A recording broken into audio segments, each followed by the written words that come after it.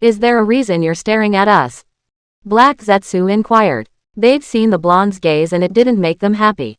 In fact, it made them outright nervous. There was something within them that told them it might be better if they removed themselves from the room. The gaze of the summoner of the shinigami promised death, and the aura that surrounded him was very familiar. The black and white Zetsu breathed easily when Naruto shifted his gaze from them. His eyes then landed on the regent. As always, the man behind that opera mask was as mysterious as the day the blonde met him, yet, there was undoubtedly something familiar there. Even worse than that was the feeling that Naruto knew the regent was aware of it as well. Finally, the blonde turned his attention to Pain, or at least the figure behind the 6 bodies that were standing in front of him.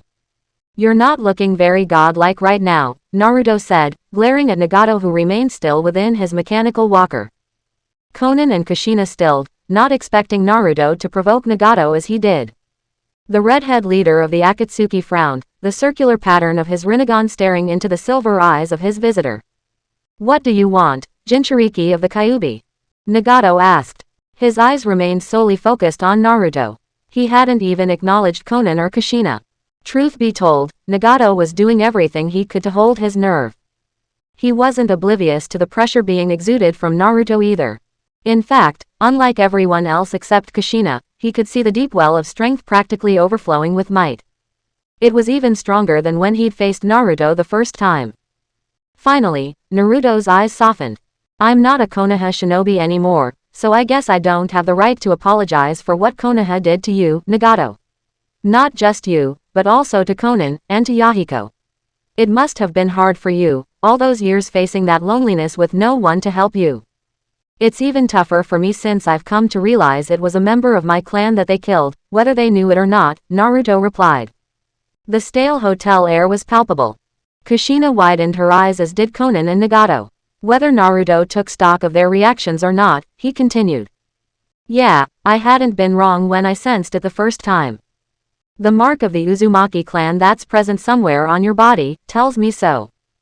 That you and I, perhaps at some point, would have faced off against each other must be some kind of cruel irony, Naruto replied. Nagato remained quiet for a long time. He simply looked at Naruto with disinterested eyes. I see. So I have the blood of the Uzumaki flowing through my veins as well. However, Jinchuriki of the Kyuubi, know that I do not see you as my family. There is no bridge long enough to reach across the chasm between you and me. Even had I known, I still would have killed you all the same if it meant peace for the world. The last vestiges of my family died when Konan opposed me.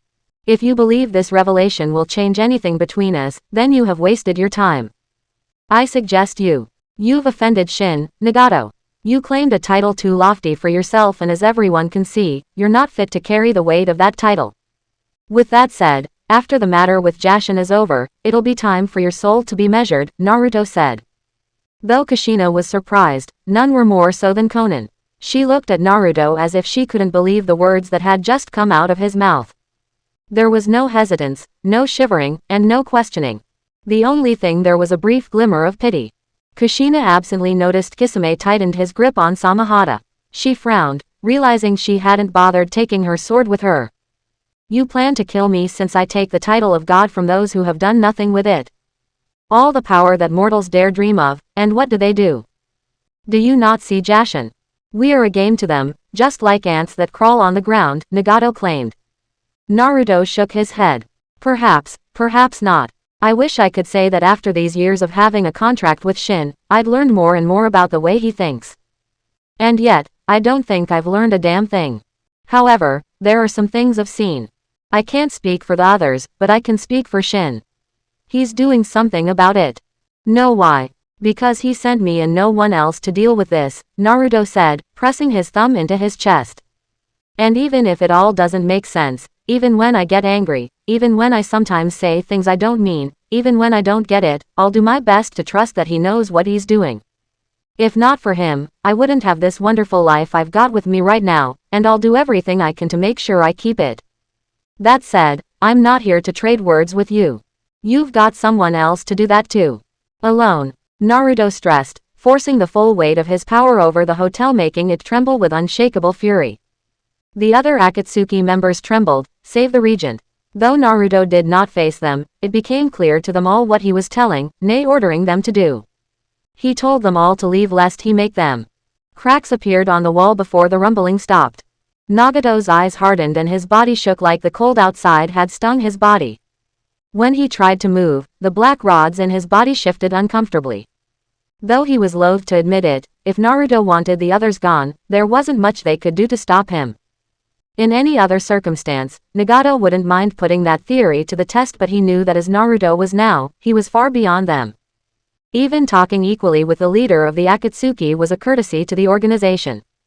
Leave, Nagato said, his voice on the verge of hoarseness.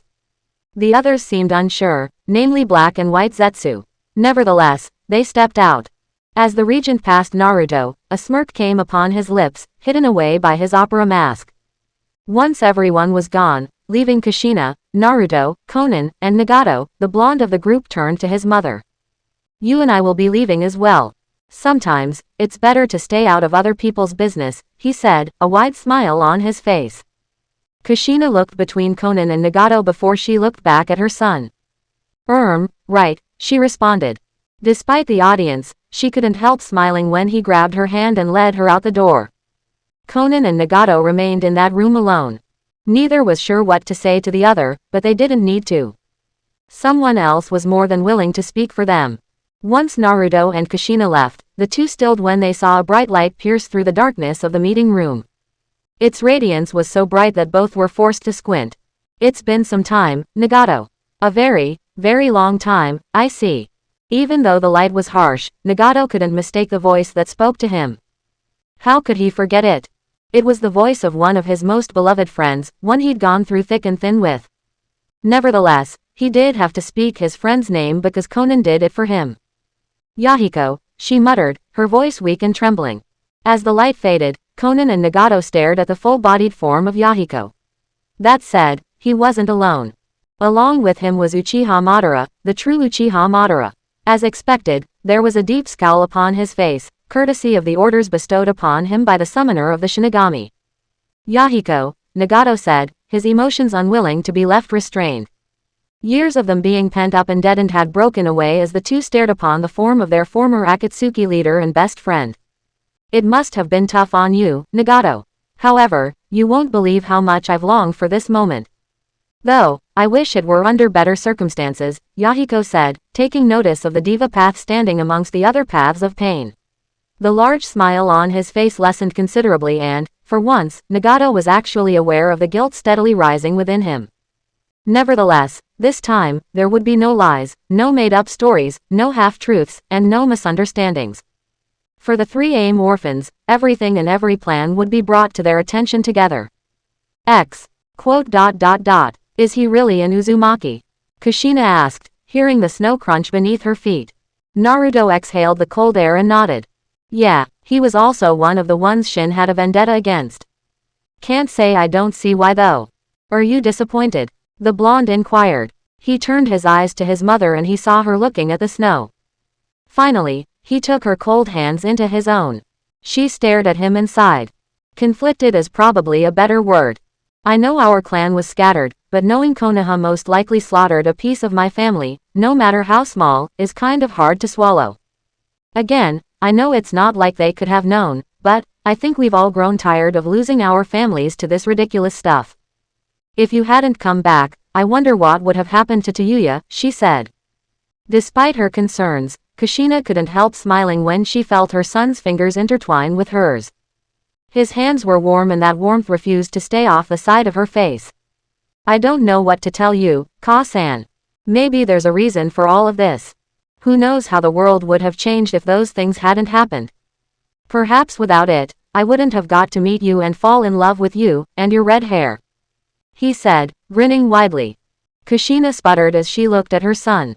She wanted to retort, yet she couldn't when she saw the way he looked at her. She could tell that he meant what he said, even though it was utterly embarrassing for her. Would you stop that? She asked. Her son looked at her amused. Stop what? That, she exclaimed. Naruto laughed as he continued to lead her away. As expected, there wasn't a whole lot to do in the village when most of the sources of entertainment were shut down. There also wasn't a lot of food since Konoha's stores had begun to run low. Nevertheless, for the moment, Kushina and Naruto gave no concern to those worries. At the back of their minds stayed those concerns as the mother-son duo enjoyed each other's presence. To many, they knew of the Uzumaki couple's relationship and many didn't approve. Of course, everyone held their opinion as they were all aware Naruto was currently their only means of survival. However, the vision of deep affection and attention between the matriarch and patriarch of the Uzumaki clan either unsettled many or made them scowl in disgust. More than a few whispered about the two, yet their words might as well have been 1,000 miles away. Kushina grabbed her son's arm and leaned her head on his shoulder. The snow was cold, yet his warmth was intoxicating. After being gone for so long, she wished so much to remain with him for as long as the day allowed.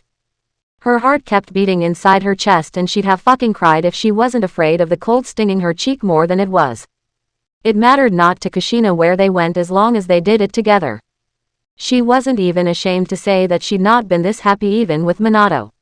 There was simply something about her son that set her spirit aflame. She felt like a giddy academy student around her first crush.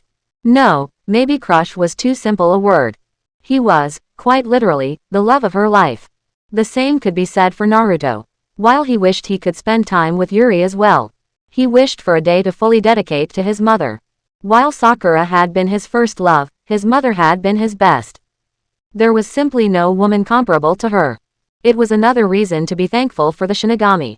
Without the god of death, he would never have been afforded this opportunity. While he'd hoped he would have married and had children with another woman, now he'd like nothing more than for that to be his mother. As day slowly turned to night, there was hardly a topic the two hadn't spoken on. As the streets slowly became bare, Kushina and Naruto found themselves on top of their clan compound, staring at the multicolored sky of the aurora. With Naruto's arm over her shoulder, Kushina stared out in bliss. Seriously, Makoto-san and Sasuke. Naruto laughed while Kushina chuckled. Yup, I've teased Makoto to death about it, but it's fairly obvious if you see it. I think you and Sasuke are more similar than you both think. I never thought you'd spread your degeneracy to your friend also, Kushina teased while Naruto snorted. We're not friends, he remarked.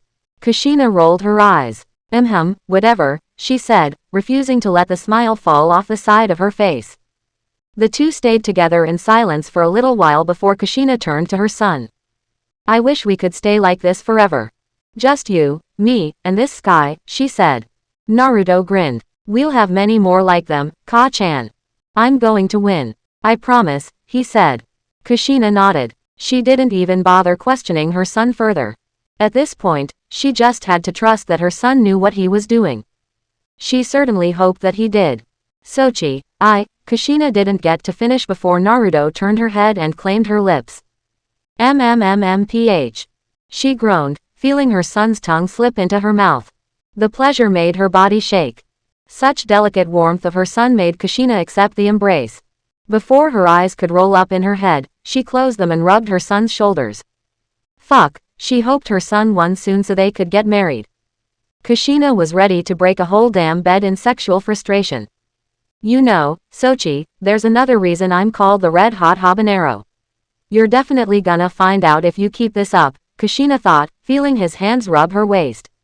Her chest was tight and while she kept her lips locked with his. Feeling handsy, Naruto slid his hands down to his mother's ass and lifted her onto his legs. Showing her acceptance of his action, Kushina wrapped her legs around his waist and cupped his chin. Each smack of their lips was filled with passion and their breath became hotter than anything the cold could hope to put out. When they separated, Kushina panted. You better stop or you're gonna be too exhausted for tomorrow. I hope you know we still can't do it, she said.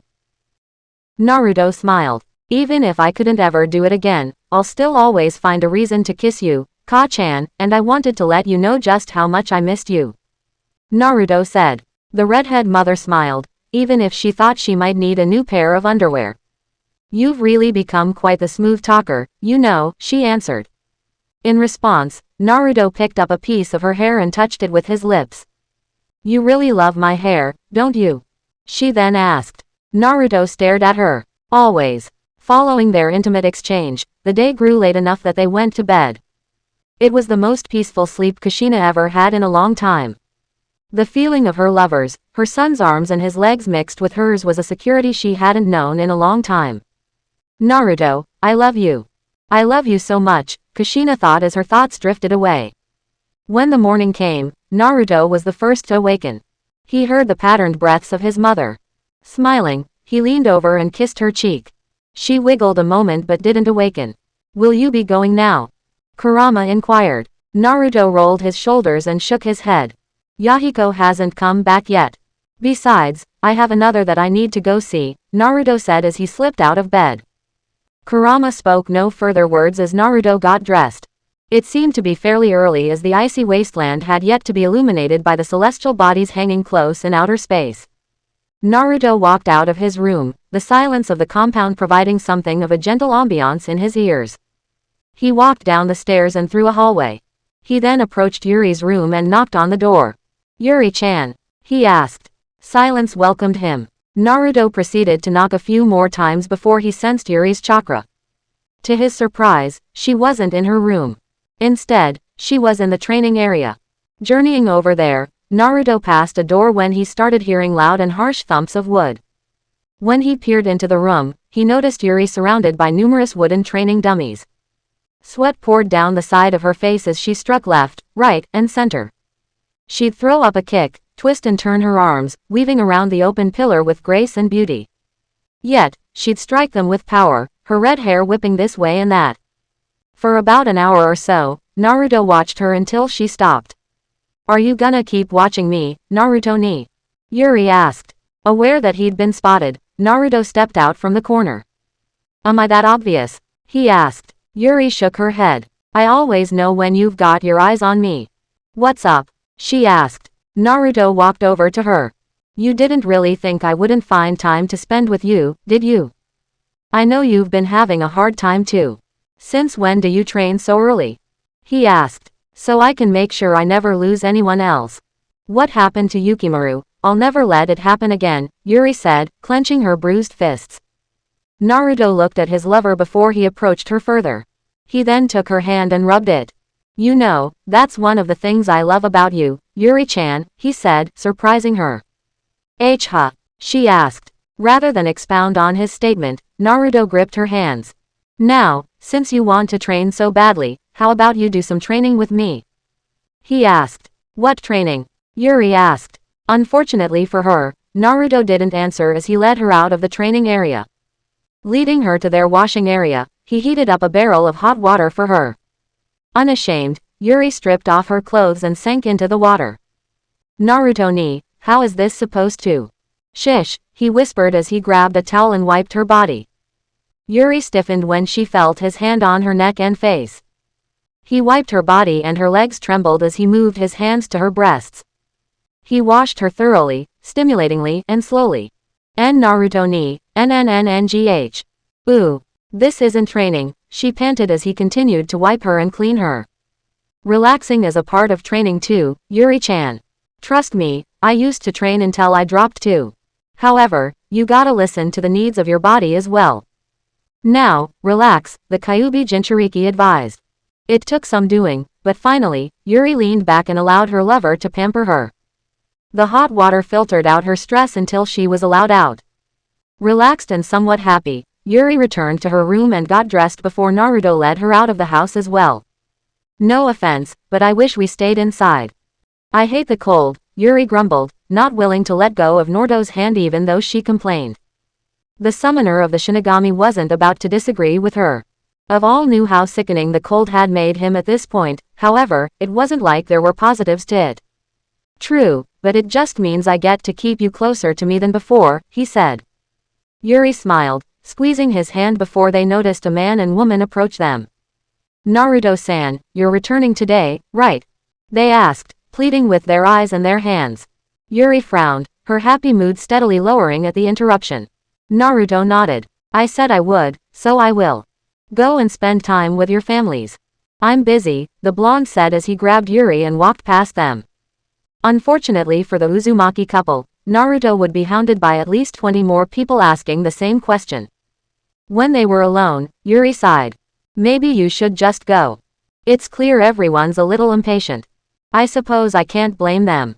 I am a little too, the smaller redhead admitted. I am too, but as I'm beginning to learn, there is a time and a place for everything, Yuri-chan. Right now, the best and most efficient use of my time is with you. You might not know it, but I meant what I said. This is training for me, he answered. How? She asked. Rather than answer her, Naruto just smiled. It was the sort of confident, cheeky smile that told her he knew something she didn't. Yuri didn't like it. That said, she shivered when he looked at her. The sharp blue of his eyes peered into her own eyes. Would you like to find out? He asked. He pulled her into a lone alleyway. He then pinned her against the wall. Before Yuri could even speak, he felt Naruto kiss her. The flames of his passion were so intense that her legs almost gave out. Luckily for Yuri, her lover had that covered as he grabbed a handful of her ass and lifted her in the air. MMMMNGH. Nah. And Naruto ni. Yuri panted, losing herself in his strong arms and his broad back. Her legs felt like jelly. Not even the chill of the cold could take away the fires spreading through her body. When Naruto tangled his tongue with hers, she couldn't help sucking on it with her lips. She pulled it and nibbled on his lower lip, grinding her lower body against his pelvis. She got the reaction she wanted, but even she knew that this was something of a teaser. That didn't stop her from partaking in her lover and his sweet affections. With a smack of their lips, Naruto leaned into Yuri's ear. You have no idea how badly I wanna fuck you, Yuri-chan. Make you whimper, quiver, and moan. Make you the mother of my children, Naruto said. See children. Yuri exclaimed, her instincts as a woman rushing through her core. Unconsciously, she wrapped her legs around Naruto's waist as he kissed her neck. Her hands shook while her brain released pleasing chemicals through her brain. Yeah, children. Our children, Yuri-chan. I'll fight for our children, Naruto said, kissing her one more time before he released her. Yuri dropped into the snow, panting with great need. Naruto smiled while her eyes looked glossed over.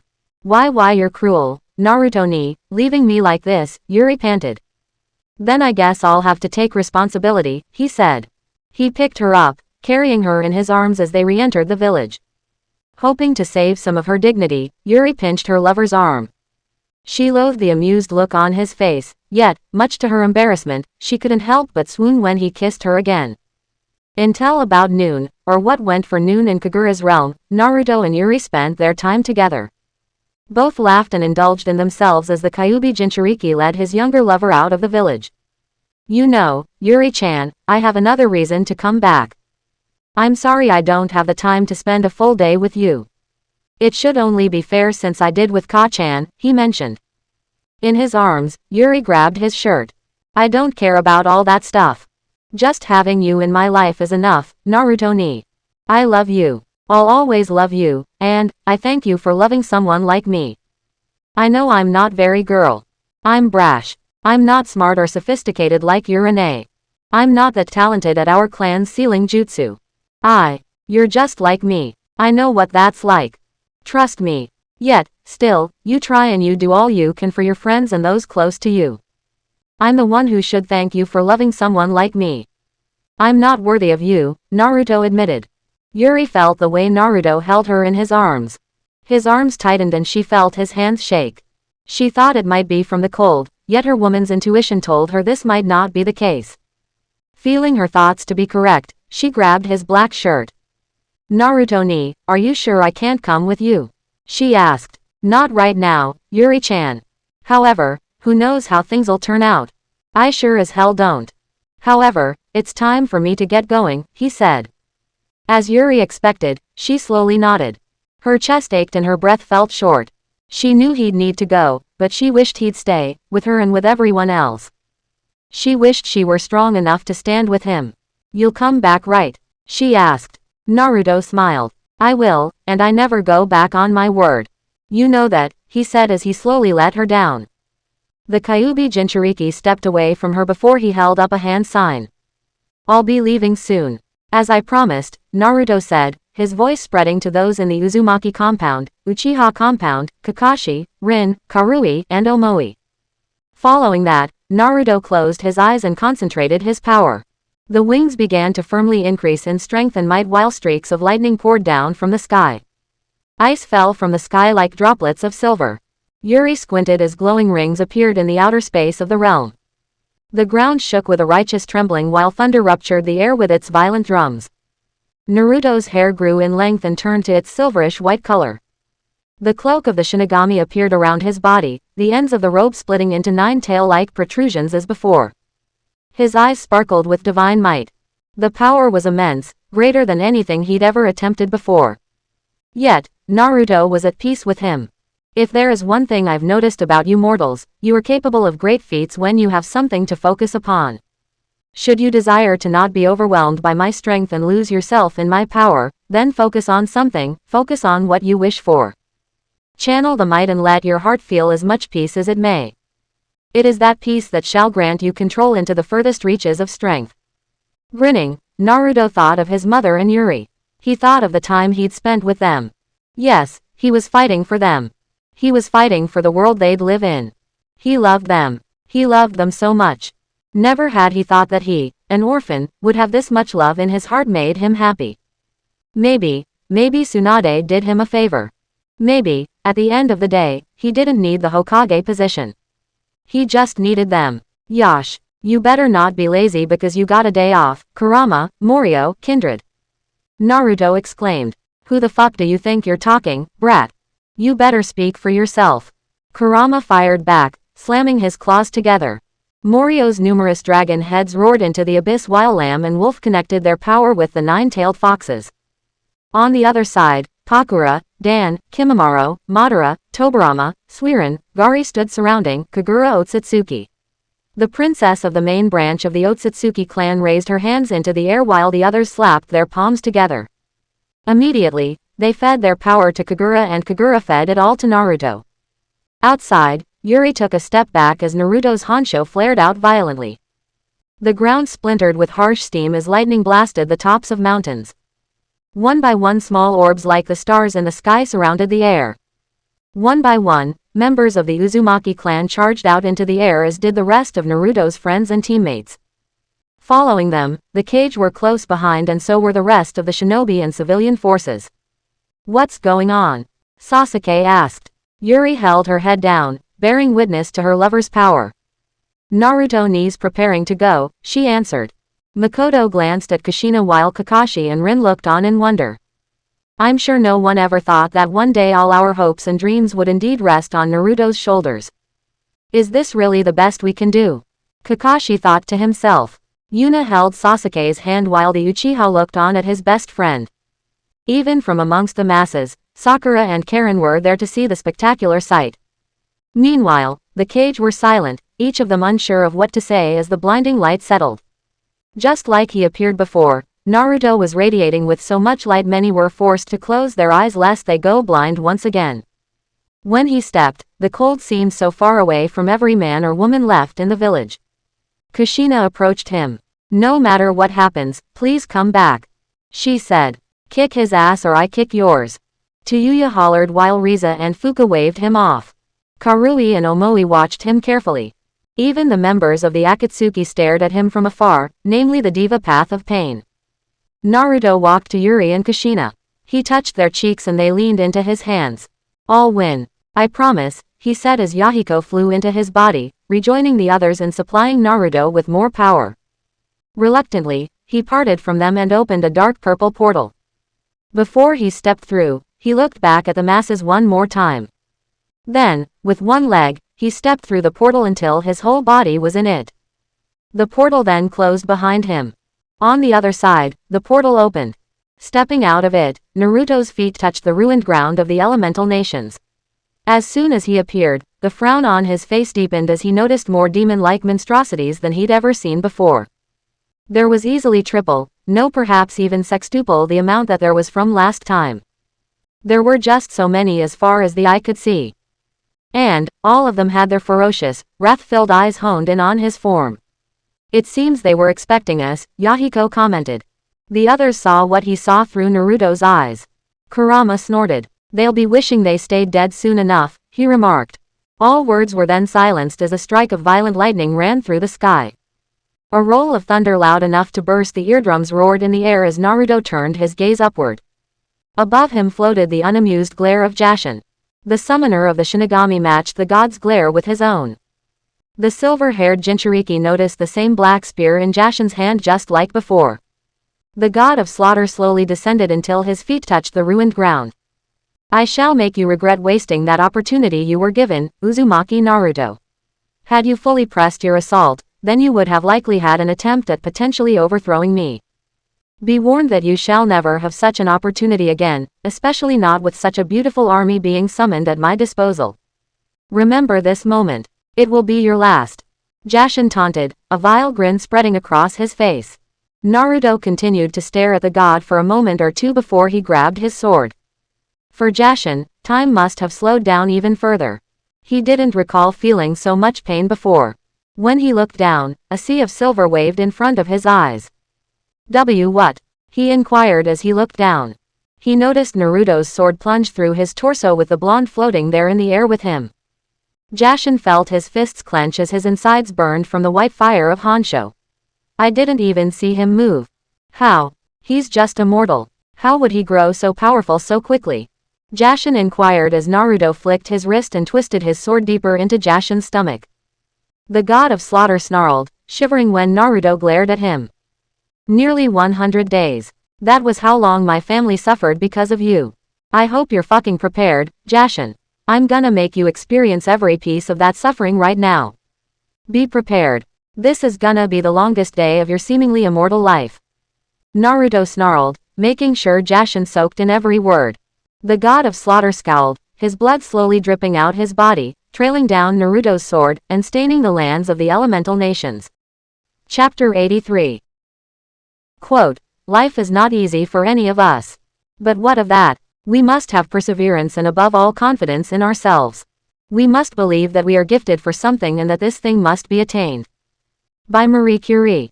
The portal closed in front of Kushina, Yuri, and the others. What followed after that was a long uncomfortable silence. Even when there was nothing else to look at, everyone stared at the spot where the portal appeared, perhaps hoping or praying that Naruto would readily return victorious. I don't like this. We should be helping Naruto ni. We shouldn't be hiding like a bunch of cowards. It's not fair to leave everything to him, Yuri commented. Kushina inhaled, the icy cold filling and stinging her nostrils. She couldn't have agreed more with Yuri. Given that Naruto was back there, it would be easy for Kushina to transport them all back to the elemental nations, but she really didn't want to make her son's battle difficult. She knew not what he meant when he said the others weren't prepared to die. Perhaps he meant they weren't ready to submit to the will of death. She thought about it, and while it was true that the shinobi world had made numerous, if unethical, strides in delaying death, it should be obvious that no one wanted to die. It was only natural to protect one's own sense of self-preservation. I know. I don't like it either, Kushina replied, clenching her fists. Even across dimensions, the Uzumaki matriarch sensed the growing might of her son's power. He was over there. He was fighting. He was all alone. Naruto, even after so many years, still you're alone. Have I really changed? Nothing? Kushina thought. Not to mention, there was this feeling of dread surfacing within her. Despite her son's unfathomably powerful showing to the masses, the leader of Hinoken hadn't forgotten that spill of blood from her son's mouth. She also hadn't forgotten what he said before regarding that bath. Could he really keep that power up in the time it took to defeat Jashin while it damaged his soul? So, what the hell do we do now? Tayuya asked, breaking the delicate silence that had been permeating through the air. She was fucking cold and her damn sandals were digging into the snow. If no one was gonna do anything, then she'd like to go back inside before she caught a damn cold. Not sure what else to do, Kushina turned around and was ready to dismiss everyone to their own business. She opened her mouth, yet she could have sworn she heard Yura's voice almost like a whisper in the wind. Prepare. How strange Kushina must have looked when she looked up into the sky. All she saw was wind, ice, and falling snow. Yura, she called within her thoughts. There were no other words. All that greeted the redhead was the gentle sound of the realm's frozen ambiance. Kushina, are you all right? Makoto asked worriedly. She'd never seen her best friend so distracted. It just wasn't like her. The redhead looked down and saw the Gokage and the rest of the masses looking at her. Yeah, you guys can go back. I'll stay here and wait for Naruto to return, Kushina answered. Even with her reply, it was clear that no one was particularly convinced. In the cold, Sasuke asked. I won't freeze to death, Sasuke, she chuckled. Yet, that chuckle sounded very much unsure of the current matters surrounding her and the others. A touch on her shoulder, Kushina turned her head and noticed Yuri looking at her. I'll stay with you, the Sanbi Jinchuriki said resolutely. She made sure that Kushina knew that any refusal wouldn't be tolerated. As one of Naruto's lovers, she wouldn't find herself slacking either. Already knowing where this was going, Kushina didn't bother retorting. Instead, the others noticed Tsunade turn around. Have the medics on standby. Win or lose, the brat's more than likely gonna need some medical attention. She ordered. Hi, Tsunade-sama. Sakura exclaimed. The former member of Team 7 turned around and started using orders to the rest of the medic ninja. With haste, they agreed and dashed back to the hospital, hoping to prepare any and all materials that they could should Naruto come back worse than when he left.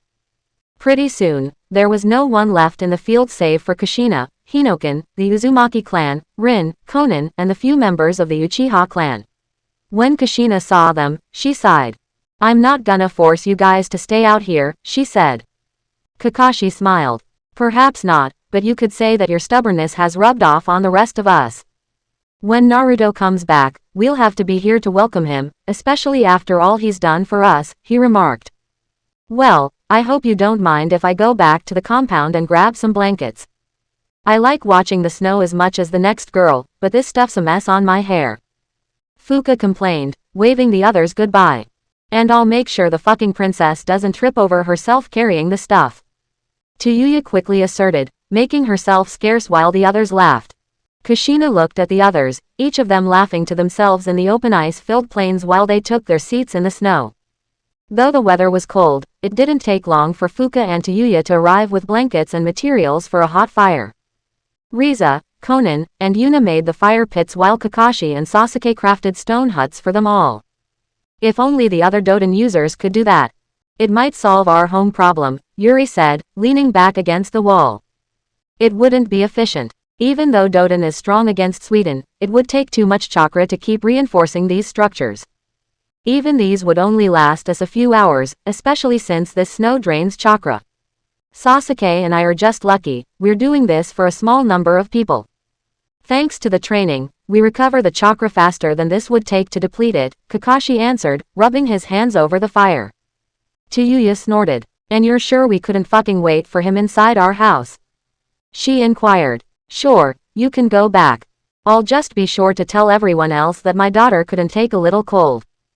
Didn't know you'd be the type to wimp out, Riza teased, earning her a harsh glare from her daughter. Tayuya swore she was gonna shove a stuck of her mother's dry cunt one of these days. Kushina continued to grin, enjoying fire amongst the bickering of her family and friends.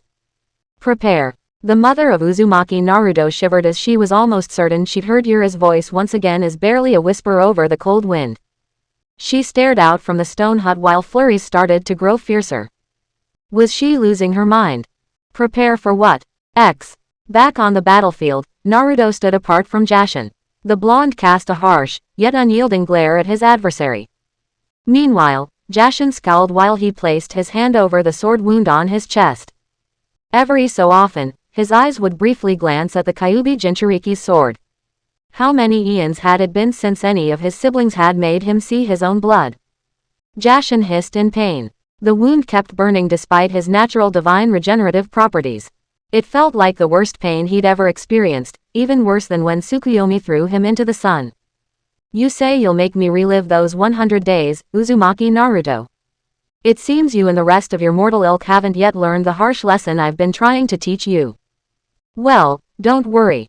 My mother had great patience instructing me, and how dare I do less than she did? I will re-educate you with the horror that made you flee before, the horror that made you hide away in that little pocket dimension, and the horror of your GHGH. Jashin was abruptly stopped when he felt the back of his head grabbed. A hard grit of his teeth, Naruto slammed the god of slaughter's face into the bloodied dirt of the earth. The ground splintered, rupturing itself into pieces as pillars of divine light pierced through the surface. Lightning rained through the sky and thunder drummed loud enough to shake the ground, all combining itself as Naruto raised his fist and slammed it into Jashin's back. Valleys crumbled and distant mountains testifying to the might of mankind's achievements cracked like broken glass. Jashin grunted, the force of Naruto's blow reverberating through every core of Jashin's divine body. Naruto then lifted his head up again and slammed it back down. Over and over, he did this. He then raised his hand into the air while Pakura, Gari, and Suiren wove their hands around the white sphere forming in their summoner's palm. Smaller orbs of fire with golden centers and water orbs danced around the larger balls. Rasengan, Shikuden, Wakusei Rasenbaku Suigen, spiraling sphere, scorch release, planetary spiraling exploding water sphere. Naruto hollered as he slammed the large balls into the ground on top of Jashin. Never had Jashin imagined such pain as Naruto dug the both of them into a ravenous hole, pushing apart dust, dirt, and ground. Through furious grinding, the Rasengan released a torrent of scorch and steam, each part filled with water exploding through the air. The lands shook and what remained of nature trembled. From out of the hole, deafening explosions ran through the air like meteors falling from the sky. Those demons summoned by Jashin weren't too sure what they should be doing as they blown aware by the sheer force of the sudden waves of destruction coming upon them. Some could only scream as the explosion overcame them and others were probably lucky when the earth swallowed them in its great maw. Even while the explosions continued, Naruto flew into the air and slammed his hands together. He couldn't rest. He wasn't offered that luxury. There was no way Jashin wouldn't keep up with this pace that Naruto had set. Before the blonde would dare allow that, he'd get in as much damage as he could. Even more than that, he'd not forgotten the tears Yura shed when she fell asleep in his arms, nor had he forgotten Yuri's anguish at her own failures. He'd most certainly not forgotten the way his mother handled matters in his absence. He'd not forgotten any of them. Ha! He roared, gathering up his Honsho while Kurama synced with him. The ground shook and rumbled as if it would tear apart while the full might of the Kyuubi no Yoko appeared upon the elemental nations after years of imprisonment. Shrouded in divine light and white fire, the fox opened his mouth. Blood, water, and Honsho focused themselves at the center of his maw. On the other side, the earth quaked when Morio's thousands of heads appeared. Each head screeched out into the open before the dragon turned its attention back toward its target. On top of a few of Morio's heads stood at least 7 Naruto clones. Behind each of them stood Tobirama, Pakura, Dan, Yahiko, Kimimaro, Suiren, and Gari. On top of another, the kindred stood while Madara focused his chakra and covered Morio and Kurama with the full strength of the Susanoo armor. Morio opened his mouth, mixtures of every element of the nations coming together while the Naruto clones summoned pure white Rasenshurikens in their hands. Yet, if one looked closely, they'd have seen at the center lay the core abilities of Pakura, Dan, Yahiko, Kimimaro, Suiren, Gari, and Tobirama. Even Kagura, herself, added to their might by taking command of the power of even the stars themselves, adding to their sparkling wonder while Lamb summoned an arrow and Wolf pulled back the string of Lamb's bow. Naruto slammed his hands on the ground. Shizenpo, Shin Shinigami Fukoku, Yosomai Chudama Biju Rasen Hametsu, Death Sage Mode, True God of Death Edict, every element ultra big ball-tailed beast spiraling ruination. Naruto hollered. Following his command, Morio, Kurama, and those standing upon them roared in unison, firing their techniques into the bottomless hole Naruto had left the god of slaughter in. Every technique collided with each other. Perhaps it was for the best that no man or woman would have bore witness to such destruction, for even in the name of saving the world it would have traumatized many who laid their eyes upon such cataclysmic beauty. From the lands of what might be perceived to be Suna to the furthest reaches of the dried oceans of Kiri, the explosion from Naruto tore through the ground. The shaking was so fierce, so violent, so chaotic that even those beyond the very planet itself would have spectacular eruptions threatening to take the very planet itself. Scorched earth turned into an ocean of molten lava and magma. Hot pockets of steam blew into the air while the dark clouds above parted. Devastating tornadoes blew through the arid wasteland that the elemental nations had become. As the Kyuubi Jinchuriki looked on, he was convinced Jashin had done something to the earth as there ought to be no way the planet might survive under such might. Still, at least that confirmed the blonde's suspicions of the god's might. Even as the light took everything with it in an orchestra of noise that would deaden the ears of mortal, Naruto still hadn't felt Jashin's power diminish. Taking his sword, Naruto pointed it into the air. Over the continuing blasts and drums of violence, a large door appeared. When the doors opened, Naruto formed another hand sign. Blood slipped from the side of his mouth and dark purple flames shot down like fire and brimstone. The flames mixed with the dancing lights, fusing light and dark together. Swiftly, Kurama and the others fell back into Naruto's body while the blonde continued to stare on. As expected, this won't be enough. You aren't alone, brat. Not this time. Remember that, Kurama advised. Naruto didn't bother responding as he merged his soul with Pakura and Madara. He tried not to show any strain, yet it was clear to them all that his merger with Pakura still wasn't perfect. Of them all, it was still the worst. He knew it, she knew it, and Madara knew it. Yet, now wasn't the time to hassle anyone. It was the hand they were dealt. Naruto's eyes hardened when his technique was immediately blown away as a hurricane of anger, wrath, and evil upturned the ravine-like crater he'd created. Even with the experience of Pakura and Madara enhancing his own, Naruto doubled over in pain when Jashin appeared in front of him, piercing his stomach with his spear. The god of slaughter was soaked in his own blood, his upper torso laden with numerous cursed marks of the shinigami. His eyes drew blood and his divine clothing had been torn asunder. In fact, the only thing that protected the god's modesty were his pants. Naruto-sama, Suiren exclaimed while the others looked on in shock. He's still fast even after all that we threw at him, Dan replied, clenching his fists. Tobirama silently looked on as did Kagura and the others. Yet, none was more attentive than the Otsutsuki main branch princess. She watched as Naruto gritted his teeth and grabbed the black spear. With powerful force, Jashin pushed Naruto back. Though the blonde's feet dug into the ground, they offered no helpful resistance while the god of slaughter bore his full wrath upon the summoner of the shinigami. How dare you! I shall never grant you safe release into my brother's arms for as long as my mother shall will it, Uzumaki Naruto. I shall make you suffer an eternity's hell. Jashin challenged, Ne issued out while black lightning caught the sea of lava, spreading its vile curse as far as the eye could see. Naruto gritted his teeth, the pain flourishing through his body. The corrupting properties of Jashin's spear started spreading through the Kyuubi Jinchuriki's core. Hell, even his vision started to fade as Jashin thrust him right into a mountain. The body of rock and stone rumbled when they bore through it. From one end to the other, Jashin pushed Naruto through at least 5 or 6 collapsing mountain ranges before Kurama shouted. Brat, get your damn act together. Of all the times to let your guard down, this isn't it. Give this bastard hell. If you don't beat him, everything you've worked hard to build will be gone. Everything, damn it. Jashin slammed Naruto as the blonde snorted. I don't need you to tell me twice, Kurama. Naruto fired back. With his hand, he grabbed Jashin's face. Boasting great strength, he shoved the god off, making him skid across the ground. The force pulled the spear out of the Uzumaki patriarch's body, nearly bringing him to his knees momentarily. Nevertheless, Jashin offered Naruto no reprieve. The summoner of the shinigami was forced to his feet, defending against the various thrusts from the god of slaughter. Every dodged spear from Jashin was a hole blasted into the very skin of the earth itself. Despite the pain, Naruto weaved his head and his body. His palm smacked the spear away, each touch of its cursed body seeping dark emotions into his body. With a snarl, Jashin dashed forward and bashed his body fully against Naruto's, perhaps using his weight to keep his slipper target still. Acting quickly, Naruto, with Madara, Tobirama, and Kurama supplying him with strength, withstood the body with his own body. God and mortal glared into each other's eyes. Unfortunately, Jashin quickly noticed that Naruto's eyes, once as blue as the oceans themselves, turned in an eye-pale, pupil-less color. Holding up his hand, Naruto forced Jashin away, a blast of invisible pressure sending him flying.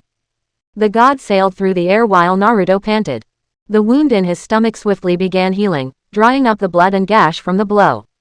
Holding up a hand sign, Naruto called his word back to him. The sword flew through the air and back into his hands. Swinging its gleaming might through the air, the Kyuubi Jinchuriki stilled as Jashin instantly appeared behind him, cursed spear in hand ready to sever his head from his shoulders. Turning around, the ground between Jashin and Naruto split in two. Divine power severed the lands of broken lands of lightning country when sword and spear collided. Over and over, the two traded blows and strikes. Through the open air, clashes of divine steel light fire to the ground. The flames dance around them, imbued with the power of the stars and other celestial bodies. Naruto dodged a spear thrust and Jashin parried a slash from Naruto's sword. Have you even a shred of knowledge about who you're dealing with, boy? I warn you to not annoy me. You would rue the day you dared Ngh. Jashin ceased the words he was going to say next, his eyes widening in both anger and shock as pain surged through his body. He looked at his opponent, a smirk rising on Naruto's face. Jashin then looked to his left. There he saw a Naruto clone. He looked to his right. There was another Naruto clone. Both clones forced their blades through Jashin's sides. The steel pierced through his back while Naruto's smirk fell. It's not fun, is it? Fighting when there's actually a chance you might lose. Knowing you, I bet you're used to battling people who are too scared to try their best against you. For a god like you, it's no wonder barely anyone prays to you. No wonder your followers gotta hide in the dark like cowards, Naruto taunted. Strangely enough, Jashin became so angry that he couldn't even let the full weight of the emotion show on his face. He then smirked. Very well, Uzumaki Naruto. I grant you the right to see 40% of a god's true might. Pray that you do not regret it. Jashin snickered as Naruto frowned when his clones were immediately impaled by thousands of spears through their bodies. The clones vanish in puffs of smoke while a tower of fragmented stars fall down upon Jashin. The corrupted ground turned as black as the god of slaughter's dark heart. Cursing, Naruto floated in the air as Jashin's power flooded the entirety of the earth. The pillar of dark stars surrounded his body and Naruto quickly noticed his robe deteriorating. Damn, even I'm shivering and I don't even feel cold. Just what is this guy? Yahiko inquired. I fear we're about to find out, Suiren responded, working together with the others and forcing more of their power through Naruto's body hoping to keep his cloak standing. They hoped for anything to ease his burden lest his cloak fall and his mortal body come into contact with so much vile energy. Madara and Tobirama narrowed their eyes as the pillar ceased. Jashin stood before Naruto, clad in armor befitting that of a god of slaughter. His spear was decorated in black and red designs while its body was clothed with dark stars. Jashin chuckled. Pray to my brother that you can keep up, Uzumaki Naruto. You better hope he answers you, Jashin said, raised his spear into the air. The heavens opened. Brat move. Kurama hollered as Naruto looked up. A pillar of stars came upon him ferociously, crashing into the ground from one side and blowing through the air. For a moment, Jashin wondered if he shouldn't have strengthened the earth to his liking. Surely, the despair of seeing his home world destroyed would be a sweet treat to Jashin from Naruto. Meanwhile, Naruto landed somewhere far away. Even from where he floated, he noticed the pillar of dark stars in the distance. He then looked at his sword. It had cracked from the briefest blow with the pillar in his haste to get away. Had it not been for Kagura, perhaps that damage would have been greater than he was willing to deal with. Now who dares run like a coward? Then again, I suppose you shinobi are used to running when things aren't favorable for you. Am I right? As soon as Naruto turned around, Jashin was right in front of them. Spear clashed with sword again. Summoner and god traded blows this way and that. Each thrust from the god of slaughter's weapon, exploded blasted of celestial bodies from it. Meanwhile, every swing of Naruto's blade made the souls of the dead sing.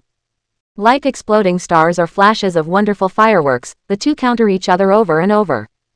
Unfortunately, Naruto and the others noticed this wasn't a viable strategy at the moment as Naruto's blade continued to take more and more damage.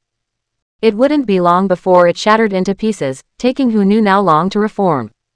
Of course, what might not be known was that the same was true of Jashin's spear. Only he was aware of it, and the very thought pissed him off. Even with this much strength, how could his weapon be on the verge of breaking at all? Where the hell was he getting all this power from? Naruto and Jashin clashed again.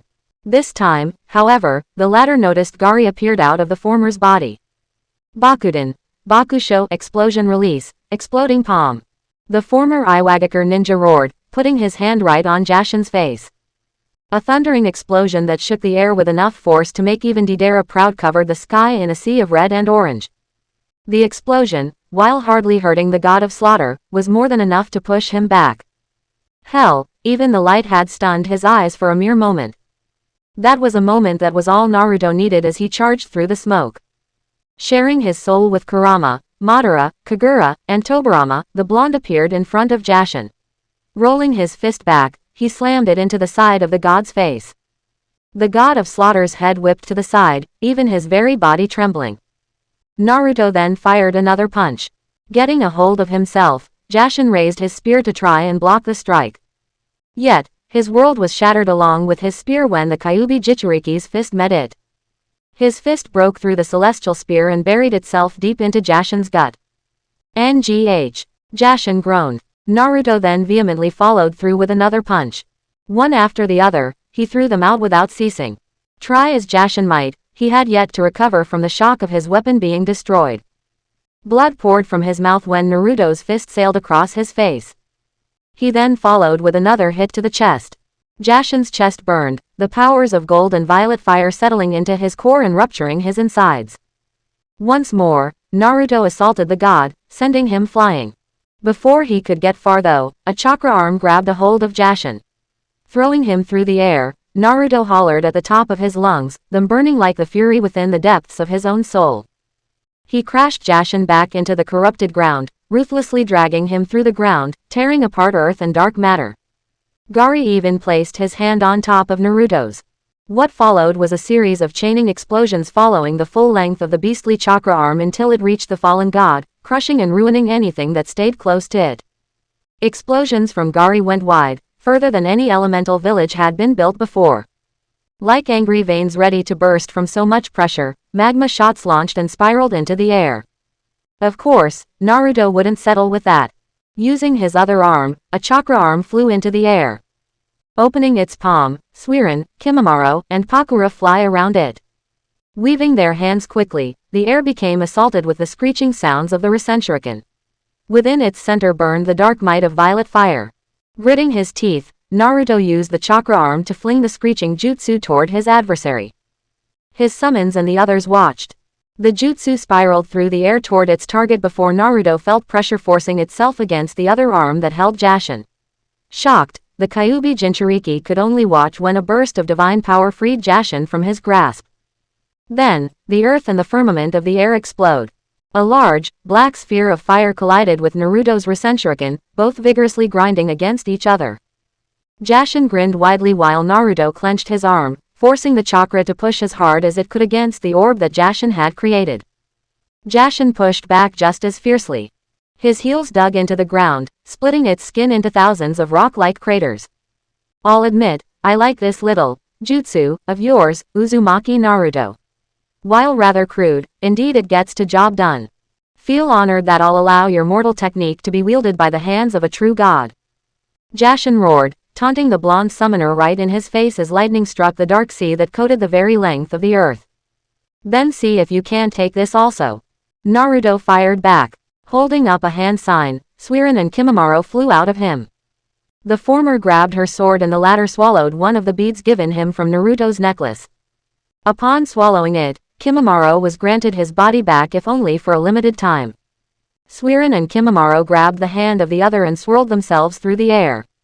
Sweden. Taiju Suiryuha water release, multiple water dragon teeth. Suiren shouted. Shikatsumyaku. Mugen no Hon Yuigan, Dead Bone Pulse, the Endless Bone Testament. Kimimaro exclaimed right after her. Jashin watched as water and bones flew through the air like fallen hail. Yet, even beyond that, Jashin hardly missed the strange flow of energy distributing itself between every piece of the water and bones. He knew not what made him nervous, but he realized that he'd have to act quickly. Taking his spear, he swung it into the air. The dark void beneath his feet rose up to cover his body, yet that didn't seem to matter because the god of slaughter found his body forcefully pulled from its position. The Rasenshuriken slammed into the earth behind him, burning the outer edges of its might into his back. Far off, Jashin scowled when he saw Madara with his Rinnegan activated. The god was pulled right into the fullness of Suiren and Kimimaro's technique. He covered his body as he was mercilessly assailed by their attack. When he could afford to open his eyes, he even saw that the attacks were so potent that they could barely pass by his divine defense, piercing and striking his body. "Keep your pets on a leash, boy," Jashin exclaimed, holding out his hand. With but a mere thought, he blasted Suiren and Kimimaro away. Both groaned before they dispelled back into Naruto's sword. Meanwhile, if Madara was alive, then surely he would have felt a bead of sweat fall down the side of his face when Jashin appeared in front of him. Let the record state that no mortal had ever made Madara tremble. Not even Hashirama had done so. Yet, the mighty figure in front of him made even the clan head of the Uchiha clan tremble, and that very thought angered him severely. Perhaps you were not aware of it, but I can slaughter even spirits.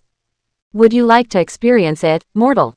Jashin asked, Madara noticing his enemy's hands glowing with dark fire even more sinister than even the Amaterasu.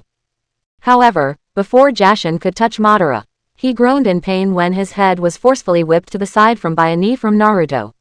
The god flew through the air and Naruto launched himself after Jashin. With an open palm, he grabbed Jashin's face and slammed him into the ground. Guak. Naruto coughed when Jashin swiftly countered, grabbing his neck in the process. Effortlessly, he tossed Naruto into the ground himself. In fact, he slammed Naruto further into the crater than the blonde had done to him. Jashin then lifted his head again and crashed it back down. Do you not understand? You can't win. No matter how powerful you become, no matter how much you train, no matter how much understanding you gather for yourself, it's all worthless in the face of power that has existed for billions of years. Accept your own worthlessness like the rest of your pitiful. Don't you ever fucking shut up. Naruto returned, elbowing and staggering the enemy god back. The blonde then backflipped and sucked in his legs. He dashed back into Jashin's personal space. The god was quick to counter the punch that was thrown his way. Hands weaved this way and that, legs were raised and clashed like bounds of thunder in the dark skies. God and mortal blasted their bare fists into each other's faces. Though Naruto stumbled, he powered on with Kurama's immense power fueling him. He had to work quickly. It wouldn't be long until Jashin took notice. It wouldn't be long before he'd have to resort to the technique that Shin warned him about.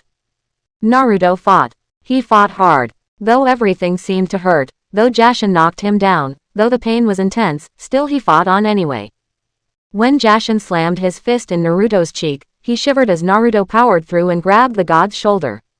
He thrust his knee into Jashin's chest, making him double over. Clenching his hands together, Naruto rammed them down into the slaughter god's ruined back. Across outer space, stars descended and struck the home of the elemental nations. Jashin caught Naruto's fist and kicked him away.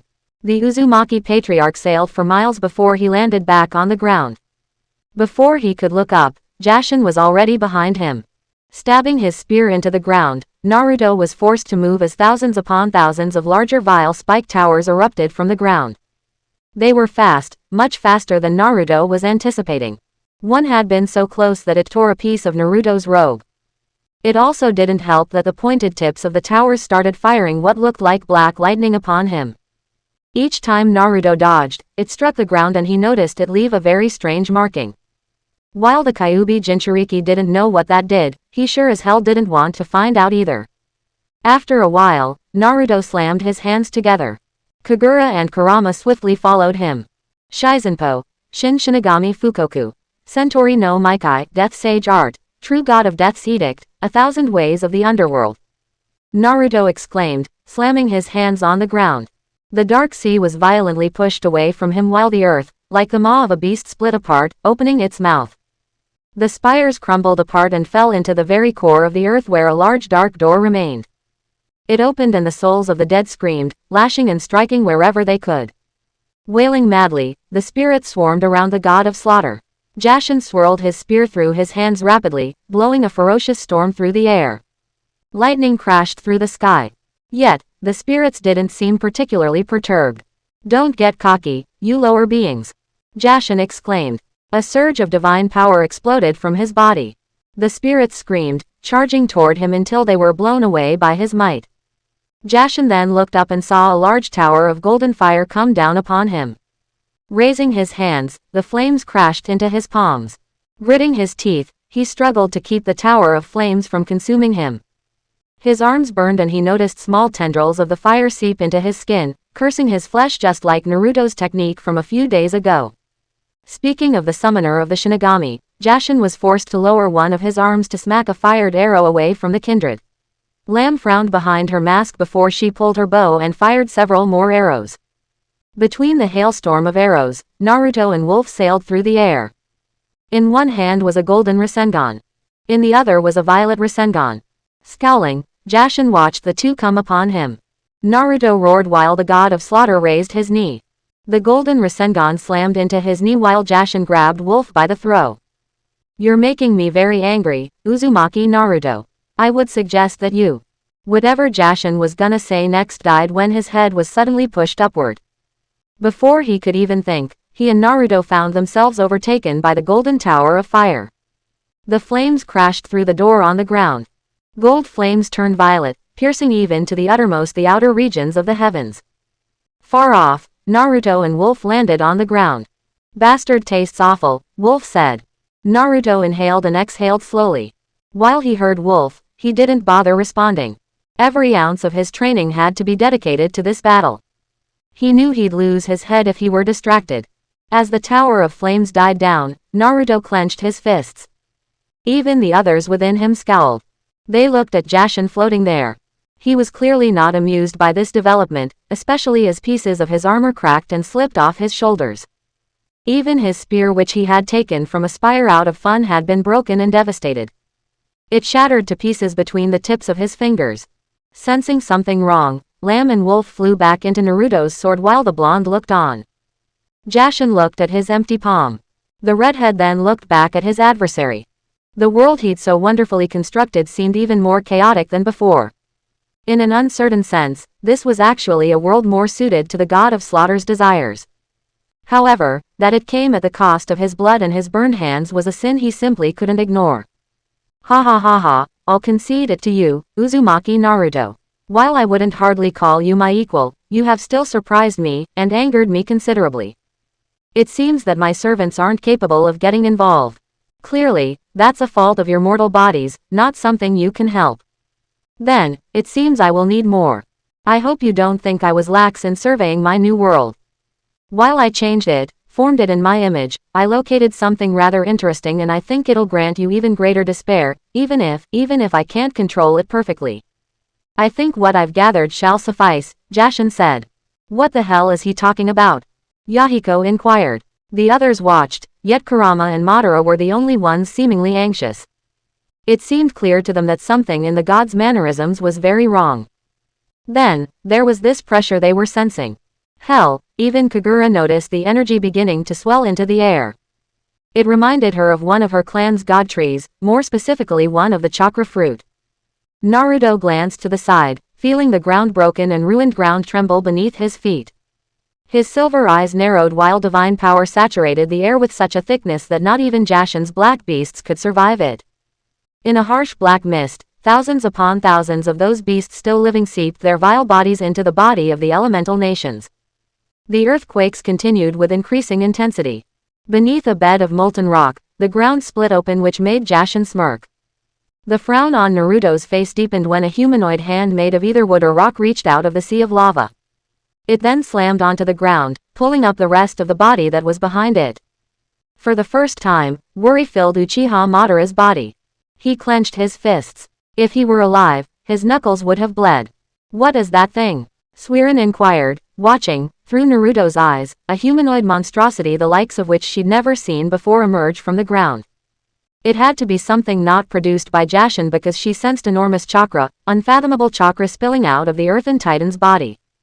Kurama also snarled. He sensed the presence of the Ikibi, Nibi, Yonbi, Gobi, Rokubi, and Nanabi within the statue. Within all of this, Kagura too sensed something as well. She sensed something that almost no one else sensed. She felt the presence of her sister's power, the presence of Kagaya. You seem to know what this thing is, Madara. I suppose I shouldn't be surprised, but I think it's time you explained it to us, Tobirama said, glancing over to Madara. The others turned their eyes to him and Madara exhaled slowly. That is the Geto Mazo. It is the true body of the Jubi, the 10-tailed beast, Madara said, gritting his teeth. 10-tailed beast. There's another Biju apart from the 9. Gari inquired. He'd known of the Biju as Iwa had always boasted the might of its 2 Jinchuriki, Han and Roshi. He's grown up on the stories of them throughout Iwa, in spite of their negative influence. HMPH, you don't know anything. This is what all the Biju were before the Rakudo Sennin separated them into 9 parts. This is the progenitor of the shinobi race, the progenitor of chakra itself. This was what Akatsuki had spent so many years trying to awaken. The Jubi has the power and the potential to turn into the God Tree. Its power is so potent it could keep the entire population of the elemental nations alive just by itself. Its power would have led to Project Tasuki no Mi, the only path to peace. A world with no losers. A world where every man is in control of his own destiny. A world where there are only winners, Madara claimed. No one spoke for a long while, not even Naruto. They all looked at Madara with either frowns or scowls. Yet, none was angrier than Kurama. His feral eyes glared down upon the Uchiha Patriarch with unbridled rage. Had there not been a bigger threat at the moment, Kurama would have demanded Naruto make Madara suffer the worst pain he'd ever experienced. Then, I guess it's a good thing that can't come to pass since the Kyuubi is no longer made out of chakra. Given that she also remains close to Naruto-sama, Yuri's been feeding off his might. Even the Sanbi might have changed. Guess we're good that your fucking sick fantasy never materialized, Pakura said, frowning as she looked at Madara. To his credit, the Uchiha hardly cared what she thought. You speak of matters you don't understand. This is the easiest and most effective method to achieve peace. If you opened your eyes, then you'd all agree, Madara claimed. Quote. As expected of you inferior creatures. Even your understanding is muddled. You do not know of the trap that had nearly been laid at your feet. The others glanced at Kagura. She continued to look forward as the Gedo Mazo roared, towering high over Naruto at such a height that it even stood taller than Kurama himself. I think we'll have to think about all this later, Kimimaro replied. Dan and Yahiko agreed. Naruto watched on as Jashin filled the Gedo Mazo with divine power. The Titan roared, opening 2 more eyes separate from the 6 already opened. Unlike the others, those 2 eyes were as black as the void itself.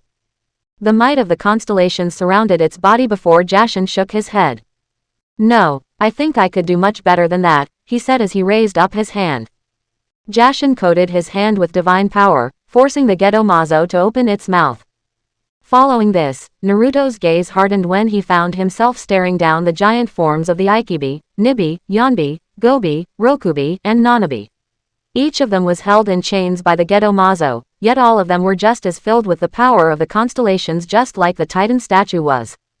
Kurama's sharp teeth clashed so hard against each other, one could fear they might break into pieces. The freed Biju's eyes became corrupted with the full might of the god of slaughter. Their eyes became as dead as the void itself. The surfaces of their bodies were ruined and corrupted with the cursed realm of Jashin. Naruto looked on against them all. Kurama, you won't mind if I get a little rough with your siblings, do you? The blonde asked. Please, don't underestimate the tenacity of a Biju, brat. Even ones like them have their pride. They won't complain, Kurama claimed. Alright, guys. If you're willing, stick with me to the end, Naruto said. We'll stick with you even if the world turns asunder, Naruto-sama. The others claimed. For once, the patriarch of the Uzumaki clan allowed a smile to grace his face. Taking his sword, he stabbed it into the ground. Immediately, Morio appeared with his numerous dragon-like heads. Standing on top of his head was Lamb and Wolf. The summoner of the Shinigami slammed his hands together. Yosh. Then we'll do it just like we did last time. Naruto exclaimed as he summoned a shadow clone. The grin on Jashin's face lengthened when he saw the clone covered in the glowing glory of Kurama's might. The chakra avatar of the Kyuubi stood proudly against the menacing snarls of his siblings. Then the chakra avatar found its full body covered in the blue armor of Madara's Susanoo. Yet, Jashin also noticed that the field of Naruto's holy ground began to spread.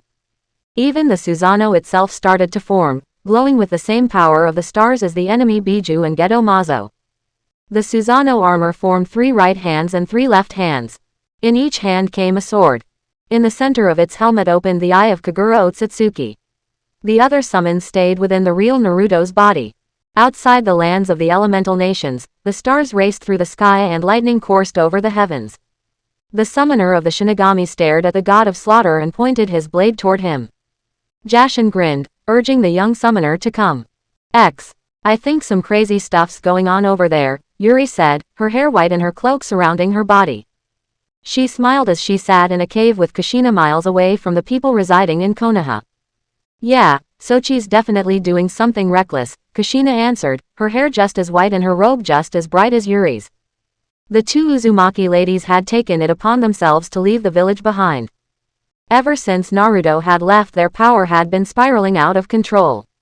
Ordinary people had either fallen blind or fallen unconscious no matter how far away the two tried to stand from people.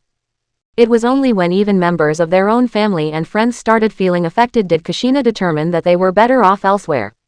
The ice and snow were harsh, yet they were fortunate to find a cave and hold themselves in it. The two watched cracks in the rocky walls form, each piece deepening from every pulse of Honsho. Luckily, neither had to worry about the cold. The Honsho was keeping them warm. Not even the snow that fell got too close to them before melting. "Do you think he's winning?" Yuri asked. "We have to trust that he is. Though, I do understand why you're anxious." "I am too," Kushina answered. Yuri blew huffs of cold air from her mouth. Hours passed. 2 days and nights passed. The two stayed together talking about various things. Sometimes their auras would glow brighter than normal. Other times it'd simmer to a wisp that barely protected them from the cold. How the mountain hadn't fallen on top of them from so many cracks was nothing short of a miracle. Hell, Kushina even contemplated finding another cave to settle in. I spy with my little eye, Urane. Kushina snorted. Having grown bored with waiting, the Uzumaki matriarch and Sanbi Jinchuriki had been busying themselves with a couple of nonchalant games. "Yuri, you're not supposed to say what you're..." Kushina's words were cut off when Yuri broke away from her grip. The younger redhead stood to her feet. "No, I saw Urane," Yuri exclaimed, running out into the misty white cold. Kushina stood up, not sure what to do when she saw Yuri dash out like she'd lost her mind. Yuri ran out into the cold air, the snow crunching beneath her feet. When she stopped, she realized that she was alone. She looked up, down, left, right, but there wasn't any sign of her older sister. "Yuri, you can't just run out like that. This cold will kill you if the Honsho runs out. We'll have to stay together for warmth," Kushina admonished once she caught up to the younger of the sisters. Embarrassed, Yuri rubbed the back of her hair. "But I saw Urane. I would have bet the Uzumaki clan's entire bank account. I'm not insane, Datbayan," Yuri exclaimed. Kushina tried not to laugh before her expression turned serious. She looked out into the frosty haze. While she doubted Yuri would lie, it also seemed unlikely that Yura would be out here of all places. Then again, maybe Kushina wasn't a good judge. She'd been hearing voices all the time. She actually thought she was going insane sometimes. The two stood out there in the midst of the cold for a short while. Eventually, Kushina led them both back to the cave. "You're sure you saw Yura?" Kushina asked. "I haven't exactly been in a joking mood as of late. I know I saw." Yuri slowly stopped talking. Luckily for her, she didn't need to explain why, because Kushina saw the exact same thing that Yuri did. In front of the cave that had been their home for the last 2 days stood a woman unlike any they'd ever seen. Her body was surrounded by golden fire and her hair was like that of a violet garden. She turned her head to them. Her eyes were the most beautiful that either remembered. "Kushina-san. Yuri-chan," the woman said, smiling. While her appearance might not be what they were expecting, her voice quickly called to their memory of who Yuri had been chasing. "Urane?" Yuri asked shakingly. Yura didn't answer. Instead, she frowned and looked into the sky. "Kushina-san, Yuri-chan, it's time for you both to go back to Konoha. We must prepare to help Nisama," Yura said. The air was heavy. Yura's voice seemed like it was filled with power from the very edge of the void itself. Kushina took the time to approach. "What do you mean help Naruto?" she asked. "The time is coming. Whether they are ready or not, whether we all live or die, will be decided soon. I've already sent Yugao to inform the others. I'll join you soon. Right now, it's taking a lot of my concentration just to contain all this energy inside me, and don't worry about what everyone thinks. They will go. All of them will," Yura said. Kushina raised an eyebrow. "And how do you know that?" the Uzumaki matriarch inquired. In response, Yura smiled. "Because they won't have a choice," Yura answered. As soon as those words were spoken, Yura vanished in front of the both of them. Neither Kushina nor Yuri, despite their proficiency as sensor types, could feel where the older sister had gone. "We're going to help Naruto ni. But if he needs help them..." Yuri grew worried when she saw Kushina clench her fists. "Then it means he can't win. At least, he can't do it on his own," Kushina answered, biting her lip. If there was one thing Uchiha Sasuke hated more than anything, it was waiting. There was just something about it that just didn't sit right with him. When he remembered his obsession with Itachi, he knew he'd spent every waking moment of the day devising whatever strategies he could against his brother, even if many of them hadn't come to fruition. Yet, now he was forced to wait, to bear the consequence of good or bad news. "Naruto, when did you get so far ahead of me?" Sasuke inquired to himself, sitting in a lone training room. His sword lay in front of him while he settled himself with his thoughts. 2 days. That had been how long Sasuke held his breath. He found it hard to sleep sometimes. He'd wake up in cold sweats and he made numerous errors in his sword formations. Nothing seemed to be going right, and for a stickler for perfection like Sasuke who strove for such a high ideal like his brother, that was unacceptable. Sometimes Sasuke hoped that he'd wake up to the violent cheers of the crowd when Naruto returned triumphant, just as he'd done many other times. Yet, other times, Sasuke worried that Naruto might return battered and broken like other times. Then there was his mother and Yuna. Sasuke knew not where that matter was headed. He and his mother had stolen glances at each other when they thought the other wasn't looking, and for Sasuke that made him feel horrible. While cheating might be necessary in the lives of shinobi, Sasuke could never be that in his personal life. He'd already resolved himself to tell Yuna about these uncertain thoughts of his. Lies had been told to him regarding his family almost his whole life.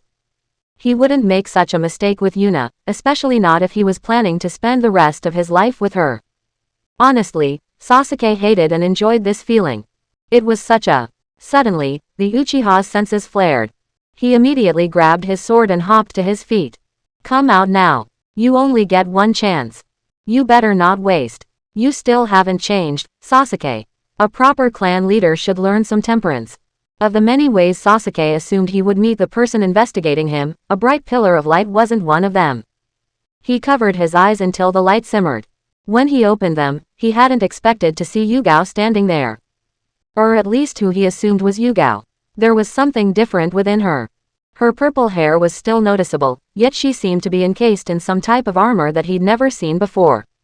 Less like a ninja, she looked almost like a knight of sword, cape of light and all. Cautious, Sasuke spoke. "Who are you?" he asked. Yugao fought hard not to chuckle, instead opting for a smile. "Who do you think I am, Sasuke?" she asked. The Uchiha felt a bead of sweat fall down the side of his face. The two shared a gaze of understanding and Sasuke took his hand from the hilt of his sword. "Where have you been? The others have been worried about you," he said. "I've been here and there. Unfortunately, I'm not here just to chat with you, even if I know you missed me too.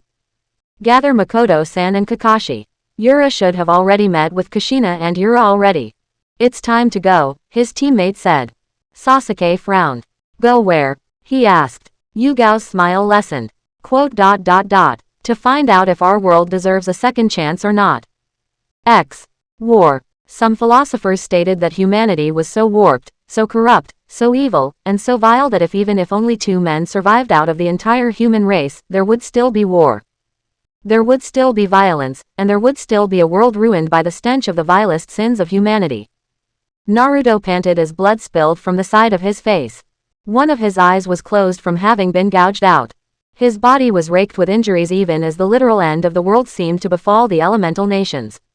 Meteorites summoned by Kagura and Madara rained over the world while Kurama and Morio battled the other Biju.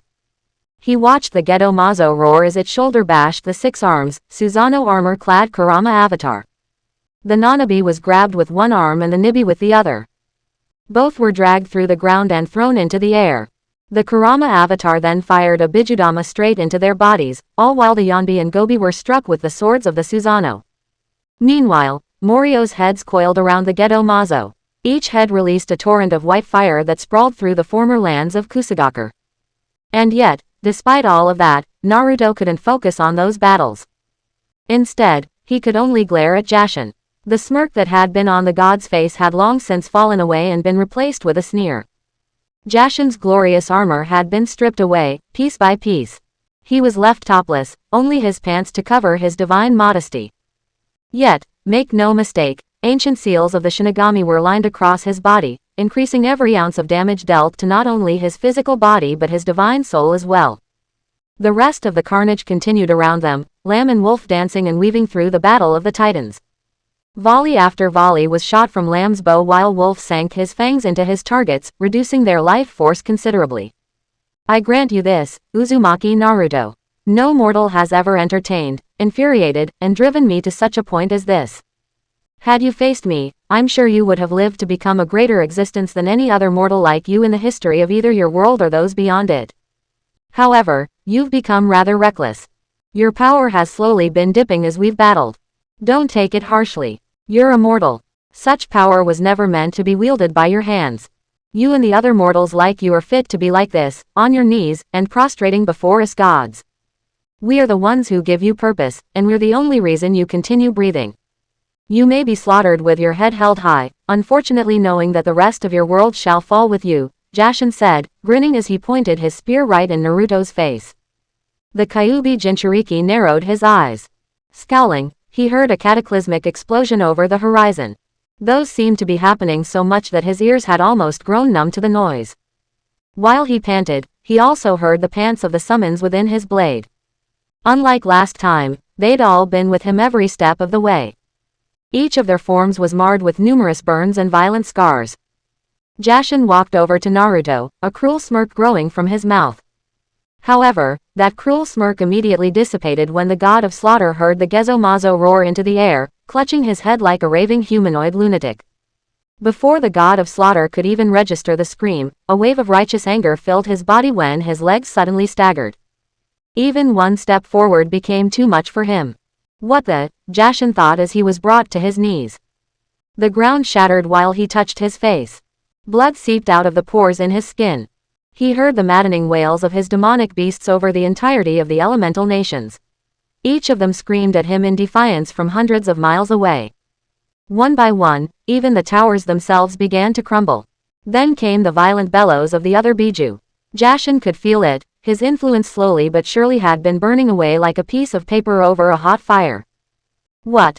I'm losing control. That's impossible. I've never lost control in the countless eons that I've walked the celestial plane. How is this? Jashin stilled. Lifting up his head, he saw Naruto's pained smile. Even his spear was starting to burn the very flesh of his right arm. Scowling, Jashin tried to muster up the strength to stand. Every cell within his body burned and cracks started to show themselves on his very skin. When he stood, he couldn't even begin to hold back the vomit that was fired from his mouth. B-boy, what have you done to me? Jashin questioned, his voice barely above a whisper. Naruto clutched his sides. You know, I never had parents growing up, but even I know a thing or two about children. All children hate it when their toys get taken away, even ones that they've had for as long as you've had yours, Naruto said, blood still trailing down the side of his mouth. Jashin's power exploded in proportion to his increasing anger, yet he found that he quickly had to rein himself in. The power was immense, greater than anything he'd felt before, and it nearly threatened to tear him to pieces. It took all his concentration to keep the rest of it from spiraling out of control.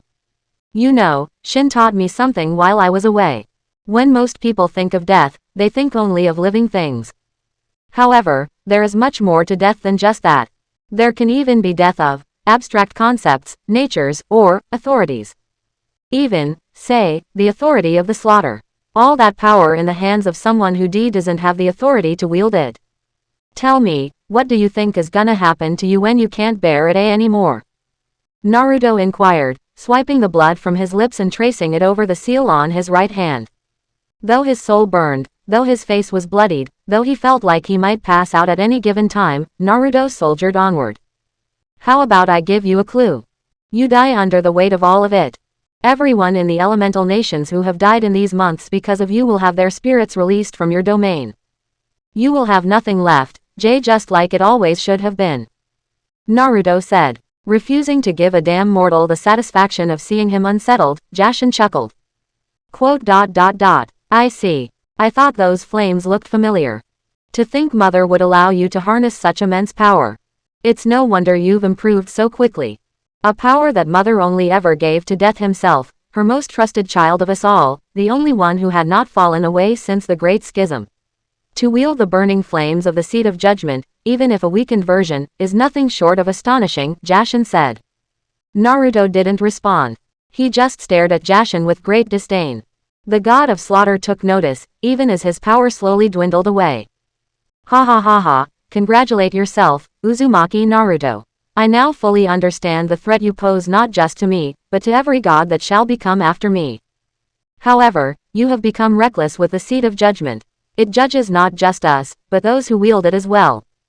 Even should you combat me for the rest of the day, your soul will not handle the strain. Even now, your soul is merely a fraction of what it was when we started battling. I still have billions of years of authority still beneath my realm. How could you tackle all of it in a single day?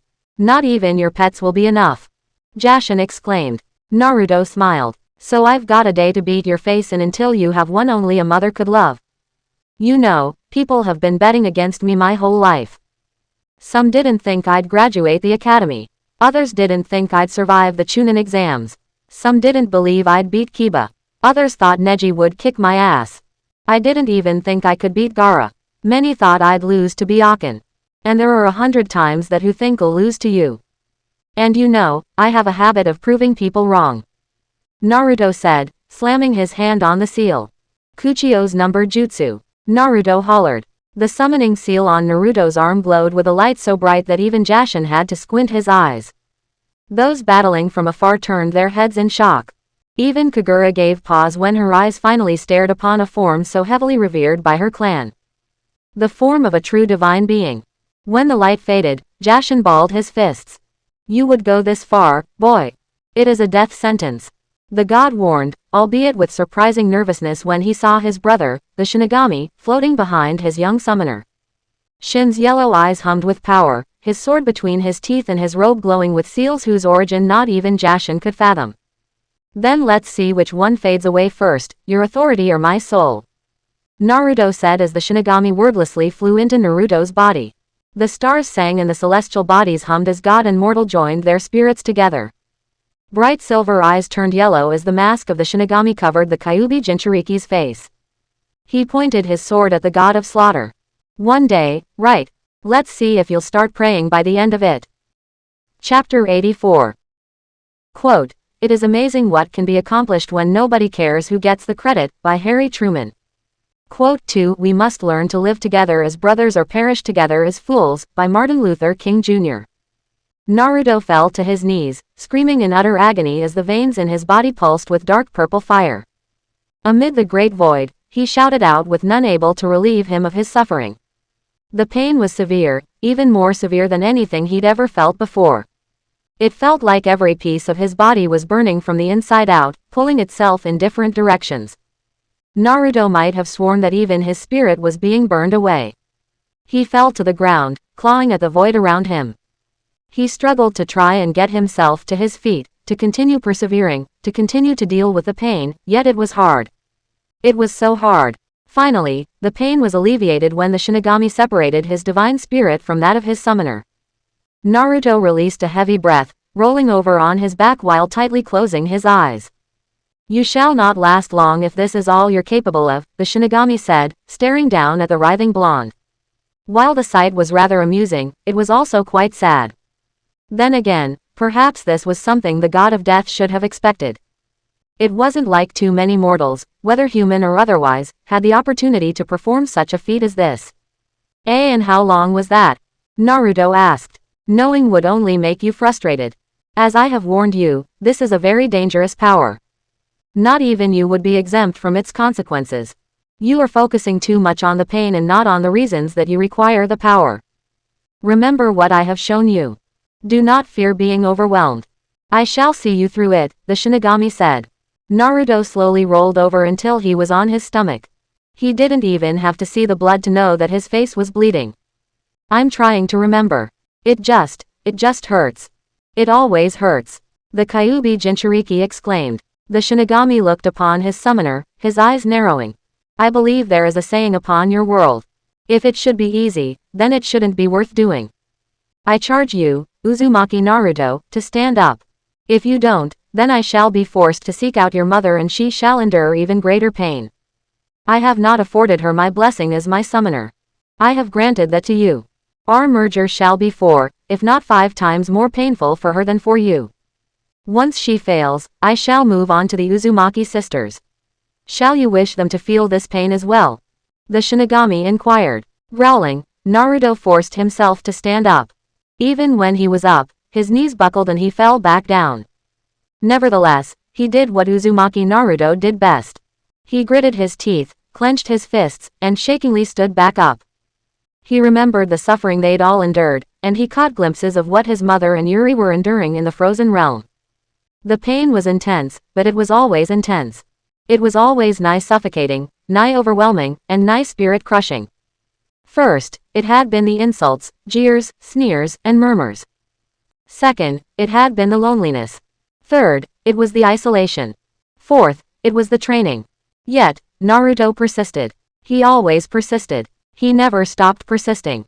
Even when others called him stupid, a failure, or told him to quit, or give up, he would always rise to the occasion. Uzumaki Naruto made the impossible possible. Standing up, Naruto huffed. That's really mean, you know.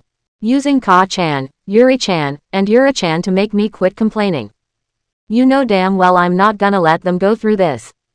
I'm gonna be their husband one day. If a wife can't rely on her husband, then who is she supposed to rely on? All right, let's do it again. Naruto said. Amused, the shinigami nodded. Very well. However, I shall cease should your spirit burn out too quickly. Remember, your spirit and mine were never meant to come together. Once you have battled Jashin enough, this shall be the way in which you close the battle. Once you summon me. Fight as if you shall not return to them. Fight as if you shall never see them again. The shinigami said as Naruto slammed his fist into Jashin's face. The god of slaughter staggered back. His legs shook like a pile of cold snow had been dropped on him. When he looked up, the cloaked Uzumaki patriarch was already in front of him. Pulling his fist back, Naruto fired it forward. Jashin raised his arm and blocked the blow, the ground snapping in two from the impact. While the Kyuubi, Madara, and Kagura battled with the Geto Mazo and the other Biju, Naruto and Jashin weaved back and forth in a violent assault that forced even stars to fall from the heavens themselves. The Kyuubi Jinchuriki buried his fist in Jashin's stomach, firing the slaughter god into the air. Sucking his legs, Naruto launched after him. Grabbing the god, Naruto assaulted his face with more blows. Each of his fists flew faster than the other. Jashin scowled, disorientating Naruto with an elbow to the jaw. He followed through with grabbing the blonde's head and slamming it into his knee. He then grabbed Naruto's shoulders, driving them down toward the earth. Through the clouds, through the air, they crashed into the ground, and through the various rock settlements therein. Naruto looked at the god of slaughter, his body stuck within the rubble. Yet, his face was calm. The pain was immense, yet he dared not show it. He dared not show the pain from this continued erasure of his very soul for this amazing power. And that was something Jashin couldn't stand. The god fired a fist, yet it flew into Naruto's palm. The summoner of the Shinigami breathed through his nostrils and blew the same air out of Jashin's lungs when his other fist crashed into the side of the god's face. Even within the recesses of a deep cave, the trading of blows pushed pockets of air into the floor and ceiling. Leg blocked leg, and arm danced with another arm. Jashin fired a punch that blasted past Naruto's face and into the rock wall behind him.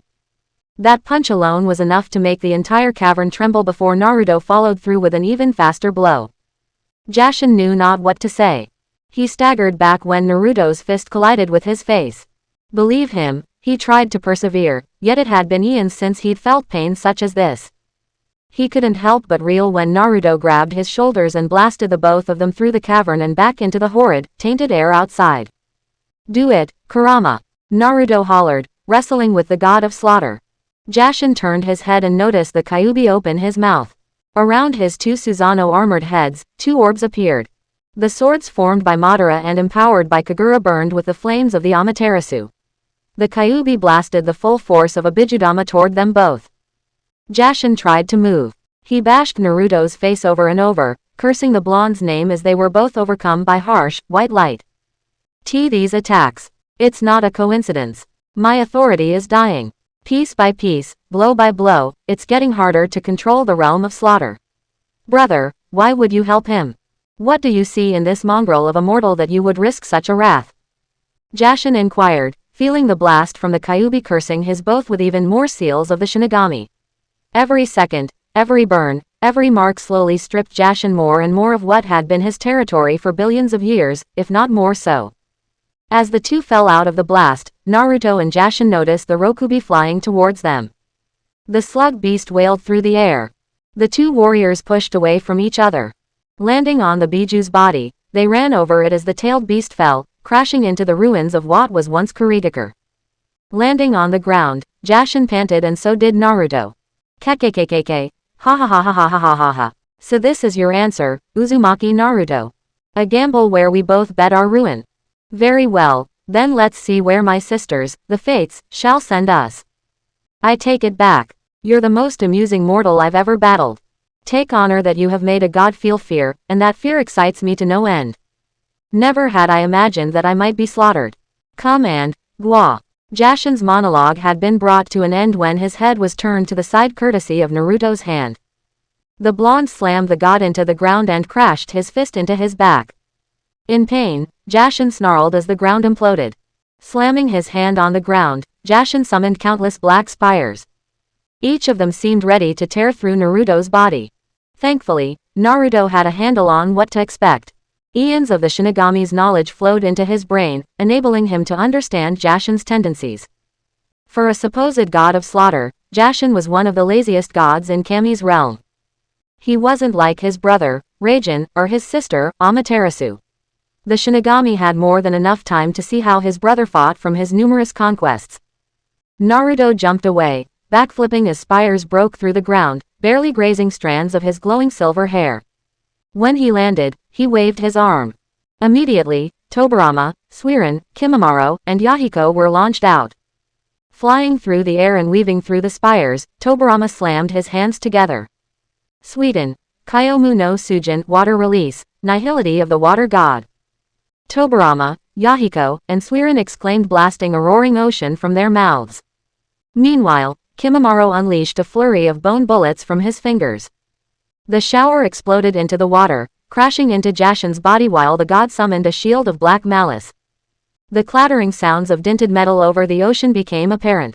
Jashin marveled at their force, noting the way they shoved him back over the face of the white ocean. Though he loathed to admit it, Naruto had a very talented group of soldiers dedicated to him. Having had enough, Jashin swung his arm. A wave of energy from the realm of slaughter flew through the air, blasting through the bone bullets with ease. Kimimaro quickly flew away while the other spirits sped through numerous hand signs. Above Jashin's head, he noticed Naruto floating in the air with his palm toward the sky. Immediately realizing what was happening, Jashin tried to move. He jumped up, yet tendrils from the sea bound him and cursed him. Each rope-like piece continued to drain his authority while he struggled to muster up the strength to free himself. Though the bonds could only hold him for 2 seconds, that was all Naruto needed. Jashin seethed with anger as a large door appeared.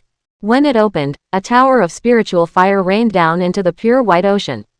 Flames and water mixed, almost like it was choreographed by Naruto's hands, a regular maelstrom of vengeful tides, violent storms, and furious fires. The resulting explosion thundered the earth, releasing ripples into every corner of its planetary shape. Far off, Jashin crashed into the side of a mountain and fell. Meanwhile, Naruto landed on the ground a few feet from him. The summoner of the Shinigami continued to glare at his adversary. The god of slaughter couldn't help grimacing from the excruciating pain. When he looked at his body, he was covered in the vile embrace of his brother's might, a power that superseded even his own. Hey, look at you. A mortal challenging a god. Who would have thought this was what you'd become? Jashin inquired. As for Naruto, he looked at Jashin. He looked at his bleeding foe. He long had he been punching the god of slaughter, firing off technique after technique trying to strip away the authority that granted him his godhood. Truth be told, Naruto lost count. Everything seemed to hurt and he could have sworn that had it not been for Shin and Kurama, he would have died over 1,000 times by now. In fact, Naruto-sama, wake up. You must continue. Don't stop now. One by one, voices seemed to pierce through the empty veil in his mind. Yet, he couldn't really remember what he'd been doing just now. Uzumaki Naruto, you must focus. Focus. Focus on what? A man was laying there a few feet away. He seemed really hurt. For some reason, Naruto knew he hated that man. He never thought he could hate someone so much as that man in front of him. However, he didn't remember the man's name. He thought he was supposed to be fighting him, yet he didn't really remember what for. It was for something important, right? Yeah, it was definitely something important. Naruto had T2. The summoner of the shinigami took a step forward, and that step was all it took for his sense of balance to collapse. His right leg buckled and Naruto fell to the ground. His chest burned and a violent cough forced itself through his lips. Through the blurry haze clouding his vision, he noticed that he spat blood on the ground. Hehehehe, seems you weren't as prepared as you thought you were, Uzumaki Naruto. Does it hurt, having your very soul burned away merging with a god? Jashin asked. Naruto panted, trying to catch his breath. A group of voices called out to him, each of them more frantic than the others. Unfortunately, before he could identify them, he doubled over in pain as a fist buried itself in his stomach. Before he could drop to the ground, his face was grabbed, the back of his head slamming into the ground. Through the eyes of his mask, between two fingers, he saw the large grin on the stranger's face. It hurt. His grip hurt worse than anything Naruto remembered. It hurt worse than even. Wait, where was he going with that thought? He remembered a time like this, or at least he thought he did. Someone named Sass. No, who was it? Who? Losing yourself? Jashin inquired, breaking apart Naruto's thoughts. He looked toward the god of slaughter, watching as the seals of the shinigami slowly withdrew from his body. Don't look so confused. It's not your fault. After all, no matter how a lion bellows, no matter how a wolf howls, no matter how fast the cheetah sprints, though some call them kings, queens, and princes, they are still sacks of meat and bone. In the grand scheme of things, your soul is no different from anyone else's. Isn't that right, Shinigami? Jashin taunted, his grip cracking Naruto's mask. Naruto gritted his teeth, something within him forcing him to keep his mouth shut lest he scream in agony as he felt the bones in his skull crackle like a rock in Suna, that person's hands. Air and blood were blown out of Naruto's mouth as Jashin punched him in the stomach, the ground rupturing beneath him. The god then lifted the summoner of the shinigami into the air. It's different in reality, isn't it? The weight of the world and the power to lift it. It takes more than such a short amount of time to comprehend the full power of a god's realm, especially in not losing yourself to it as well. Such intensity, so many techniques, too many distractions. It's not like training, is it? Luckily for you, I'm something of a teacher myself. Here is your first lesson. I am a god. You are a mortal. Learn your place, Jashin claimed. Naruto didn't remember much after that. He could have sworn that he'd gone unconscious for a second or two. He knew he was in pain. He was in a lot of pain. He was also in the middle of the air. Everything was spinning this way and that. Various explosions from the other battles rolled through his eardrums. Naruto's head then whipped to the side when he was punched. He barely saw Jashin in front of him. The god laughed as he threw blow after blow, each of them landing with ruthless efficiency into the body of the Uzumaki patriarch. Brat, what the hell are you doing? Get your act together. Kurama hollered. He, Madara, and Kagura saw that the Biju and the Geto Mazo had been growing in power. The armored fox blocked a full body from the Yonbi while the Nanabi created violent tornadoes that would make the elemental nations seem like they reached the very end of the world. Kurama could barely turn his attention away from the battle. Even from some far away, he heard the shockwaves resulting from the battle on the other side of the world. It worried him. It worried him greatly. It also worried Kagura, but for separate reasons. She would not allow herself to be bested right now, especially not with the statue of her sister's body so very close in front of her. She would most definitely not lose to that thing. I have had enough. Fox creature, I shall handle these other beasts. Go help the boy, Kagura said. Kurama scowled, swinging the swords of Madara's Susanoo through the air. They clashed with the Ikibi's body, knocking the Tanuki over a myriad of large mountains. Extending his hand, Kurama fired over 100 blasts of the Bijudama, tearing the lands that had once been Iwagkor. Oh, and how are you gonna do that? Wolf inquired with Kurama letting the insult pass as there were graver concerns to consider. Kagura didn't respond. Instead, she put her hands together. Dai Chokure, Otsutsuki Ishi, Chiyo no Renetensho, Great Edict, Will of the Otsutsuki, 1,000 generations of reincarnation, Kagura said. She flew out of the Susanoo armored Kurama avatar and raised her hands into the air. One by one, the Biju were forcefully suppressed and pulled into the air along with the Gedo Mazo. Though they all squirmed, black orbs encircled them like miniature moons surrounding a planet. Kagura raised them all high above the clouds. Black lightning, purple lightning, red lightning, and so many other different colors of the realm of thunder struck the orbs over and over. I shall keep them here. They will not escape. Now leave, Kagura ordered. Though Kurama frowned, he couldn't help marveling at what he'd seen. So this was an Otsutsuki, just one of them could suppress 6 of his siblings with one technique, as well as the body of the Jubi. While he was under no illusions that this wasn't hard to maintain, Kagura's expression of indifference made the fox wonder just what else she might be capable of. The same could be said of Madara. Not even he'd be capable of such a feat, at least not if he was alive. While it was a rather humbling experience, it was also an exciting one. That there might be stronger opponents out there beyond even the elemental nations was an interesting prospect, one that he'd have to explore later. For right now, Madara, the kindred, and Kurama dissolved the Kyuubi Susanoo avatar and returned to Naruto's body. What the hell is happening? Kurama asked, shuddering when he saw Naruto lying on the ground. He panted and his face was bruised beyond belief. It took all the Kyuubi's concentration to even begin healing his injuries. Broken ribs in one area, a fractured skull in the other, swollen eyes, busted lips, broken arms and legs, how he was living was a damn miracle. All eyes turned toward the shinigami. However, the god of death provided no answers. He merely looked on with a hardened gaze. Someone say something. Kurama roared, shaking the mindscape with his formidable power. Naruto-sama's soul is unwinding under the rising power of the shinigami.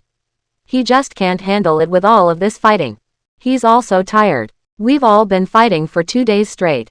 The shinigami can't exert more power because it would only hasten Naruto-sama's death, a death with no chance of an afterlife, Suiren explained. Kurama snarled as Jashin dived down through the sky, his body descending in a fiery blaze of glory before he crashed into Naruto's body. Everyone turned away as Naruto was buried deep in the ground, a massive crater of a hole his only view into the outside. We've all tried talking to him, but it's like he's not hearing any of us, Dan replied, gritting his teeth. The white-furred fox clashed his sharp teeth together. Did you know this was going to happen? Kurama asked. Though he didn't look at the shinigami, everyone present knew that this was who the fox was addressing. The god of death looked at his bruised and battered summoner.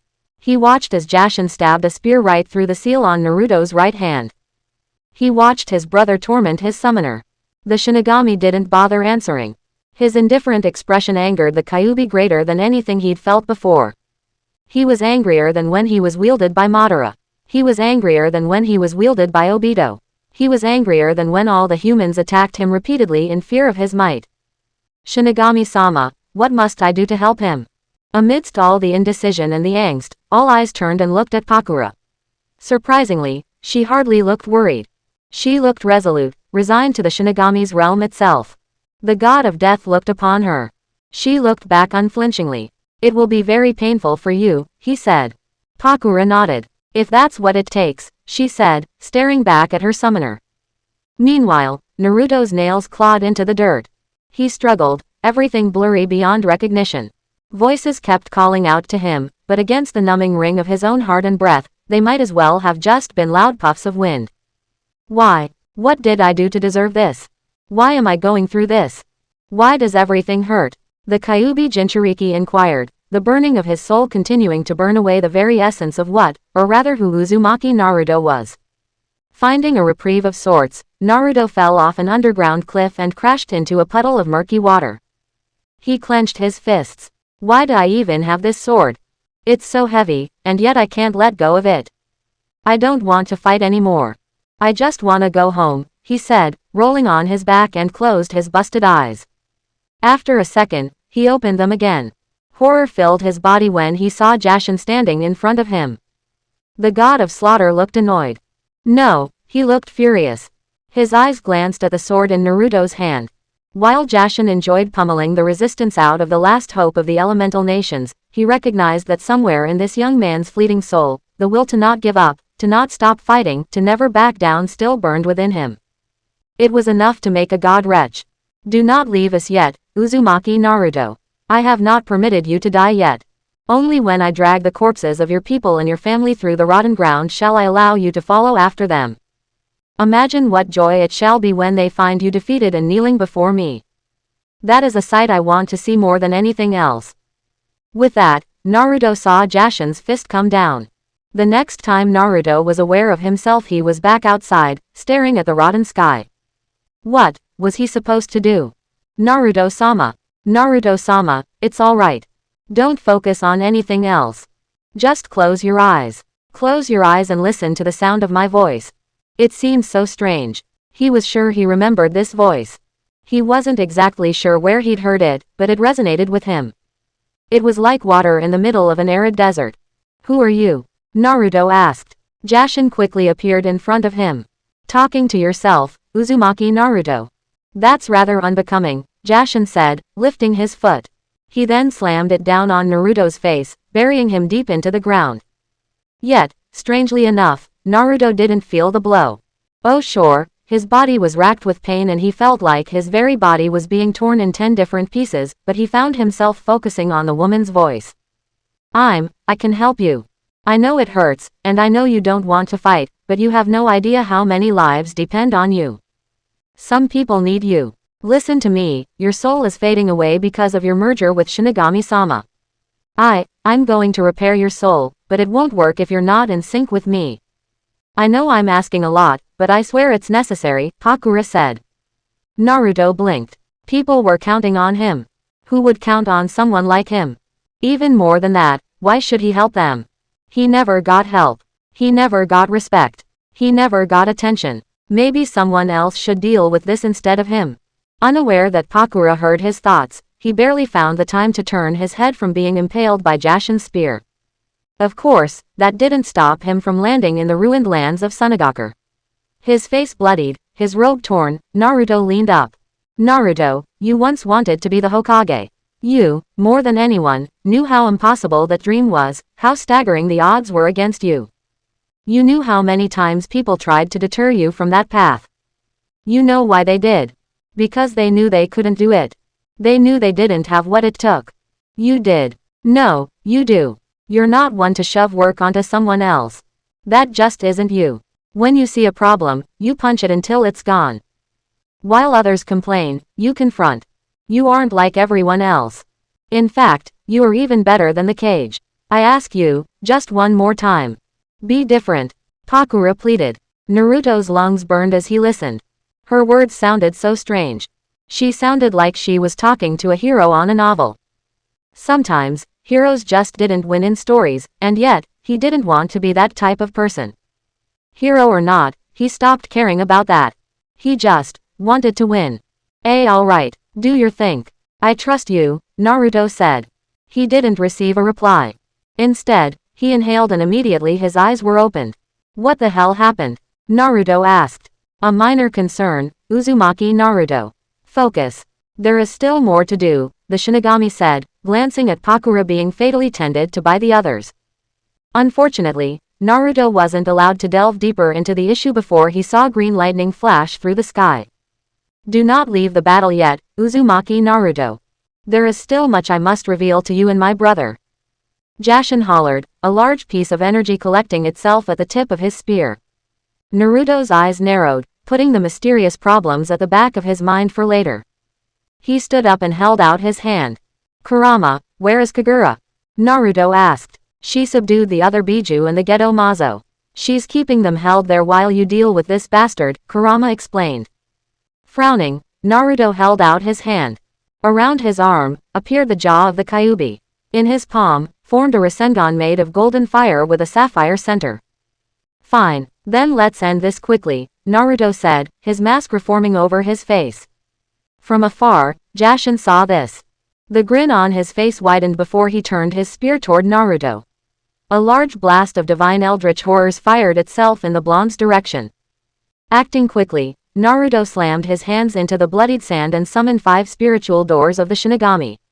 By his arm, that Rasengan quickly turned into a Rasenshuriken combined with numerous elements thanks to the hands of Dan, Yahiko, Madara, and Suiren. Moving his arm back, Naruto threw the spiraling blade through the 5 doors.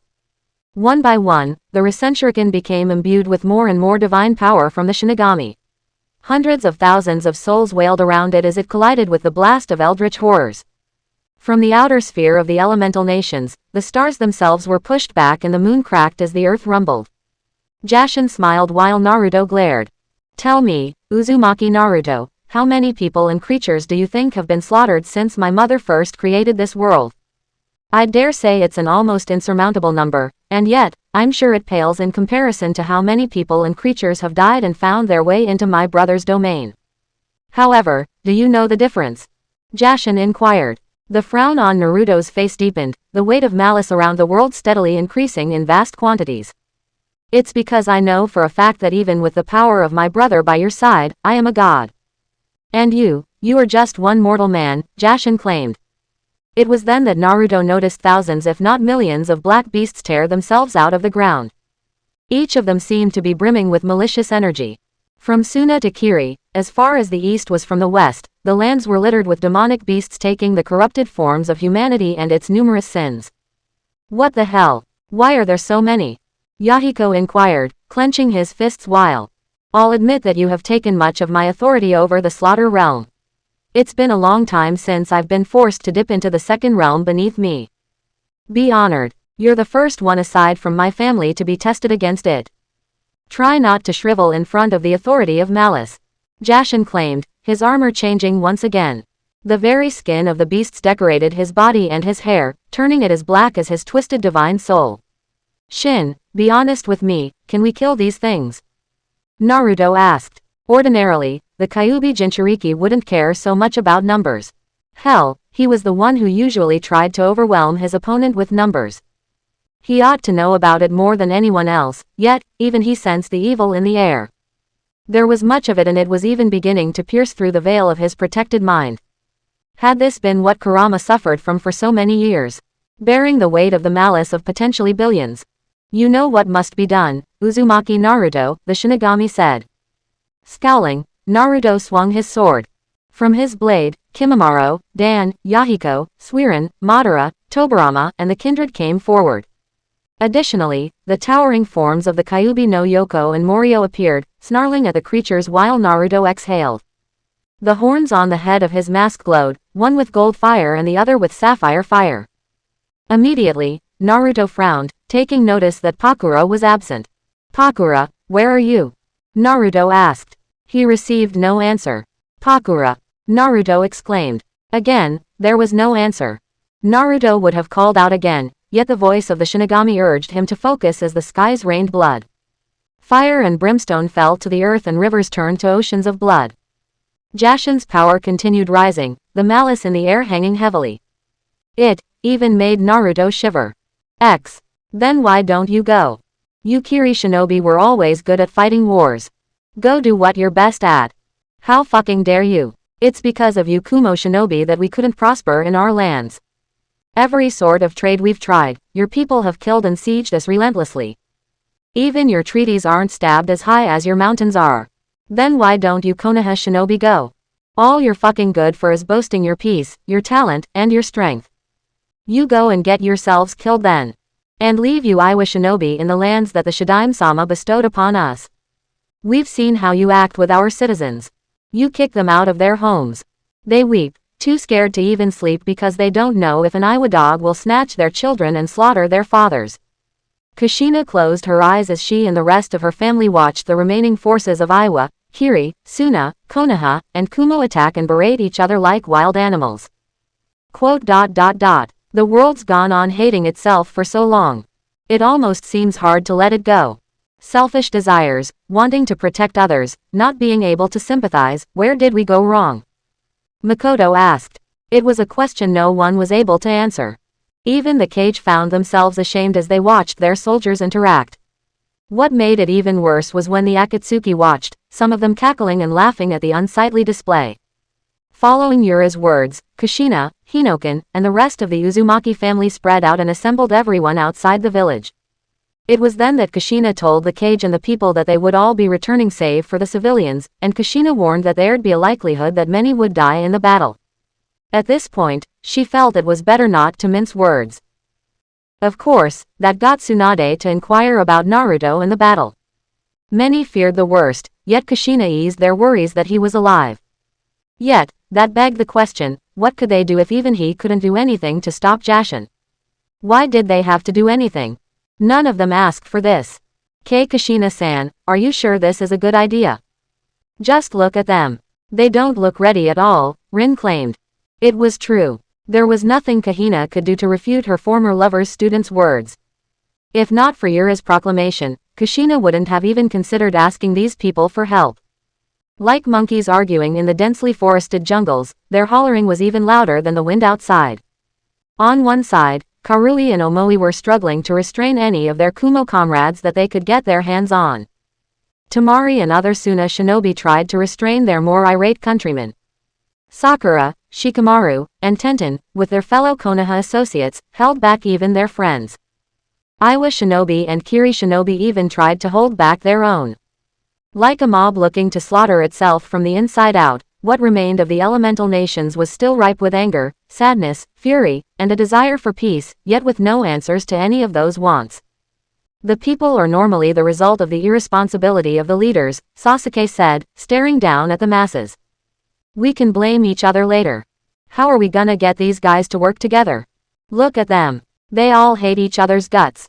Fuka said. Well, where the hell's Yura? No offense, Kushina, but the two of you are still glowing like fucking night lights turned to the damn max. It's a little hard to keep standing next to you without shaking. If we're gonna go, I'd like to do it at some point, Yuya expressed, folding her arms. Yuri and Riza turned to Kushina. Rather than speak, Kushina closed her eyes. She then inhaled and exhaled. Without a word, the others were surprised, stunned even, when Kushina released her hold of her divine power. Her white hair turned back to its beautiful shade of red. She then walked toward the crowd. Kushina, what are you? Makoto called out. Growling, Kakashi grabbed his sword as did Sasuke and Makoto. Luckily for Kushina, it wasn't so easy for the energy to leave her body so quickly. As soon as she stepped closer to the multitude, they all knew it. One by one, all shouting turned quiet. All violence ceased. The cage, the shinobi of every nation, her family, her teammates, everyone watched as Kushina continued to walk toward them. Then to the shock of everyone, Kushina laid her sword on the ground. She then bent down on her knees, sinking them into the cold snow. She then prostrated herself before the masses, her forehead touching the snow. Please, I'm begging you. Please help my son. Please help my son, help all of us. I know it's scary. I know no one wants to die. Even more, I know what it's like to harbor so much anger to someone in their homeland who wronged me or my family. Right now, I'm tired. I'm tired of feeling angry, feeling scared, feeling spiteful. My son is over there, fighting with his life on the line, and I don't know how I'm supposed to help him. I know what you're all feeling, the pain, anger, and frustration of a broken heart. How many of you had to receive a report that your parent, lover, child, or friend had died in battle? It's more than soul-wrenching. Sometimes, you feel like you don't even want to live anymore. You can't breathe, you can't sleep, you can't even eat, Kushina said. The people continued to look at her, some even clenching their fists before she continued speaking. My son is fighting a guy over there who thinks that we'll be so afraid we'll just kill ourselves rather than face him. He'll laugh when he sees our blood splattered in the snow. Please, if not for each other, please help me. Help my son for your friends, your families, and loved ones. If we win, I don't know how, but my son will fix this. We will regain what we lost. Just one time. Please have faith in him. As his mother, it's the only request I can make. Please help me, I can't do it without you, Kushina said. There was silence amongst the masses. Even the cage were strangely quiet. Oddly enough, no one felt cold. All of their senses, all of their attention had been centered on understanding, not with their minds, but with their hearts the words that she had spoken. Shakingly, an Iwa shinobi released a Kiri shinobi.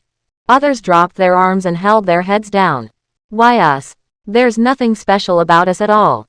What can we even do? Just look at you guys. You were glowing, piercing the skies like gods. We can't do that, Asuna shinobi said.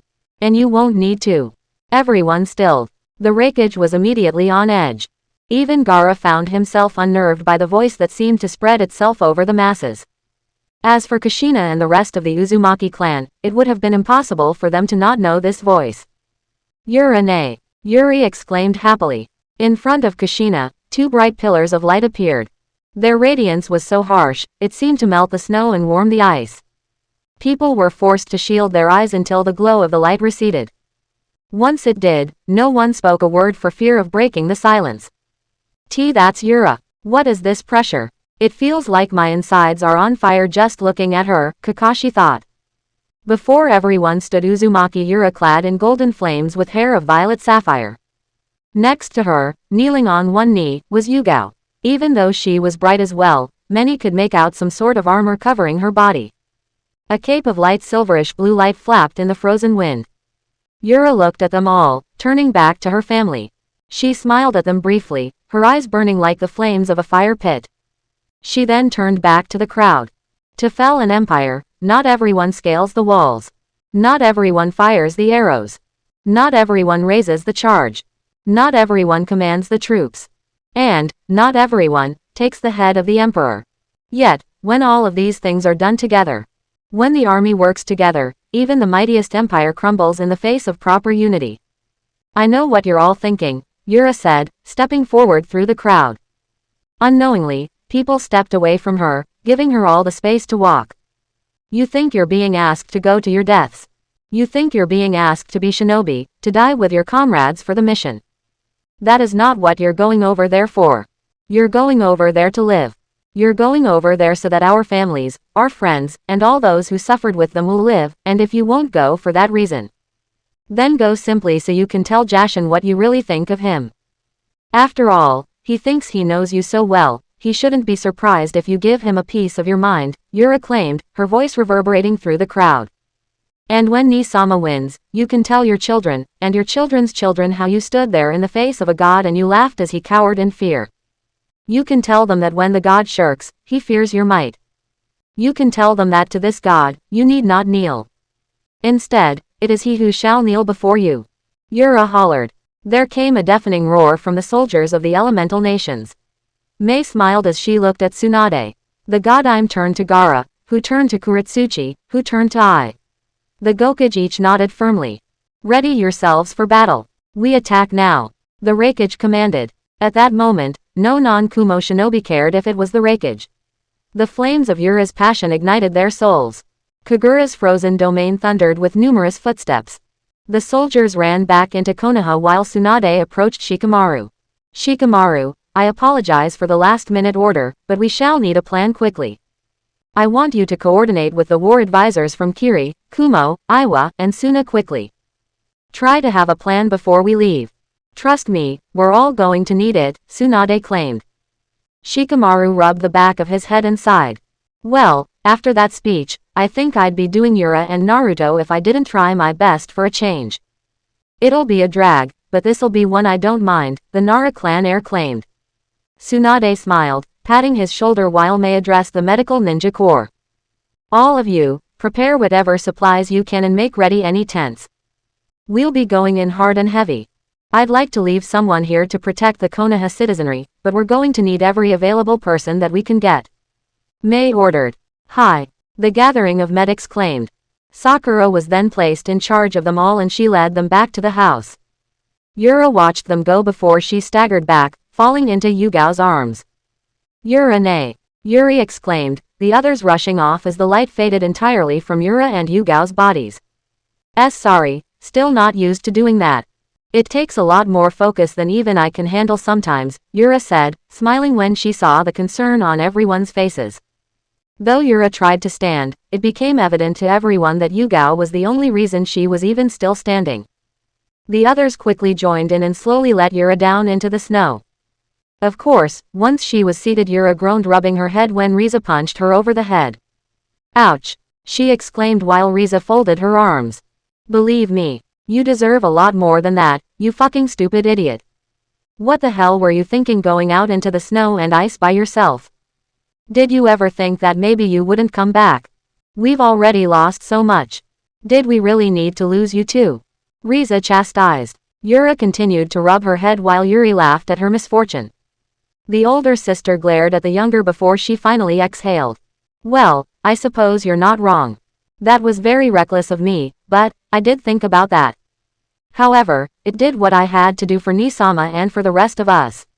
Nothing was going to change if I stayed here, she retorted, not withering in front of Rize's intense gaze. Speaking of that, where did you even go? Fuka inquired. As expected, that seemed to be the prevailing question amongst the others, especially Kushina and Yuri. Well, Yura had been expecting it and had been coming up with some type of answer for such a question when she knew it would come. Thankfully, the Shinigami blessed her with an answer to the predicament. I can't tell you that, Yura answered. Say what? You fucking left for weeks, disappear with that bitch over there, come back glowing in light like the fucking sun, and you're telling us you can't even tell us where the fuck you've been? Yuya asked, irritation threatening to spill out over her body. Had Rize not been so upset with Yura's answer, she might have reprimanded Yuya for her language. Nevertheless, Yura sighed. Yeah, that's what I'm saying. Even if I could tell you, I'm honestly not sure how I could explain it. The things I'd seen, experienced, or even heard, it's not even something I fully comprehended. All I do know was that Shinigami-sama told me that it's not for our family to know, at least not yet. Not even Nisama can know about it just yet, but when he does, I think we'll all see something different about the elemental nations and everything beyond it, Yura reasoned. The others looked at her evenly until Yuna turned her gaze to Yugao. And what about her? What did you need her for? Naruto-sama told us you took her away. Surely, you can talk about that, Yuna mentioned. Following that, all eyes landed on Yugao. Yura followed their gaze, smiling when she remembered just how long she and the purple-haired Kunoichi had been together. How would her family take such a matter? Well, that might be a little easier to answer. I guess I needed an aide of sorts. Maybe it's better to call her a guard. Without Yugao, I think I wouldn't have returned as easily, and I asked things of her that I'm not sure many other people would agree to. Yet, she did, and for that, she's become one of my best friends. Yura said enthusiastically. Yugao also smiled. And you have become one of mine, she replied. Kakashi, Kushina, Sasuke, and Makoto looked at their teammate. It became clear to them all that Yugao had changed. While Makoto, Sasuke, and Kakashi sensed a more diluted version of her might, it was Kushina who sensed all of it. There was power behind Yugao's eyes, perhaps not nearly as much as her own, but it became clear that Yugao too beyond the threshold of the cage. Then, there was her gaze. Even though Yugao called Yura her friend, there was clearly a tone of utmost respect for Yuri's older sister. Hell, Kushina would say it bordered on reverence. Unfortunately, Kushina knew she had to let the matter go. Given that Yura's silence was from the Shinigami himself, then it mattered not how much prodding Kushina did. It seemed they weren't ready to know whatever Yura had been doing. Besides, now wasn't the time. Decisively, the matriarch of the Uzumaki clan turned to the rest of her family. We'll discuss this later. All of you get ready. Kushina ordered. The others agreed, and while Kushina focused her gaze on the other observers. And that includes you, Kushina said toward the remaining members of the Akatsuki standing on the other side of the field. Nagato glared through the Diva Path's eyes while the other members of the Akatsuki looked to him for an answer. Even the regent was strangely silent, not bothering to offer his opinion on the matter.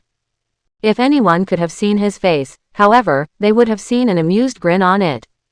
Back in the hotel room, Nagato clenched his fists, his mind constantly tormenting itself over the information he'd been given. Everything was a lie. He knew not what he was supposed to believe in. His thoughts of godhood merely turned out to be him being used as a tool to further another's agenda. It seemed no different from when Yahiko stabbed himself on Nagato's kunai to save Konan. As it turned out, Konan had been right. All her warnings, he had stubbornly refuted and denied. Now, he was left at the crossroads of how best to handle this supposed tragedy. Then, there was the guilt on Yahiko's face when he appeared in front of his old friend. Nagato never thought he'd have to confront Yahiko on what he'd done with his best friend's body. However, even amid all this, Nagato knew one thing. Yahiko was fighting an enemy and, while he still had no love for any nation aside from AIM, he wouldn't leave his best friend to fight alone and risk his life for a second time. The Akatsuki will join you, Nagato said through the Diva Path. Zetsu, Kisame, and the regent looked to him, no one offering any complaint. And Obito? Rin questioned.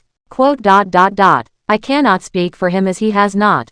You do not need to worry. I will be there. All eyes turned and they saw Obito approaching. Unsurprisingly, he looked a lot worse for wear. Bags laid under his eyes and his face was still shaken with despair. He glared at Rin and Kakashi. And don't call me Obito. This is an alliance of convenience, nothing more. Even if you have returned, it changes nothing. I will find a way. I will find a way to fix this broken reality. Even if you live in it, there will come a time when you won't. Face it. Your peace is only a dream meant for idealists. It has no place in the real world, Obito said, making sure his eyes were focused on Rin when he said this. Yet, his face nearly tore for the third time when he saw the heartbroken expression she wore. As for Kakashi, he held his head down. Do you really believe that, Obito? After all these years, is that really the only thing you can think of to say to Rin? The same Rin that you loved for so many years? Kakashi asked inwardly. Meanwhile, Rin stepped forward. Obito, Whatever Rin was going to say next died away when Obito turned around and marched back to Konoha, throwing his hood over his head to shadow his face. The others comforted Rin, slowly leading her back to the Uzumaki compound. Kushina watched Obito leave and closed her eyes. For once, she thought of Minato and shook her head. Minato, he's your student. I knew him when he was still that stubborn boy just like my son. Yet, I also haven't forgotten it was because of him that my real chance with my son was ripped from me. However, I think it's time I let it go too. I have my son back in my life and I have more than I could have dreamed. Though it was painful, maybe it all turned out better in the end, and that stupid boy's suffering just like we did. Would you still help him? Kushina wondered. Finally, she looked out into the air. She still felt her son fighting valiantly. Frowning, she hurried back home. As Kushina suspected, that was exactly what Naruto was doing. Around him and Jashin, meteors rained down from the sky courtesy of Uchiha Madara's might. Kimimaro, Dan, and Suiran blitzed through the millions of demonic beasts that Jashin had summoned, cutting them down wherever they stood. Tobirama and Gari furiously worked together, releasing tremendous volumes of exploding water over the ground. Gari surfed over the ocean, touching any demon he might come across. With that second touch, explosions ran through the battlefield. Lamb stood far off, firing arrows from one of the few mountains still capable of supporting any type of weight. Over and over, she pulled back her bow and released a shot. Each one blew apart body after body. Never had she known such effort, and never had Wolf's teeth known such troublesome prey. Lamb's arms burned and she had to constantly reposition once the beasts got too close. Some of them she even had to fight off herself. Try as she might, they were a lot tougher than she'd ever anticipated. Surprisingly, she almost got overwhelmed. Had it not been for Morio saving her by blasting a handful of them into oblivion, Lamb truly wondered what might become of her. As for Yahiko, just like Pakura, he was no longer able to participate. Naruto had nearly lost himself for a second time and Yahiko offered his own spirit next. The pain was greater than anything he'd remembered, yet he would allow neither Konan nor Nagato to die even if they had wronged his dream of the Akatsuki. They were his friends and he would gladly do anything to make sure they kept standing. Naruto, with the power of Kurama and the shinigami flowing through him, charged at Jashin over and over. Pockets of air like 1,000 drums thundered through the air. Yet, what infuriated Naruto was that no matter how much power he exerted, no matter how many punches he threw, no matter how many techniques he fired out, he had yet to put nary another scratch on Jashin following the use of the god's second authority. In fact, Jashin even turned head, allowing Naruto to slam the full weight of his fist into his face. The blow was ear-piercing, shattering even the ground that lay beneath them. However, Jashin felt no pain. Instead, he looked at Naruto in amusement. Do you not understand, Uzumaki Naruto? You cannot beat me. Your soldiers cannot beat me. It won't matter who you summon or call to your aid. My servants shall not perish and neither shall my grip upon this world. To beat me is to overturn the very laws of fate itself. And you know that, don't you, brother? Jashin asked. The god of malice then fired his fist into Naruto's throat. The air blew out the Uzumaki patriarch's lungs and Kurama was forced to conjure a cloak of chakra to protect his partner from the world-trembling kick Jashin sent their way. Naruto crashed through the ground until he flew into the dust and dirt of a former canyon's riverbed. In agonizing pain, Naruto rolled over and panted. Kuso. Is my Honsho falling off? Why can't I hurt him? The blonde questioned. It seems you have forgotten what I had spoken to you before. All of my siblings have a second authority with our mother has bestowed upon them. I am the only one without one. While lesser than mine, it is still a formidable one to erase. You might say it is impossible to erase such an authority without the help of my mother. The authority of malice takes every bit of malice formed throughout the entire creation of existence, and Jashin controls it all. All the hate that every mortal has ever experienced, even by Uzumaki Naruto, is being used by him. With such free power, he shall never run out of might to use, the Shinigami said. Naruto struggled to his feet, yet his legs staggered. His nails clawed into the stone of a rocky wall. What? Naruto asked. He sure as hell didn't remember going over that with Shin. He was pretty sure he wouldn't have missed something as fucking important as that. You are not to blame. It is much information for any mortal to process in one lifetime. The only thing that is fortunate for you is that my brother was not allowed to reach the full extent of his power. At his current best, he is isolated to all the malice upon this world. Yet, you can see for yourself, even that is too large to fathom. You might battle him from tens of thousands of years, and you will still not draw close to besting him, the Shinigami said. Snarling, Naruto turned over. Then what the hell am I supposed to do? There has to be some way of beating him. Naruto claimed. Indeed there is a way. However, it is not for you to partake in. You must wait and you must hold on. Without me, you shall be able to kill those beasts. However, Jashin shall not grant you the opportunity, and attempting to do so with your clones shall only split your spiritual might further. You shall need it all against Jashin. You know what must be done, the Shinigami said. Naruto growled, tightly closing his eyes while he sensed Jashin's malicious gaze upon him. Is there really no other way? Naruto inquired. Of course. There are in fact over 1,000 ways that you might best him on your own. However, you are not ready for those methods. However, do not mistake this for a failing. You have exceeded my expectations, however even you cannot hold up the world by yourself. Share the burden, share the responsibility. Though you shall hold up the most, let them hold of their own parts, the Shinigami said. Unfortunately, the conversation had to be cut short as Naruto sensed a large swirl of elements compounding against each other. He looked up and noticed Jashin with his hand in the air. Try not to lose your breath, Uzumaki Naruto. Your suffering is only beginning. Jashin taunted. Around his arm formed a large orb comprising every element of the natural world and the stars beyond them.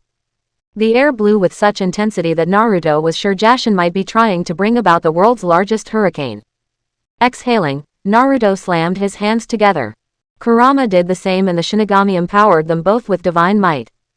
Shizenpo, Shin Shinigami Fukoku, Shunkanyugami Death Sage Mode, True Death God's Edict, Instant Distortion. Naruto roared, pulling his hands apart as large ball-shaped black hole. He then launched it toward Jashin. At the same time, the god of malice summoned a tower of celestial bodies upon the blonde. Naruto stretched out his arms and the black hole steadily got bigger and bigger while the Shinigami summoned a massive door behind the orb. Both techniques collided, sucking in everything around them. Even the very air itself seemed to distort before all turned white. When Naruto was aware of himself, he shivered when he saw chunks of rock floating in the space beyond the elemental nations. Sometimes, he couldn't help but chuckle. Seriously, when did the shinobi world turn so complicated? Turning his head, Naruto felt his soul burn again. His breathing was hot and he found himself standing once again.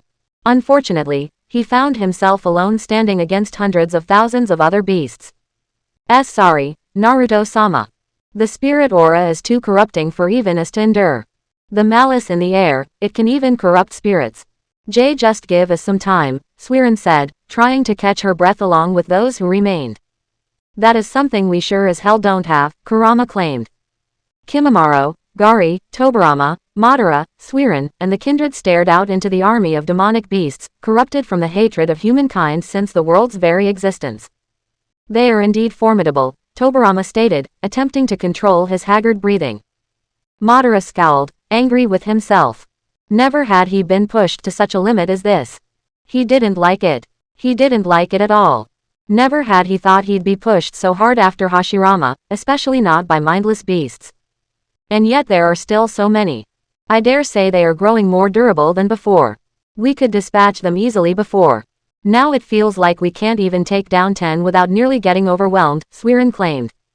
Even now, her thoughts were steadily being filled with anger, contempt, rage, and every other wicked emotion. All she could think of was how best she could perform the vilest acts upon these creatures. It is my brother. While he has never truly had to make use of the power within this realm, that makes it no less formidable.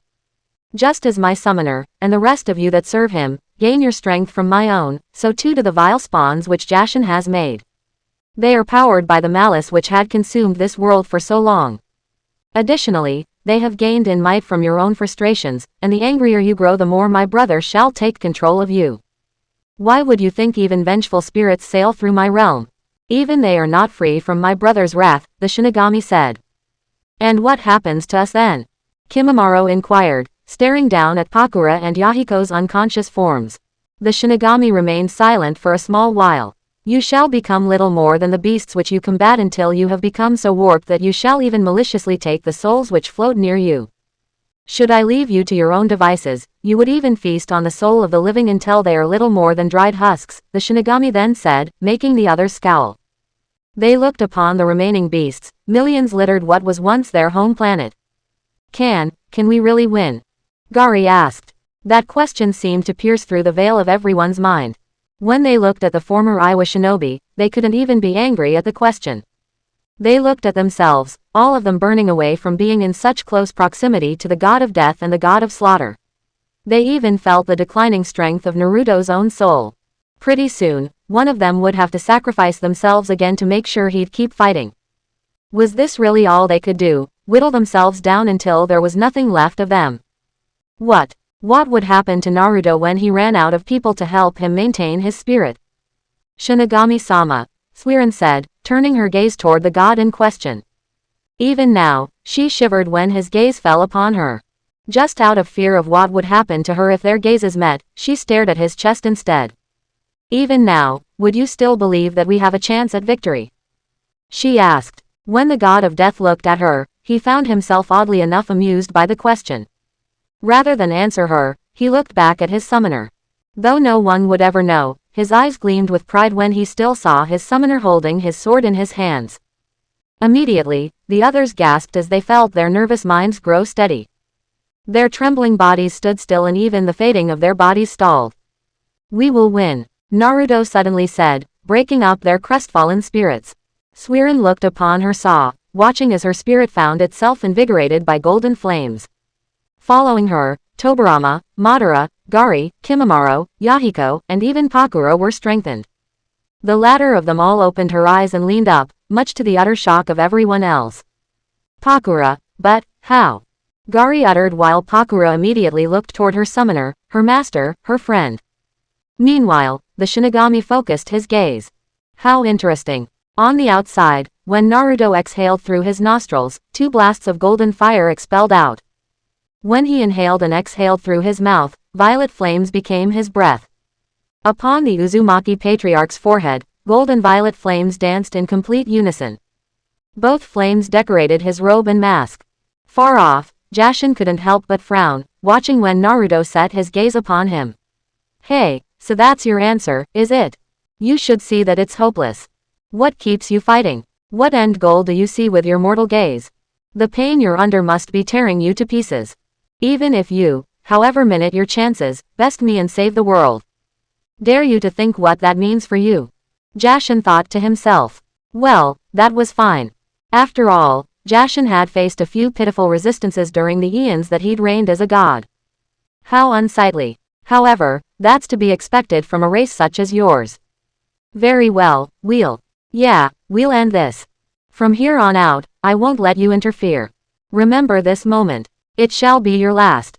Naruto said. Sometimes, a god one learned to put up with disrespect. After all, there had been many mortals, human or otherwise, that liked to boast of godhood and liked to think they were more than they truly were. For as much as Jashin liked to mess around, he couldn't help finding himself trembling with unspeakable rage upon his opponent's interruption. It seems I haven't taught you enough. Yes, this shall be our last lesson, brother, Jashin thought to himself. He raised his hand in the air. Once he let it go, his creatures would descend in all their beautiful vileness. However, before Jashin could lower his hand, he noticed a large portal appear next to Naruto. The blonde briefly turned his gaze to the portal, no different from what he'd used to send the entirety of the remaining populace of the elemental nations away. Better late than never, Ka-chan, Naruto thought as he saw Kushina step out of the portal, her hair just as silver as his. Her body was cloaked with the might of the shinigami while her sword rested in his right hand. Did you wait long? Kushina asked. Waiting was never my strong suit, Ka-chan. I think I got that from you after all, Naruto mentioned. Kushina smiled before she turned his gaze toward the demonic masses. After her, Tsunade, Mei, Gaara, and Kuretsuchi stepped out. Yet, there was something different about them. While not boasting power even a fraction of Kushina's, their eyes glowed with the power of the shinigami, merged together with spirits from their training. Following them, Kakashi, Makoto, Sasuke, and Yugao walked out. One by one, the ruined lands of the elemental nations were flooded with the bodies of every able-bodied shinobi from Konoha, Iwa, Suna, Hiri, and Kumo. Naruto spotted Tenten, Shikamaru, and even Sakura. He watched as the remaining members of his clan stepped forward. They looked at him briefly, yet they were quickly forced to avert their gaze lest his power blind them. However, of them all, he noticed Yuri and Yura. They noticed him as well. When Naruto looked at Yura, she smiled. She then slowly nodded as more and more people stepped out, each of them gathering some form of power from the realm of the shinigami. Naruto felt the power spread through the thousands of men and women, each of them firmly tying their headbands over their heads. Well, if this isn't some bullshit to come into, Yuya said, glaring at the masses while Fuka laughed. They're just a bunch of grotesque monsters. If anything, they make your flute beasts look like calm pets. You sure you've been training recently? Fuka asked. Yuya snarled. How about I fucking test them on your ass? She fired back, making Fuka laugh. On the other side, Karui and Omoi stepped out. We're so fucked, the latter said until his teammate punched him in the shoulder. Too late to run now. Besides, I've got weeks of frustration to work out. Karui exclaimed, not forgetting what these demonic beasts that were once humans had done to Samui and Atsui. Her sentiments were shared by everyone else, whether she knew it or not. They all had not forgotten, and even to this day some of them shivered when they saw the vast numbers bearing down upon them. No doubt some of them used to be friends, family, and countrymen, no longer recognizable by their deformed monstrous appearances. How are you feeling? Yura asked. Scared, angry, unsure, happy, kinda. Take your pick, Yuri replied, feeling her sister touch her shoulder. Yeah, me too. Did you ever think you'd be facing down gods when Nisama rescued us those years ago? Yura then inquired, never taking her eyes off the monsters that seemed as endless as the Kurigakure oceans themselves. No, but I'd kinda always hoped for something crazy. That said, I'd like to stick to fighting gods and other crazy things in adventure novels. I never thought I'd say this, but I've had enough excitement for one lifetime, Yuri claimed. If not for the situation, Yura might have not believed those words. Oh my god, it almost sounds like you're growing up. I never thought I'd see the day, Yura sobbed. Shut up, Yura. Technically, I'm more of an adult than you. At least one of us got a pleasant night with Naruto ni. I still remember how tightly he held me, Yuri replied, smiling as she watched the blush on her sister's face. Having sex isn't the only criterion of adulthood. She exclaimed. Yuri simply shrugged her shoulders. Yo. You siblings, no fight. Those enemies, we show our might. 3 and 8, we'll be ready to annihilate. 4 nations, one for all. Now is the time, we no longer stall. Yahaha. Kurabi exclaimed. B-sama, please quiet down, a Kumo shinobi said while Yura chuckled. Well, that's the life waiting for a Jinchuriki like you, Yura teased, very much aware of the glare thrown her way from her sister. Yuri snorted. I'll sooner kill myself before you see me acting like that. Even I've got standards, Yuri huffed, folding her arms. I had not thought it possible that you might have standards, Yuri-san.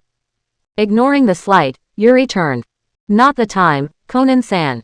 Yuri exclaimed, making the paper wielder chuckle as well. On the far other side, Shikamaru glanced at Sakura and the rest of the medical ninja. There's certainly a lot more than I thought, but remember to stick to the plan. Unfortunately, I don't we're gonna be setting up any medic tents, especially in an environment like this. At this point, everyone here's a field medic, and, judging by our opponents, we're not gonna have much of a choice otherwise, he claimed. Sakura tightened her headband on her head. She then fastened her gloves. Understood, she returned. The medics behind her swallowed nervously.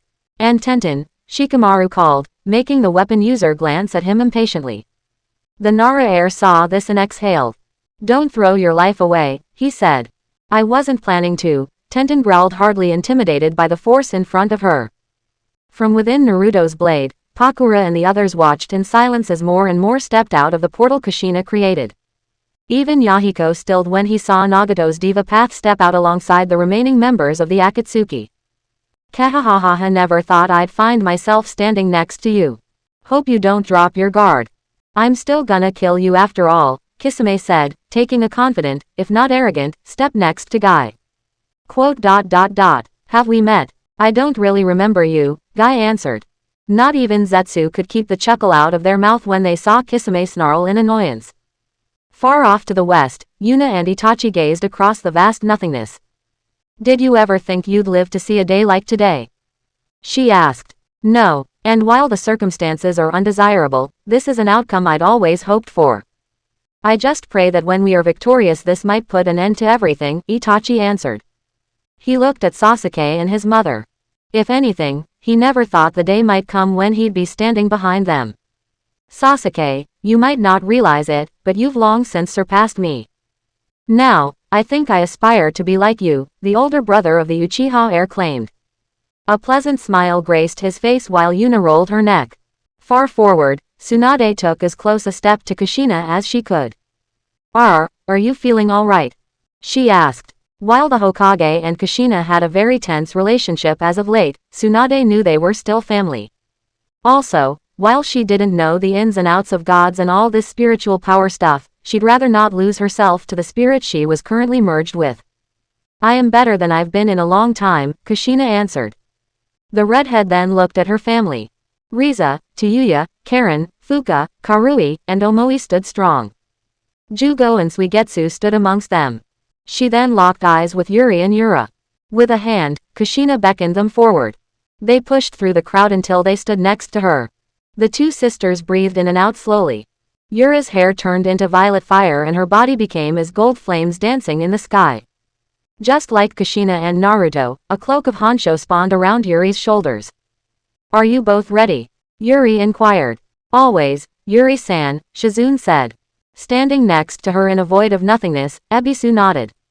Tamari walked over to Gaara, her body energized by the spirit merged with her through Kushina. It's a lot, she said.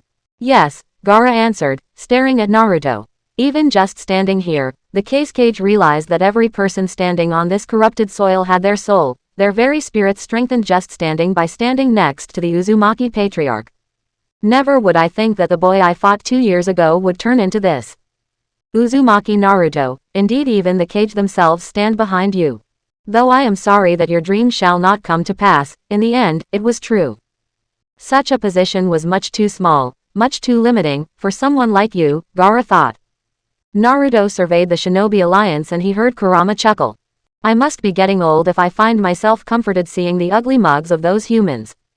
This was your grand plan, wasn't it? The fox questioned the shinigami. The god of death didn't answer, yet the gaze of all of Naruto's summons was upon him. They all stared at the masses in awe. The 4 elemental nations working together, it sounded like something out of a really bad fanfiction. If they could produce tears, then they'd surely be bawling their eyes out. Dan beamed with pride, watching Tsunade take the mantle. It seems she really did inherit her grandfather's greatness after all, he answered. Jashin clenched his spear in his hands, the stars themselves falling in response to his rage. Even meteors and distant planets were pulled from their fields and appeared as balls of fire, tearing through the space beyond. Very well. A live execution is much better anyway, Jashin claimed until he saw Naruto point his sword at the god of malice. There was no epic speech, no motivation for where the forces stood, and there was no call to be better. There was no recall of loved ones. There wasn't even a speck of reflection on the children and noncombatants they'd left behind. There were only 3 words. Bring them death, Naruto ordered. Following that, there was a roar that the elemental nations would remember until their dying days. The Shinobi Alliance roared as the spiritual might from their bodies flooded into Naruto through the shinigami. The god of death focused this power back into Kushina, Yuri, and Ura, making them amplify the Kyuubi Jinchuriki's already immeasurable strength. With fear in their hearts, yet bravery in their spirits, the rest of the global force of the elemental nations charged toward the masses. Spit and saliva flowed from their mouth while Jashin's demonic army descended upon them. HMPH, pointless mortal bravado. I shall do away with you before the day even draws long, Jashin said. Unfortunately for him, he had yet to recognize the fist coming for him before it was too late. Naruto slammed his fist into Jashin's face. With the force of hundreds of thousands supplying him, the blonde shouted enough to shatter the ground on his own. The blow lifted Jashin off his feet and blasted him through the air. The god of slaughter screamed in pain before he crashed through the moon itself and into one of the falling meteors beyond the scope of the earth. The meteor cracked, thousands of seals from the realm of death empowering it until it was illuminated by a harsh, white glow. Unable to bear so much divine power, the meteor exploded with Jashin at its center. Naruto stood on the ground, hearing the battle behind him. Who's unsightly now, Jashin? The blonde asked, watching the burning light from the explosion he'd caused. 3721. Chapter 85.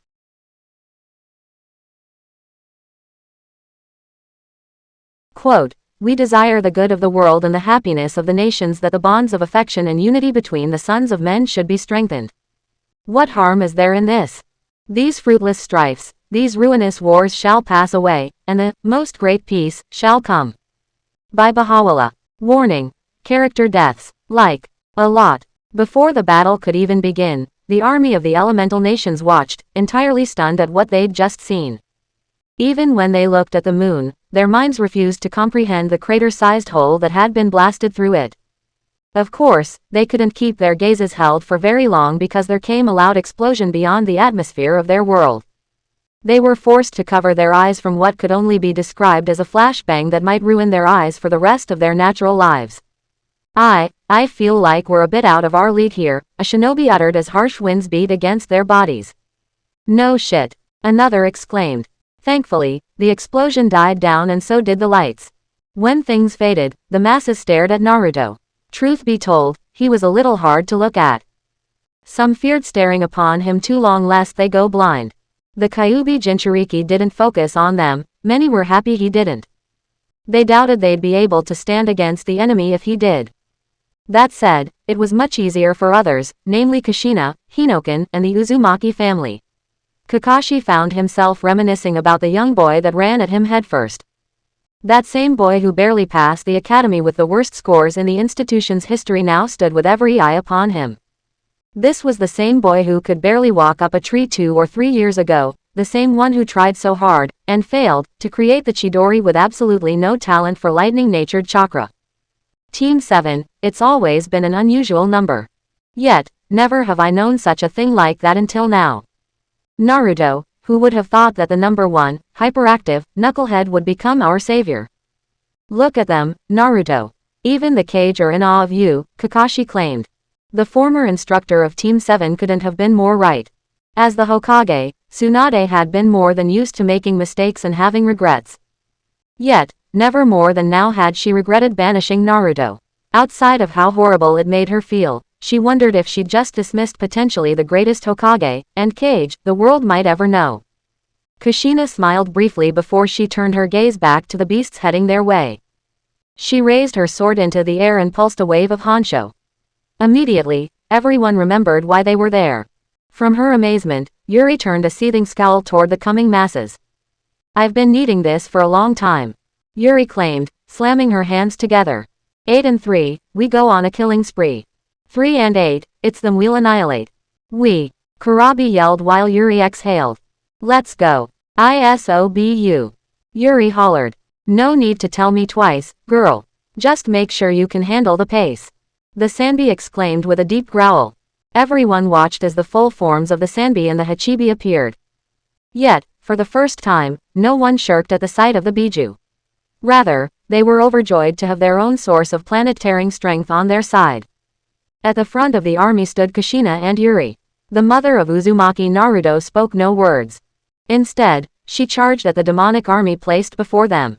That became everyone's cue to follow. The ground thundered with the shouts of the masses. "Leave no regrets," Tsunade hollered. The entire forces of the elemental nations charged into the demons. Kushina and Makoto sped through the battlefield. Working together perfectly, the two ladies bounced off each other. Their blades were like streaks of light and white fire. Groups of hundreds of corrupted humans were cut into tens of thousands of pieces. One beast roared, hoping to swipe them down with immense speed powered by the god of malice. Unfortunately for them, the two friends were much too quick. "Try not to fall behind, Kushina," Makoto claimed, spreading through her hand signs. "You've gotten real chatty as of late, Makoto.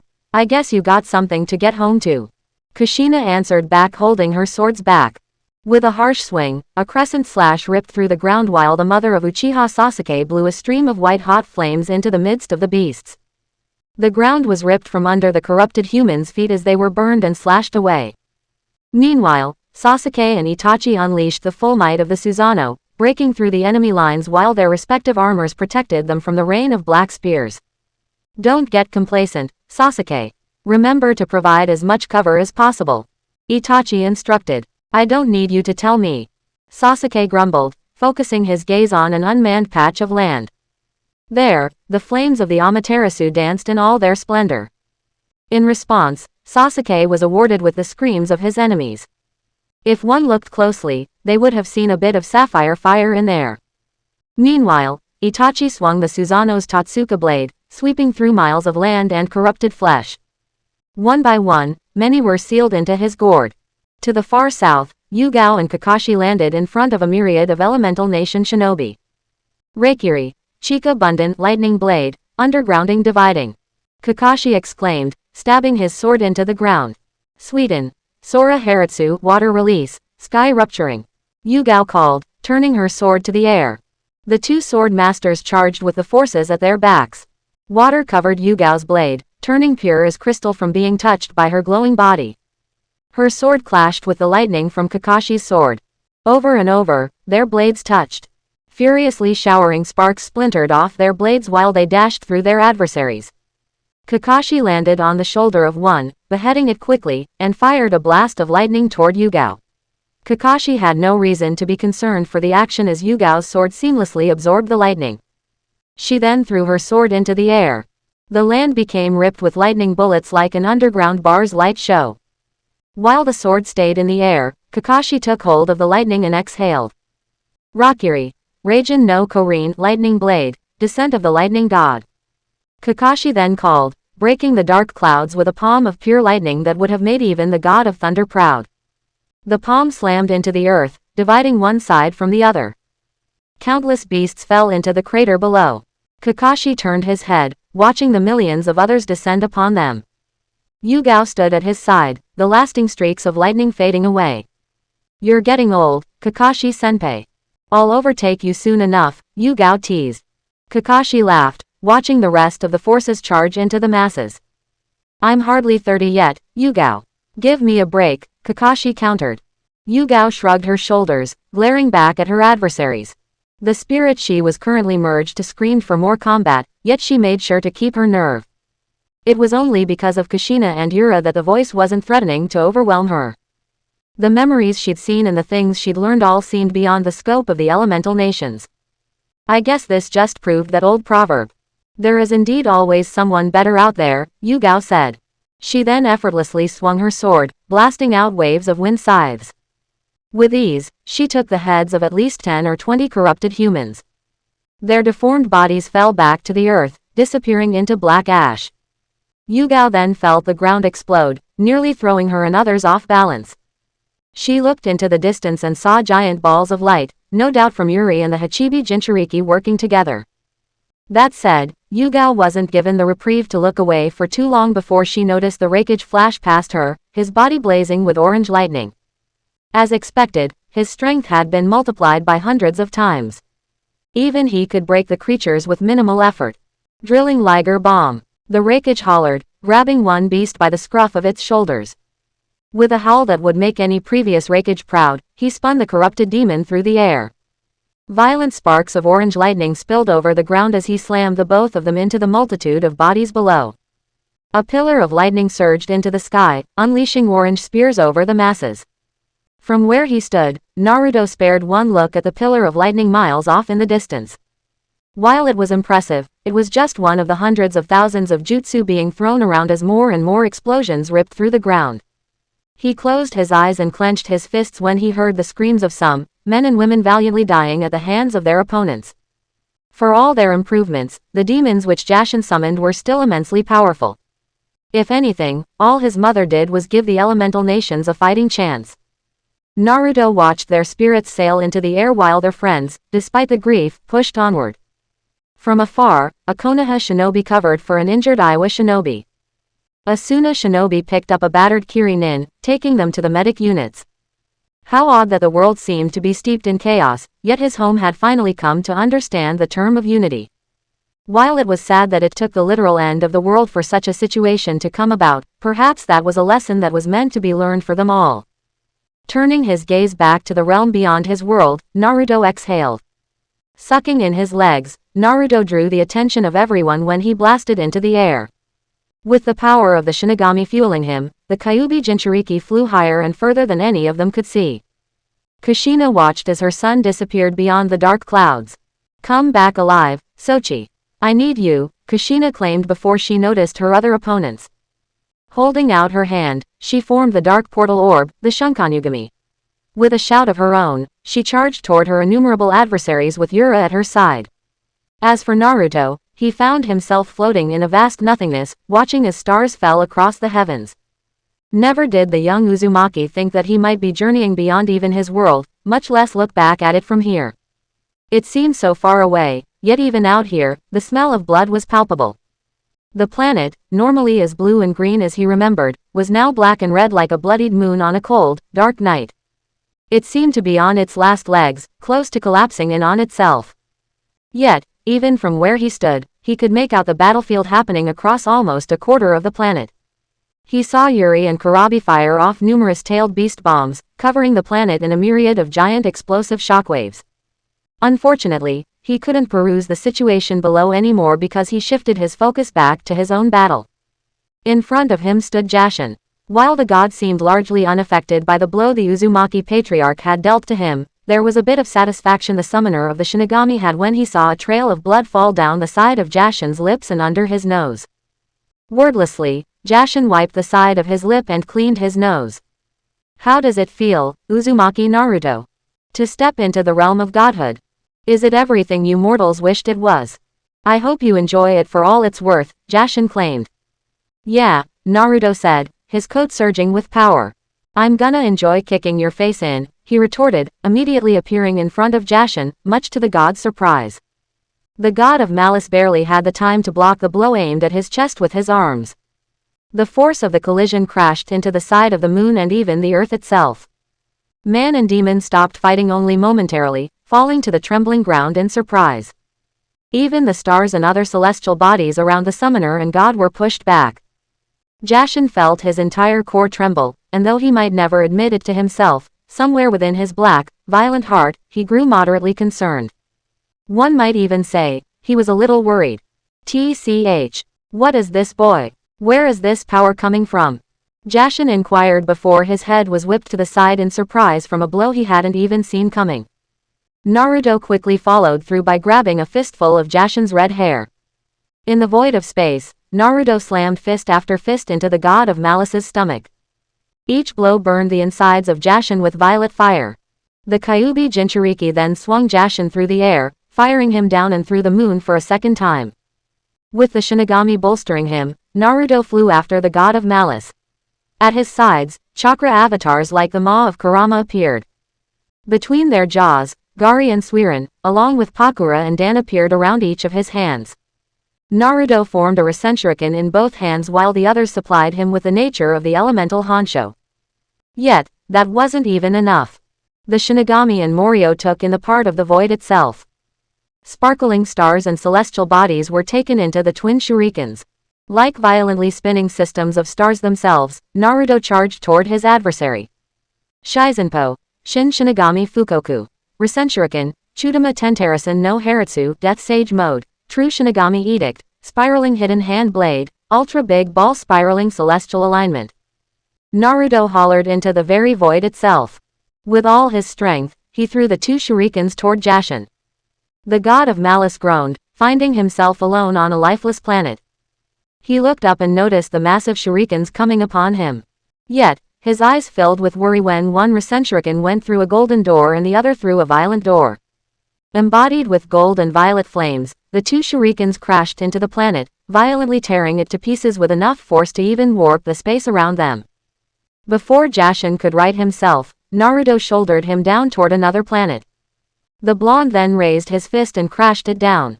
Over and over, Naruto slammed his fist into the god of malice no matter how much it hurt. He thought nothing of the particulars. He thought not of how he could breathe in space. He thought not of all the power suddenly granted to him. He didn't even think about where he'd come from as a young shinobi ignorant of the ways of the courts of gods.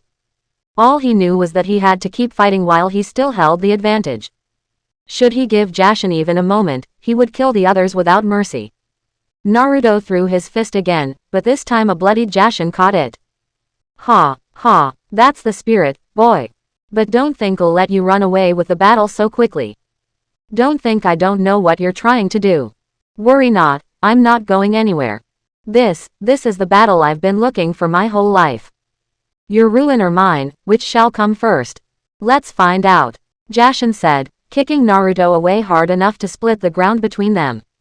Naruto skidded over the ground, digging his feet into the planet's surface. Once he stopped, he grabbed his sword and charged at Jashin. The god of malice took his spear and equally charged at Naruto.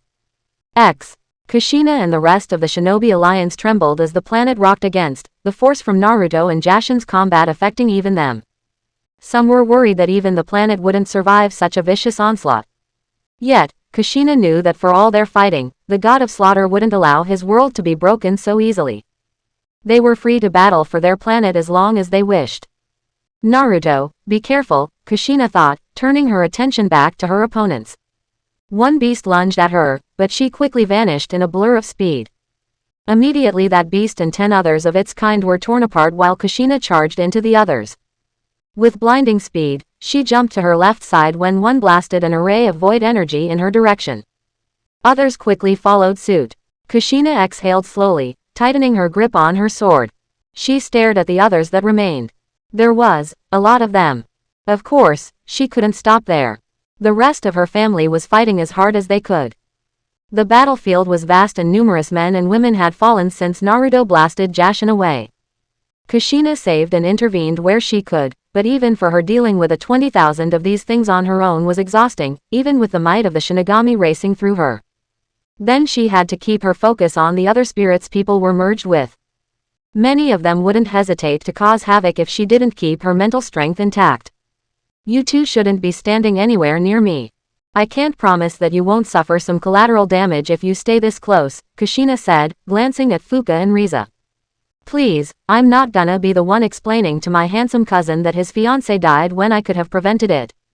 Besides, I'm not about to let you hog the kill score, Fuka said, rapidly speeding through a number of hand signs. The spirit she was merged with filled her head with otherworldly knowledge. The younger redhead of the three sharply inhaled. She then blasted a stream of azure fire across the demonic army in front of her. Riza then landed next to her. The cousin of Kushina placed her hand in the fire. While some might think it crazy, they wouldn't have seen the seals spread themselves across the sea of flames. The azure flames turned into a mix of white and blue, some like tendrils pulling their adversaries into the air until they were turned to ash. Other beasts charged at them from the side, but all it took was one swing from Kushina to turn 10 demons into a pile of limbs and blood. They fell before her while the others stood next to her. Shit. With you here, we might just make it out of this alive, Riza said, scratching her cheek. Unfortunately, Kushina couldn't hold confidence in those words. It seemed that they'd underestimated the corrupted humans a little. They'd gone under the assumption that they were mindless beasts. However, it seemed they quickly started to learn that just trying to overwhelm Kushina and the Shinobi Alliance wasn't working out. They started luring forces in, and some even made traps. Others plotted sneak attacks, and it was clear to Kushina that her allies wouldn't win in a battle of attrition. Kushina just didn't have that sort of concentration, especially since she felt like she was being pulled apart in at least 6,000 different directions. If not for Yura, Kushina wondered if she'd be able to manage so many so quickly. And how are these others doing? Kushina asked. Do you really need to ask? Fuka inquired, turning a thumb over to the other side of the battlefield. On that side, the Sanbi quickly turned back to Yuri. Her feet slammed on the ground, pushing her through the army. Others followed quickly behind her while she formed a Rasengan in each of her hands. She blasted one into the chest of a corrupted human while Yuna covered her sides. The youngest lover of Uzumaki, Naruto, flipped through the air, crashing her heel into a beast's face and catapulting herself into the air over the others. Sanbi, Chudama Rasengan, three-tailed beast, ultra big ball spiraling sphere, Yuri called, sprouting the Sanbi's three tails from her backside. Each tail powered the Rasengan in her hand, making it larger and larger while the other forces moved out of the way. Yuna exhaled slowly and weaved the eternal Mangekyo Sharingan in her single eye. During Yuri's large blast, the black flames of Yuna's Sharingan appeared. When the redhead crashed it down, the lands of Kumogakure roared, exploding in tower-high black flames. Though Yuri stood in the midst of them, she had no reason to fear the fire. Rather, she wore them with pride, glancing up at Yuna with a nod. Yuna nodded in response while Yuri jumped out. How many of us are left? Yuri inquired. Yuna frowned. Do you really want the answer? She asked, nearly falling over when another shockwave beyond this world crashed into the planet.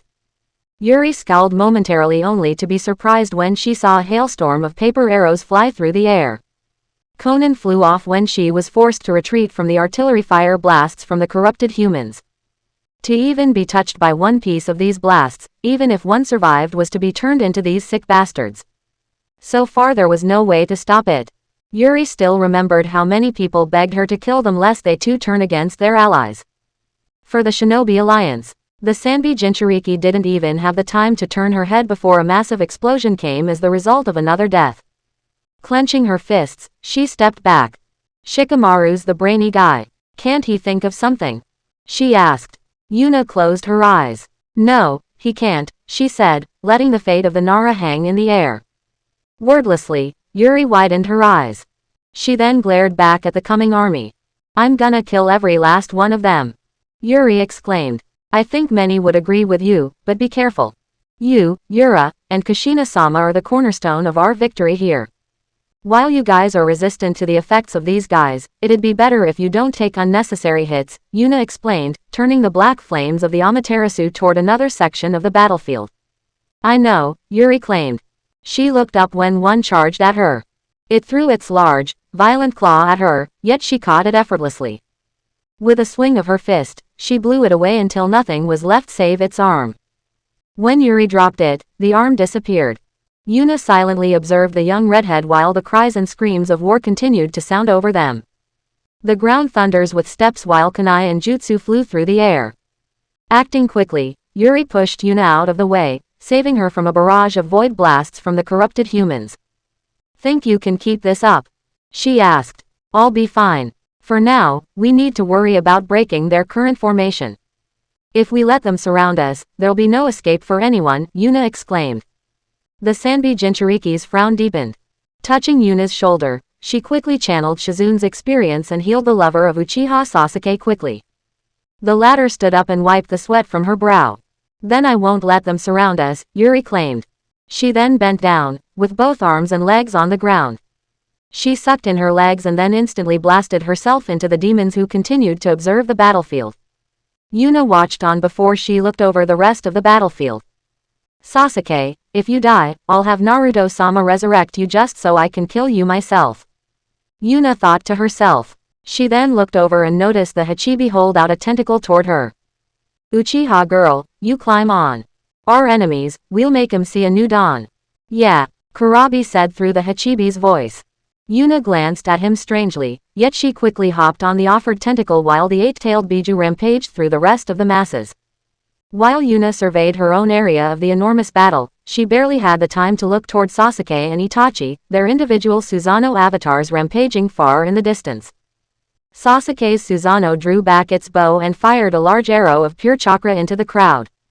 Sasuke, make sure you avoid our allies where possible, Itachi instructed, willing his own Susanoo to cleave its sword through the ground, drawing a sharp, cavernous line between the Shinobi Alliance and the demons on the ground. Sasuke didn't reply. Instead, he tried to focus as best he could. It wasn't as easy as Itachi made it sound. His eyes were starting to hurt from constantly moving this way and that. He already had to douse over 20 different instances of the Amaterasu spreading over people who got too close to it. He also had to make sure to not accidentally target any of the Akatsuki members. He saw Guy and Kisame charging through the onslaught, riding aboard an entire ocean's worth of water. Had it not been for the Kiri shinobi utilizing it, Sasuke might have actually tried for a powerful lightning deathbed over the ground. Sasuke, our medical team is getting overwhelmed. Provide backup to Sakura, Tsunade shouted, blasting one of the corrupted humans in the head with her newly found strength. Many marveled at the power of the Godime Hokage. One fist from her was enough to ignite 2 newly created volcanoes. When she slammed her foot on the ground, the earth toppled up like waves beneath the blood and ruined soil. Go Sasuke, I'll handle the matters here, Itachi urged, grabbing a handful of the beasts and stuffing them into the Susanoo's gourd. Of course, it was rather hard since whatever these former humans were made out of, it drew on greater strength than what his gourd could contain. Cursing, Sasuke nodded and released the Susanoo. He then dropped to the ground and unsheathed his sword. Acting quickly, he sped off through the battlefield, taking out anything beast that he could on his way toward Sakura and the medical ninja team. The field was like the stuff of nightmares, rotting corpses sank in the seas of blood, limbs belonging to humans and corrupted humans lay everywhere. Sasuke ran as fast as he could. His legs burned while the skin in his left hand started to burn. Lightning poured out of the Chidori, blazing a trail through the ground as people moved out of his way. The Uchiha's Sharingan spun wildly behind his eyes while he dodged an incoming ball of evil power. One exploded right in front of him before he zipped to the side and continued moving. It's impossible. You still hold me back, young blood. You shall not make it at this rate, the spirit currently merged with Sasuke taunted while the Uchiha frowned. Quiet, Sasuke growled, streaks of fire and lighting coursing around his body. The spirit cackled at him yet remained silent soon after. Sasuke charged over a hill and even he shuddered when he heard Sakura scream. His eyes widened when he saw her crash into one of the barely standing rock formations. Scowling, Sasuke held up his Chidori. Chidori, Kami Yari, Daitsuki 1000 birds, divine spear, great thrusting. Sasuke called. He swung his hand down and many bore witness to a single blast of lightning descend through the clouds and into the ground, scattering the corrupted humans around the medic team. Gritting his teeth, Sasuke then swung his arm, carving a dreaded path through the trenches and the ground. The spear rips through, breaking up pairs of hot steam and molten rock. Corrupted humans fell in while medic Nin moved away quickly. Sasuke then jumped down amid the crashing lightning bolts. He spotted the beast that incapacitated Sakura and immediately took it down by thrusting the Chidori through its back. Like the wrath of Raijin, streaks of lightning flew down. The Uchiha air panted and stood up from the charred corpse of his opponent. He stepped over it and walked over to Sakura. Sakura, he said. Sasuke-kun, is that you? Sakura inquired, her eyes closed. They had long been taken in the battle.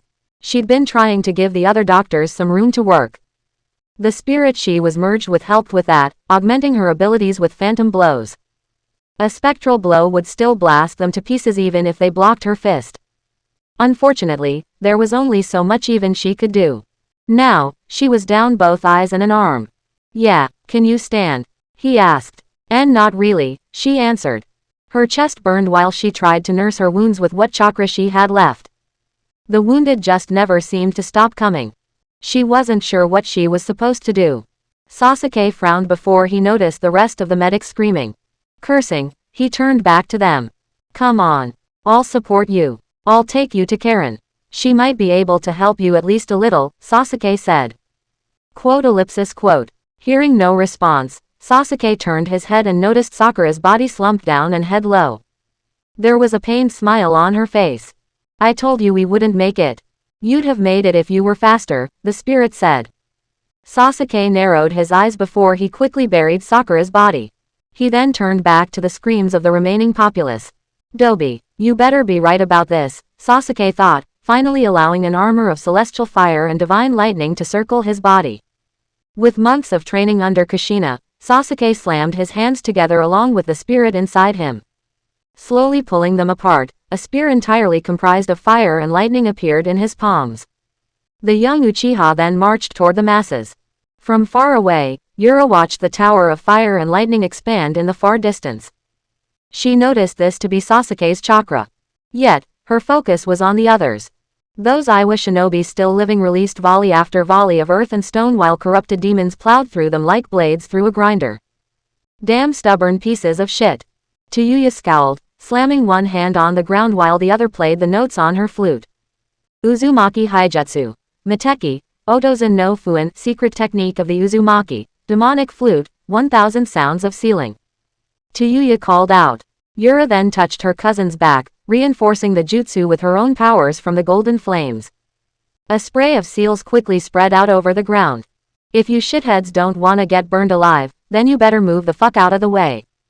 Tayuya alerted. The young Uzumaki redhead hoped that as many as possible heard her because thousands of tendrils sprouted from the seals on the ground, each of them inflamed with the golden fire from Yura's touch. The tendrils slammed on the ground while the shinobi around them quickly evaded. One by one, they grabbed what they could and burned them all to cinders. Once mighty, violent, malicious humans turned demons by Jashin, now became ashes in the wind. Futon. Daitapa wind release. Great breakthrough. Several shinobi from Suna and Konoha called out together. The winds blew into the golden flames, vastly increasing their potency. The swirling flames exploded into a sky-splitting tornado. Then from both sides came piles of molten sand. Yoden. Shin Sabakuyo Maiso lava release. True melting sand burial. Gaara and Kuritsuchi called out together. A giant coffin of lava-covered sand covered the massive tornado and the tendrils Tayuya summoned. The colossal ball of sand ruptured from the inside out, the swirling of the elements threatening to break it apart. Gaara scowled and so did the others, yet they remained quickly when there came a step next to them. Yura and Tayuya turned their heads and noticed the diva path of pain standing next to him. With one hand, he raised it to the floating orb of sand. Chibaku Tensai, Pain uttered. Allies and enemies alike were taken off guard when the ground was ripped right from under their feet. With the very corrupted ground that Jashin collected, Nagato encased hundreds, if not thousands more into the ball of sand. The others watched stunned as the sand is covered in a giant ball of floating rock. You should move, Nagato claimed. Swinging his hand down, the orb descended on the ground. No need, Yura said, getting the attention of the others. With great speed, she appeared beneath the descending meteorite-sized ball.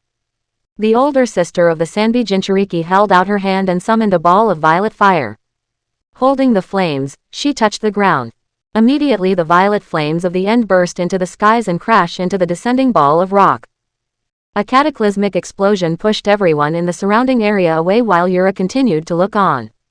The pockets of force pushed even their mighty and numerous adversaries into God's new where.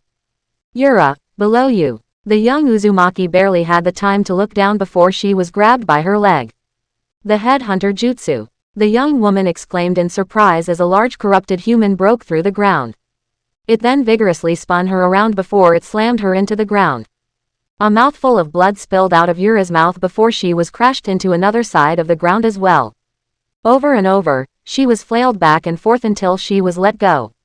She blasted past Tayuya and the others, crashing into the ground and sliding over its rough surface. The lover of Uzumaki Naruto tried her best to recover, digging her nails into the dust and dirt. Finally, she crashed into a large boulder, air breaking out of her lungs. Falling forward, Yura panted, looking out into the distance. It seemed to be true after all. The beasts were growing in strength. The Uzumaki turned her head, watching someone scream before they were ripped in half. Another unfortunate soul took one of the beasts down with her. Even as it impaled her through the chest, she stabbed it over and over until the light faded from her eyes. Yura looked to the other side. Men and women were blown away as the corruption spread out through their bodies. Others said their prayers and charged into the vile army, their bodies covered in explosive tags. Even when she was so close, the deafening booms sounded so far away. Yura then spotted the rest of the army coming. Her blood chilled when she saw Conan blasted out of the air. Someone ran to recover her. Many others kept on fighting, unleashing whatever jutsu that they could. The earth almost seemed to implode in on itself. Slowly, Yura raised her hand and she noticed the pools of blood stuck to her palm. We're dying too quickly. At this rate, Yura thought before she clenched her fists. Immediately, she thought of Naruto. She hadn't seen him in so long. She wondered what he might say to her if he was standing right in front of her. No, I think I know what you'd say, Ni-sama. Or rather, I know what you'd do. You'd do something utterly stupid. Something that I'm about to do, Yura thought as she stood to her feet only to fall down when she realized her leg had been broken. Her finger ran over the broken leg for a moment before she grit her teeth and channeled a handful of golden fire on the wound. Though painful, her leg quickly healed, allowing her to stand. When she did, she held out her arms. Shinigami-sama, I pray you watch over me. If Ni-sama is your herald, then I shall stand at his right hand and shall proclaim your mighty name forevermore. She said. She then turned her gaze toward the sky. Yugao, come. Yura called. At once, my lady, Yugao responded immediately. Yura looked up and noticed at least 10 or 20 corrupted humans making their way toward her. Yet, she raised neither hand nor finger. Before she could even blink, all 20 were cleanly beheaded when a flash of gold appeared before her. She looked down and saw Yugao lying on one knee in front of her. You still have to call me that, huh? Yura inquired a little embarrassingly. Yugao, equally embarrassed, coughed. Sorry, force of habit. I'd done it for almost 50 years back then. You needed me? Yugao questioned, standing up. Yura nodded and released a breath. Give me your sword, she said, holding out her hand. Yugao didn't even hesitate for a second. She quickly gave her blade to young Uzumaki. What are you up to? Yugao asked. Something stupid, Yura said. Quickly, she transferred a piece of the gold and violet flames over Yugao's sword. The blade glimmered in dazzling magnificence. Violet fire burned at the base and gold fire burned at the tip. Yugao immediately grew concerned. You're not gonna. I have no choice. We're dying too quickly. We have to take more of them with us. If I don't use the rite of ascension now, then there won't be a later, Yura reasoned, handing the sword back to Yugao. But you never mastered it. If you're not careful, Yugao cautioned, slowly accepting the sword back while Yura smiled. Somehow, I can tell. While our ancestors were probably good at mastering things before times like this, the current iteration were masters when it's crunch time. Plus, if I've learned to love a man like Ni-sama, then how can I not do the same? Yura asked. Yugao offered no answer before she sighed. You better never let him live this one down, she claimed. Yura's smile widened before they glanced back at the creatures heading for them. Protect me for a little while. Stupid or not, this takes some time and focus, Yura claimed. Yugao nodded and turned back to face the coming army. Yura sat down and meditated. As she closed her eyes, the last thing she saw was Yugao charge at their opponents. When Yura opened her eyes again, she found herself in a dense void made up of her own thoughts. Nary a sound came in to disturb her and she quickly looked at her hand. Swallowing nervously, she slowly opened her palms. Within them, the gold and violet flames appeared. Yura then slammed her palms together, mixing the gold and violet flames. In her right hand, came a rather brownish fire. Yura gazed at it longingly and yet fearfully. What are you doing here? Yura inquired, shifting her eyes to the side and spotting the kindred standing next to her. You do realize what you're attempting to do, right? We're just here to wait for you in case you fuck it up, Wolf claimed. While Lamb wouldn't have put it so brusquely, that was but one of the reasons they had been called to be here. Is it that stupid, what I'm doing? She asked. Let me just say that you and the brat deserve each other. Now hurry up. We were pulled away for this, Wolf retorted. Yura would have offered a comment, yet she knew there was no time to waste. Then like Ni-sama, I'm afraid I'll have to disappoint you, she responded. Yura then shoved the flame into her chest. On the outside, Yura's eyes blasted open and she screamed in sheer agony as nearly everyone stopped briefly to observe. Yugao looked back in horror as the lover of Uzumaki Naruto cried into the highest heavens. A pillar of brown fire exploded past the clouds while the ground beneath Yura's feet splintered, carving a deep canyon through the groves of the earth while the young Uzumaki gripped her head. Blood spilled from her mouth while the flames stained her once red hair. They grew in such abundance that the brown flames even spilled out of her mouth and nostrils. Despite her fear, Yugao quickly turned back to the corrupted humans in front of her. Yet, she saw something utterly unfathomable. Each of them looked upon Yura and, took a step back. Violent pulses of brown fire spread out over the earth. Waves upon waves of spiritual pressure from the realm of death washed over the masses, both ally and enemy. From afar, Kushina felt the flames and immediately felt Yura's power. What was this spiritual density? While not quite as powerful as Kushina's, this was nigh unprecedented. Even the older redhead couldn't stop her body from shivering. Yura, so you think things have gotten so bad that you'd be willing to ascend so early? Alright, I'll support you. Together, we'll support Naruto. We'll do it, Kushina said, raising her sword and stabbing it right through her heart. From her side, everyone screamed when a pillar of white fire overtook Kushina's body. Those corrupted humans that surrounded her were instantly turned to ash before they could even react. Hell, even those who had the time were fast enough to escape, quickly overwhelmed by the waves of power flooding them. As for Yuri, she panted in the ruined lands of Kurigakure. She found herself surrounded by corrupted humans just like Kushina. She gritted her teeth as she stood to her feet. She exhaled slowly until a wave of brown fire washed over her and the rest of the forces who were still alive to help her. What the hell was that? Tenten asked, looking at the brown flames. Luckily for Yuri, she did not need to ask such a question. Even from where she was, she could see the pillar of brown fire and the pure white flame pillar in the immeasurable distance. We're doing that already? Yuri inquired. It seems that things are more dire than we expected, Ebisu said within Yuri's mind. Shizune quickly agreed and Yuri found herself silent for a moment. When she turned her gaze toward the other beasts, she saw the fear in their steps. Each of them looked into the distance, barely even paying her much of a mind. So that scared you? I'll give you something to be scared of then, Yuri claimed. She then extended an arm from Isobu out. Grabbing Tenten, she pulled the weapon user to safety, much to the latter's irritation and questioning. However, the female member of Team Guy immediately had her question answered when Yuri's body was illuminated in a white fire just like Kushina's. With a shout, she released every ounce of Honsho that she could. The Sanbi, Shizune, and Ebisu amplified her efforts with their own might. Yuri's cloak elongated into a vibrant robe and her power exploded as well. What the hell is happening? Tenten explained while Kurabi landed next to her. Number 3 has power, alright. Keep fighting, she will all night. Yeah, B said. Of course, either Tenten had no idea what he was talking about, or she opted for ignoring him. Instead, she shivered when she turned her head watching the 3 pillars blast into the air. Unknown to anyone, lines of pure Honsho seared through the ground. It bounced from Kushina to Yuri and back to the former of the 3. Everyone stepped out of the way of it. Over the face of the earth, the Honsho carved an entire ceiling matrix of the shinigami. All the corrupted humans who found themselves caught within the matrix were immediately killed, their souls ripped out of their mortal coils while their bodies turned into dust and smoke. Hundreds, thousands, perhaps even over 1 million corrupted humans faded from the earth. Yura continued to scream as 3 gold and 3 violet wings sprouted from her back. In her hands, 2 swords, 1 gold, and 1 violet, appeared. On Yura's forehead burned the clan insignia of the Uzumaki. The kindred watched on, Lamb finally relenting.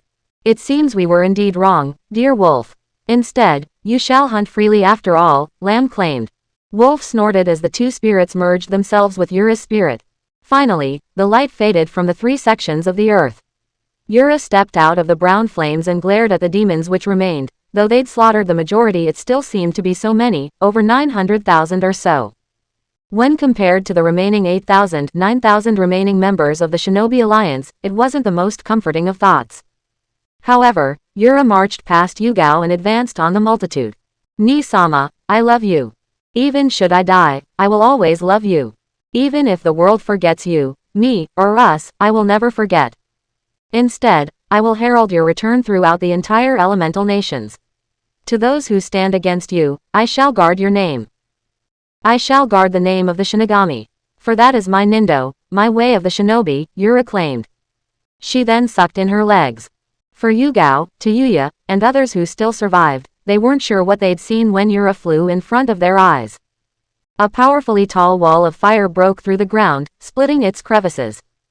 Demons screamed while Yura crashed through them, swinging her swords through the corrupted humans. Her steps cratered the land.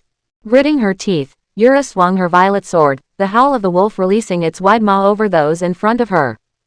The corrupted humans tried to fight back as best they could, but Yura opened her wings and flew into the air.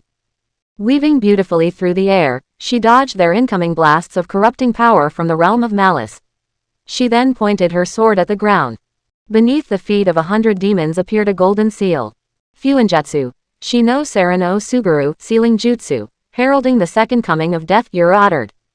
Over her targets, appeared a large door with the face of the shinigami upon it. When the door opened, hundreds of souls screamed and descended upon the corrupted humans. The demons swung at them, yet their deformed claws passed through each without a second thought. When the souls touched their enemies, the demons were instantly aged by eons until their very bodies withered under the weight of time and death. Understanding what was happening, they tried to escape, yet their bodies were too slow before they faded into nothingness. A trail of blood spilled from Yura's lips, but she quickly ignored it, instead choosing to blaze a trail through the enemies in front of her. She thrust her sword through the chest of one creature while her other sword decapitated the head of another.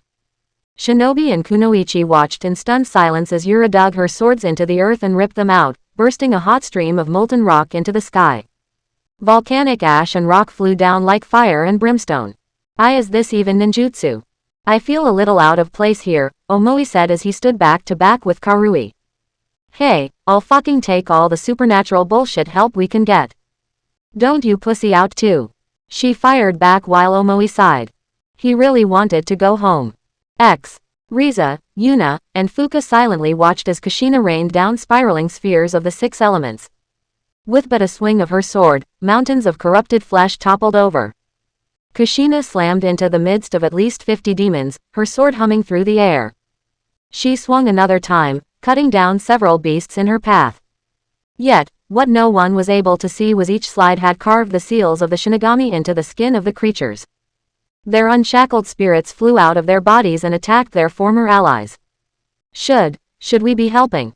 Fuka asked. Unfortunately, I think we have our own hands full, Riza said, panting as she swallowed another soldier pill. Meanwhile, Yuna exhaled slowly. She wondered how Sasuke, Makoto, and Itachi were doing. Her body was covered in bruises and still, she saw no end to their enemy despite just how many Kushina had killed. Never had she been more thankful for the eternal Mangekyo Sharingan than now. As sad as it was to say that of her little brother, the decrease in chakra consumption was really starting to help out. Okay, how do we do this? Fuka asked. We fight, and we fight until we die, Yuna claimed. Riza eagerly agreed. The 3 Kunoichi charged at their own opponents. Fuka and Yuna blew blasts of white-hot fire over the area while Riza enhanced them with a powerful sealing jutsu, all while the landscape changed in unexpected ways. No one knew where one explosion ended and another began. Makoto and Mei Terumi huffed, watching Yuri slam into the ground. The young redhead punched her fist through the head of a demon and kicked another into a separate multitude. When the beasts loomed over her, each of them screaming and wailing wildly. Some managed to hit their march, clawing her face. However, Yuri was hardly perturbed. With the strength of the Sanbi, she grabbed the arm of the beast that struck her. Holding it tightly, she crushed it until she slowly tore its arm off. The creature wailed in agony, staggering back until the Uzumaki redhead impaled its head with its own arm. She then charged into the others, Isobu directing his chakra to cover any weak points she might expose. Yuri looked and saw 3 demons hovering over her. She blocked their blows as they came colliding fists with her. Yet, this was of no consequence as Yuri's fist blew through theirs and buried itself into the chest of one. She opened that fist and formed a giant Rasengan within it. Sweden. Rasengan. Rasenjo no Shinsui, water release, spiraling sphere, spiraling submergence. Yuri hollered, mixing water with the sphere. Immediately, she thrust out a chakra arm. The water sphere crashed into the chest of one beast. It screamed in agony while Yuri pushed her palm further into it. The beast flew through the air until it took others with it. The water grew more and more unstable, exploding into a large water funnel that tore through the ground and gathered the clouds into it. From the clouds, spears of water rained down over a large area. Iwa Shinobi quickly summoned barriers of rock to protect them from the downpour. As for Yuri, she had no reason to be concerned. She stepped over the body of the creatures she'd killed and continued on her way. Others ran, stomping toward her while she furiously sped through numerous hand signs. She released a pile of water from her mouth and flooded the area. While she sprayed the water out of her mouth, Yuri quickly took out a piece of paper and drew furiously on it. As it turned out, all of that sealing jutsu practice was worth something after all. She threw the seal into the water. The paper was quickly soaked when an array of lightning arrows, courtesy of a few Kumo shinobi, spilled out.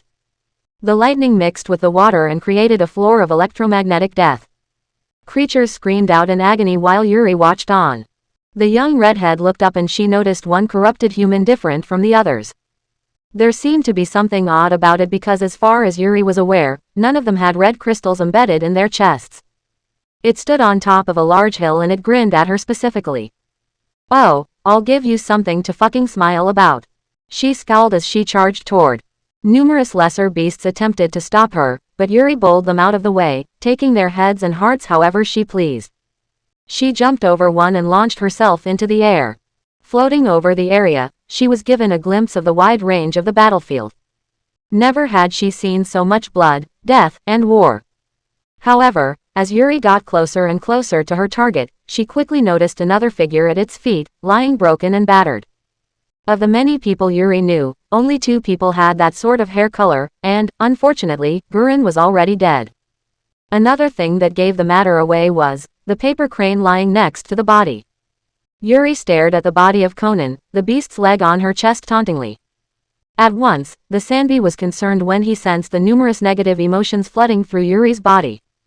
Isobu felt more and more of his chakra draw out while Yuri roared. "Get away from her!" Yuri screamed, her voice releasing a shockwave of Honsho that blew at least 500 demons away. The one with the red crystal grinned even harder. It then kicked Conan's body away before it sucked in its legs and charged at Yuri. The two clashed in the middle of the air. Yuri didn't remember much about thinking at a time like this. All she remembered was being angry, very angry. Yuri fired out fist after fist trading blows with the red crystal corrupted human. She assaulted it over and over, burying her fists in its face and chest. Yet, of them all, this was the one to give her some considerable trouble. She then kicked it and it grabbed her leg. With its large claws, it gripped her face and threw her back to the ground. Acting quickly, Yuri summoned the shell of the Sanbi and softened the blow back into the ground. She hopped out of the crater she'd created and watched the red crystal corrupted human open its mouth.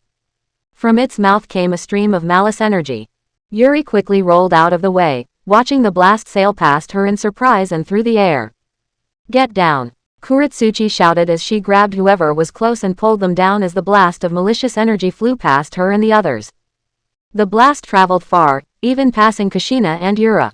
It flew beyond even the earth itself, crashing into a star and rupturing it. The ground shook while Kuretsuchi covered her head. What the fuck was that?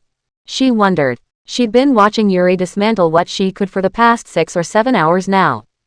Kuretsuchi started to wonder if maybe they'd all live to tell the tale of this damned war, but now there seemed to be one giving the Sanbi Jinchuriki trouble. None of the other deformed things had red crystals in them. Tsuchikage-sama, I think we might have a problem, someone said.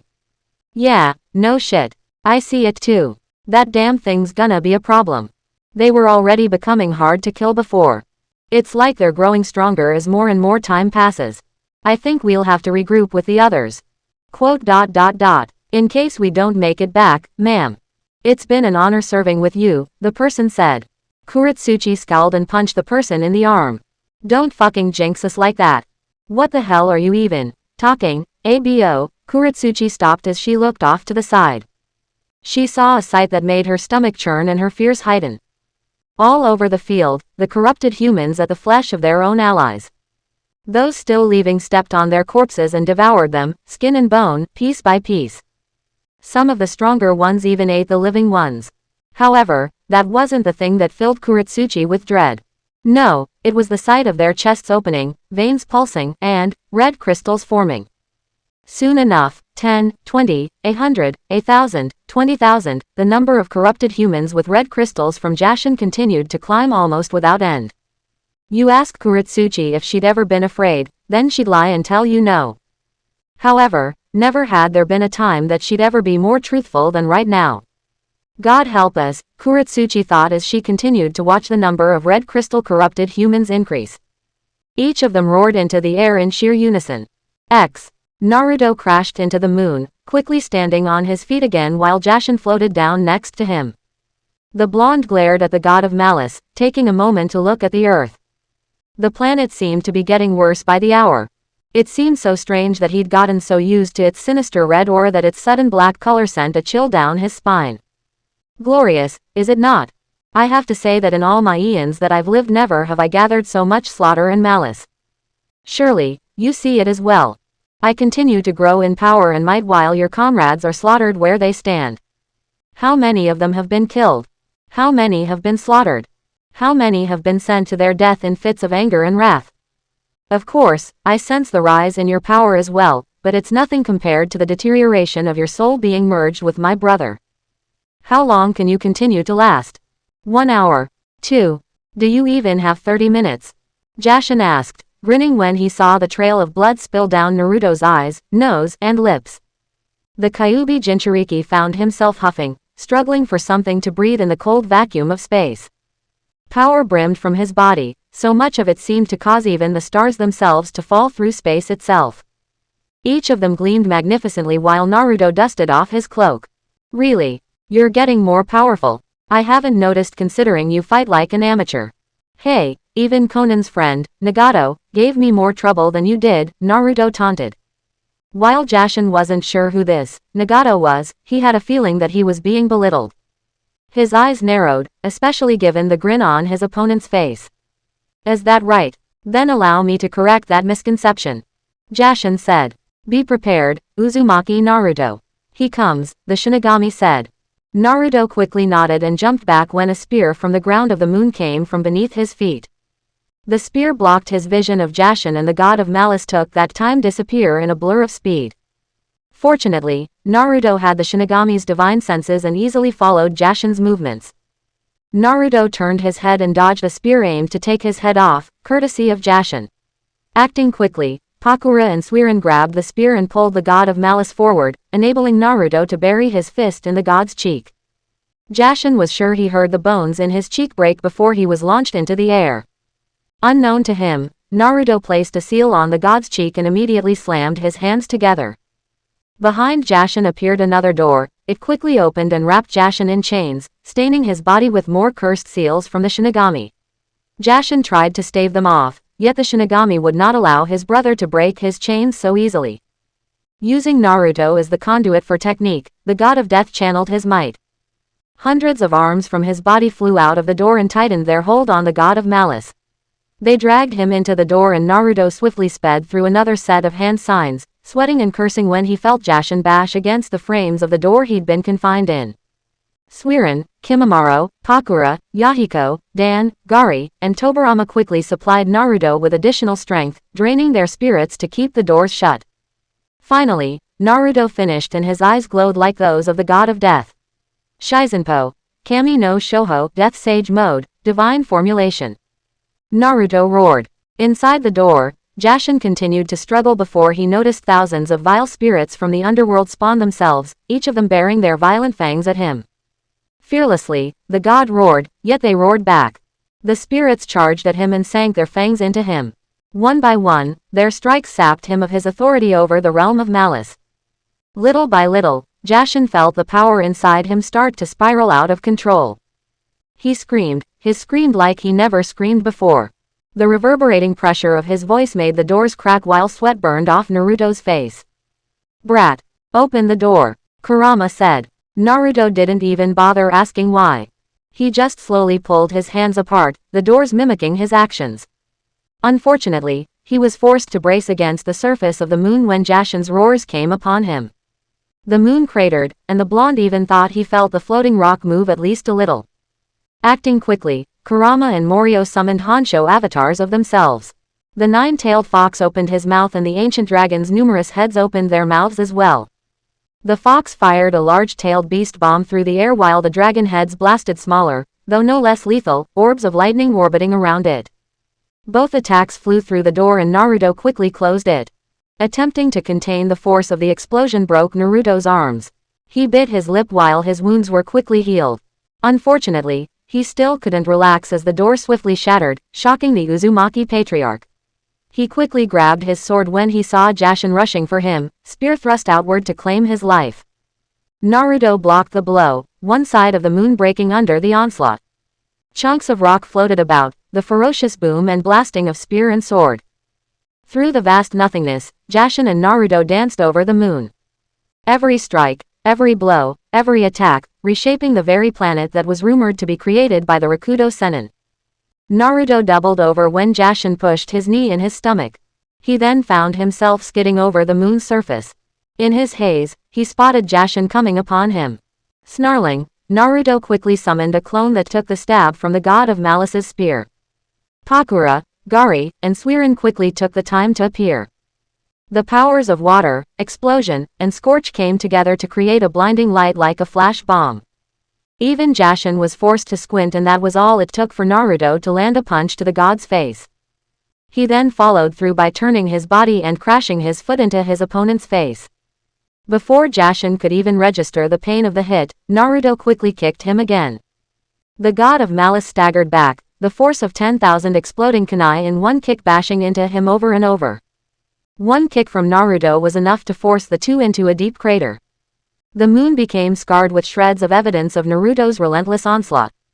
The blonde kicked and fucking kicked. This was without a doubt the worst day of Uzumaki Naruto's life. Even with all this power, even with everyone's lives depending on him, he hated today. Of course, he wanted to beat Jashin. Of course, he wanted to kick the bastard so hard that his head popped off his shoulders. Of course, he wanted to win, but he didn't want to win if it cost this. As Naruto kicked and fought, tears fell down his face. He scowled as he watched Tayuya's departed soul fly into his body. He hadn't missed Sakura, Shikamaru, Tamari, or anyone else. He didn't have to imagine what was happening back on Earth. He received feelings of it every time. Though the realm of death powered him through the shinigami, he couldn't stop wondering who might be next. He worried for Riza, Fuka, Karui, Omoi, Karen, Yuri, Yura, and Kushina. He worried for his teammates. He didn't want to think who might be next. Please tell me I'm close, Naruto said as there came a delay in his assault, allowing Jashin to grab his leg. The god looked highly annoyed. You know the answer to that question, Uzumaki Naruto. What must be shall be, Shin said, bolstering Naruto's defenses when the blonde was rocketed out of the crater and into the depths of space. Naruto barely had the time to correct himself before Jashin grabbed him by the throat and drove him into the moon's surface. Naruto grimaced in pain, trying to stand up before Jashin punched him in the gut. A glob of blood flew out of the Kyuubi Jinchuriki's mouth before he tried to get to his feet. When he looked up, he saw Jashin floating there. Thousands of spears just like the one held in his hand floated around him. On the tip of them all, violent masses of swirling malice cultivated themselves. Frowning, Naruto slammed his hands together. Kurama and the Shinigami quickly bolstered his already fried reserves with more power. The rest of his summons aided him as well. Immediately, Jashin waved his arm, and the spears with their bombs of malice were launched upon Naruto. Taking his sword, the Uzumaki patriarch danced out of the way of the spears, blocking those he couldn't escape with his sword. His robe wove itself amazingly, almost as if it were acting on its own and blocking anything it could to protect the one who wore it. While Naruto dodged and weaved, he summoned 10 clones. Each of them quickly sped through their own hand signs. Instantly, countless portals appeared. Out of them, flew fierce blasts of black chakra courtesy of Morio. The blasts pierced through the spears and clashed with Jashin's hand. He effortlessly blocked the blast, but only for so long. It didn't take long for Naruto to appear behind him and grab his head. The summoner of the Shinigami forced the god of slaughter to face the full brunt of the blast, pushing him right through it until they came down to see the Naruto clones with various forms of the Rasenshuriken in their hands. They threw them and Naruto quickly moved away as the outer space warped around the barest of boundaries of the moon. Naruto's eyes squinted as he landed back on the surface of the planet. The harsh explosions seemed to draw in the stars with them, causing a chain reaction of blasts that would make anyone on Earth go blind. NGH. Naruto cursed as he knelt in agony. The Shinigami and the others immediately noticed this. While the god of death remained visibly passive, there were the briefest thoughts of frustration brewing beneath his visage. I have no choice, the Shinigami thought. He then looked at his summoner and then he looked at the Kyuubi. The fox glanced at him and the god of death didn't even have to speak for the demon fox to nod. Uzumaki Naruto, have you faith in me? The god of death inquired. Naruto's ears continued to ring. The pain was making him dizzy. He couldn't even stand properly without tripping over his own feet. Nevertheless, he heard the Shinigami's voice through the veil of his own tumultuous thoughts. Always, Naruto replied. Immediately, his spirit was granted relief from the nigh insurmountable pain. However, there was another problem. He felt nowhere near as powerful as he was just a second ago. Immediately, he realized that the Shinigami ceased the merger. While the relief was nice for a second, Naruto was immediately filled with worry when his arm was blown off. He screamed like he never had before as the white robe faded away. His other hand clutched his shoulder before his left leg was torn to pieces as well. His forehead crashed into the surface of the moon. Oh right, he couldn't breathe this atmosphere now that his merger with the Shinigami was gone. Oh, how did he forget that detail? Cursing in agony from the pain, Naruto heard the deliberately slow steps of Jashin. It seems I have won our bet, Uzumaki Naruto. It seems you couldn't handle my brother's immense power anymore without killing yourself any longer. Unfortunately for you, I still have eons of authority over the realm of malice. Don't take it too hard. A mortal challenging a god, men and women shall tell your tale of tragedy until time itself fades away. You can closer than anyone ever has, Jashin said, grabbing Naruto by his throat. The grin on his face widened. Snarling, Naruto fired a punch right in Jashin's face, the full weight of the Kyuubi, Morio, and his summons behind him. However, they all quickly stilled save for a comment from Dan that seemed to sum up their thoughts. May Kami have mercy on us, he thought as Jashin hardly looked fazed by the attempt at retaliation. Amusing. Now, it's my turn. Why you look like shit WW when you're sad, Tayuya said, chuckling as a trail of blood fell down the side of her mouth as her mother embarrassed her. The gaping wound in her chest continued to deep while Riza sobbed. Don't curse, Tayuya, Riza said, clutching her daughter tightly even while Tayuya laughed her last breath. Her arms fell and her flute fell out of her hands.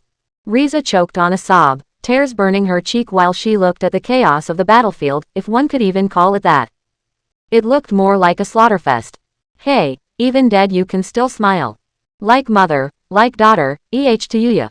Riza asked, looking up as she saw the red crystal corrupted humans advance upon her. They stepped over Fuka's body, their beady eyes narrowing upon her. Naruto, we have faith, Riza said, holding up a hand sign. Immediately, a cataclysmic explosion rocked the area as Riza passed away, taking anything she could with her.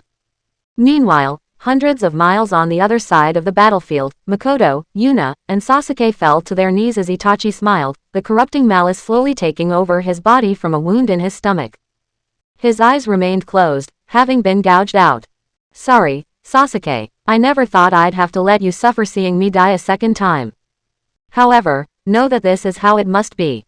We will win, and you will rebuild our clan. Make sure, you'll leave no regrets, Itachi said, activating the Amaterasu so that his body might not become like so many others, fighting against comrades and former allies. Makoto clenched the hem of her pants while Yuna held her head down. Sasuke scowled, holding the body of his brother. It just didn't make sense. While the battle was fierce, it had become one-sided so quickly. The Uchiha didn't even know what happened, but the entire shinobi alliance had become so weak. The spirits they'd all been merged with had faded away, Kushina unable to handle the strain anymore. Sasuke felt his blood run cold as he heard allies scream. Many still fought valiantly, if futilely. Each of them was cut down without remorse, the corrupted humans laughing and cackling. There were just so many of them. More than anyone could see. The Uchiha heir inhaled and exhaled slowly. We will win. The Dobi is gonna win. I know he will. He's too stubborn to lose. We will win and I'll restore our clan. Sasuke said, laying Itachi on the ground while Yuna and Makoto watched. Sasuke then faced them. He turned to Yuna. I love you, he said. Yuna looked at him and snorted. Of all the times, now you show some damn emotional maturity. I love you too, you stubborn idiot, Yuna said. Sasuke pressed his lips to hers while Makoto watched. The mother brushed a hand through her deceased son's hair before she noticed Sasuke take her hand in his. When he looked at her, she almost felt her breath leave her body. He didn't need to speak and neither did she. She just clenched his offered hand while Yuna looked on curiously. Unfortunately, the three Uchiha weren't allowed any more privacy as a screech turned them back to the coming army. Sasuke stood up as did Yuna and Makoto. Teach them not to underestimate the Uchiha clan, Sasuke said. He unsheathed his sword, furious sparks of lightning sprayed over the ground. The clouds parted and lightning roared with the might of a furious dragon. The last male Uchiha, once again, howled into the open air as the full might of the Susanoo came over him. Sasuke's chakra burned away as the Susanoo armor fashioned itself with the scales of a lightning dragon. Streaks ran across its body like it was blessed by Raijin himself. Meanwhile, Yuna held up a hand sign. With the last vestiges of her chakra, her Sharingan turned into the eternal Mangekyo Sharingan. Makoto grabbed her sword and held her stance as tight as possible. The three Uchiha charged at their adversaries. To the far southwest of the battle, Kakashi slumped down. As it turned out, wielding a sword was hard with one arm and no eyes. He wondered how the others were doing. He didn't remember a whole lot following the massacre. He just remembered losing all the power channeled through Kushina to him and the rest. He wished he could open his eyes so that his thoughts might not be so muddled with the last sight of Guy dying. Always the type of man to smile even in the face of death with a thumbs-up pose, he just never seemed to quit. Kakashi heard a shift next to him. His nose picked up on a familiar scent. Sorry, it seems I don't have an eye to give you this time, Kakashi remarked while Obito frowned. I wouldn't accept it anyway, Obito said with a labored breath. No, I suppose you wouldn't, Kakashi laughed as he held his head down. Obito looked at his former teammate. Didn't I tell you? This reality has nothing worth living in it. It's better if something like this didn't exist. So much suffering, so much death, so much destruction, it could all end because of me. Don't tell me you don't remember the days when scenes like this were common. Don't you want it to end? Obito asked. Kakashi said nothing while Obito frowned. No, of course you wouldn't. You always have to be the stoic type that can't speak with that laid-back attitude of yours. You've always been that way. I'm not wrong. My way is the only way that's left. Look at it, the meaningless of life. There's nothing here for us. Don't you get it? Obito inquired. The Uchiha snorted, throwing his head away before his ears picked up on screaming. He closed his eyes and held his head down while Rin landed in front of him. Obito, Kakashi, are you both alright? Rin asked, huffing heavily. I told you not to call me that, Obito responded while Rin quickly ran over to Kakashi when she saw he didn't respond. Out of the corner of his eye, he watched her kneel in front of his former teammate. He then looked down. Hey, Kakashi, of course. It was always Kakashi. Even returning from the dead, some habits were just too hard to get rid of. Aren't you lucky, Kakashi? You always were the one to get the attention of the girls. It never changes, does it? Obito asked.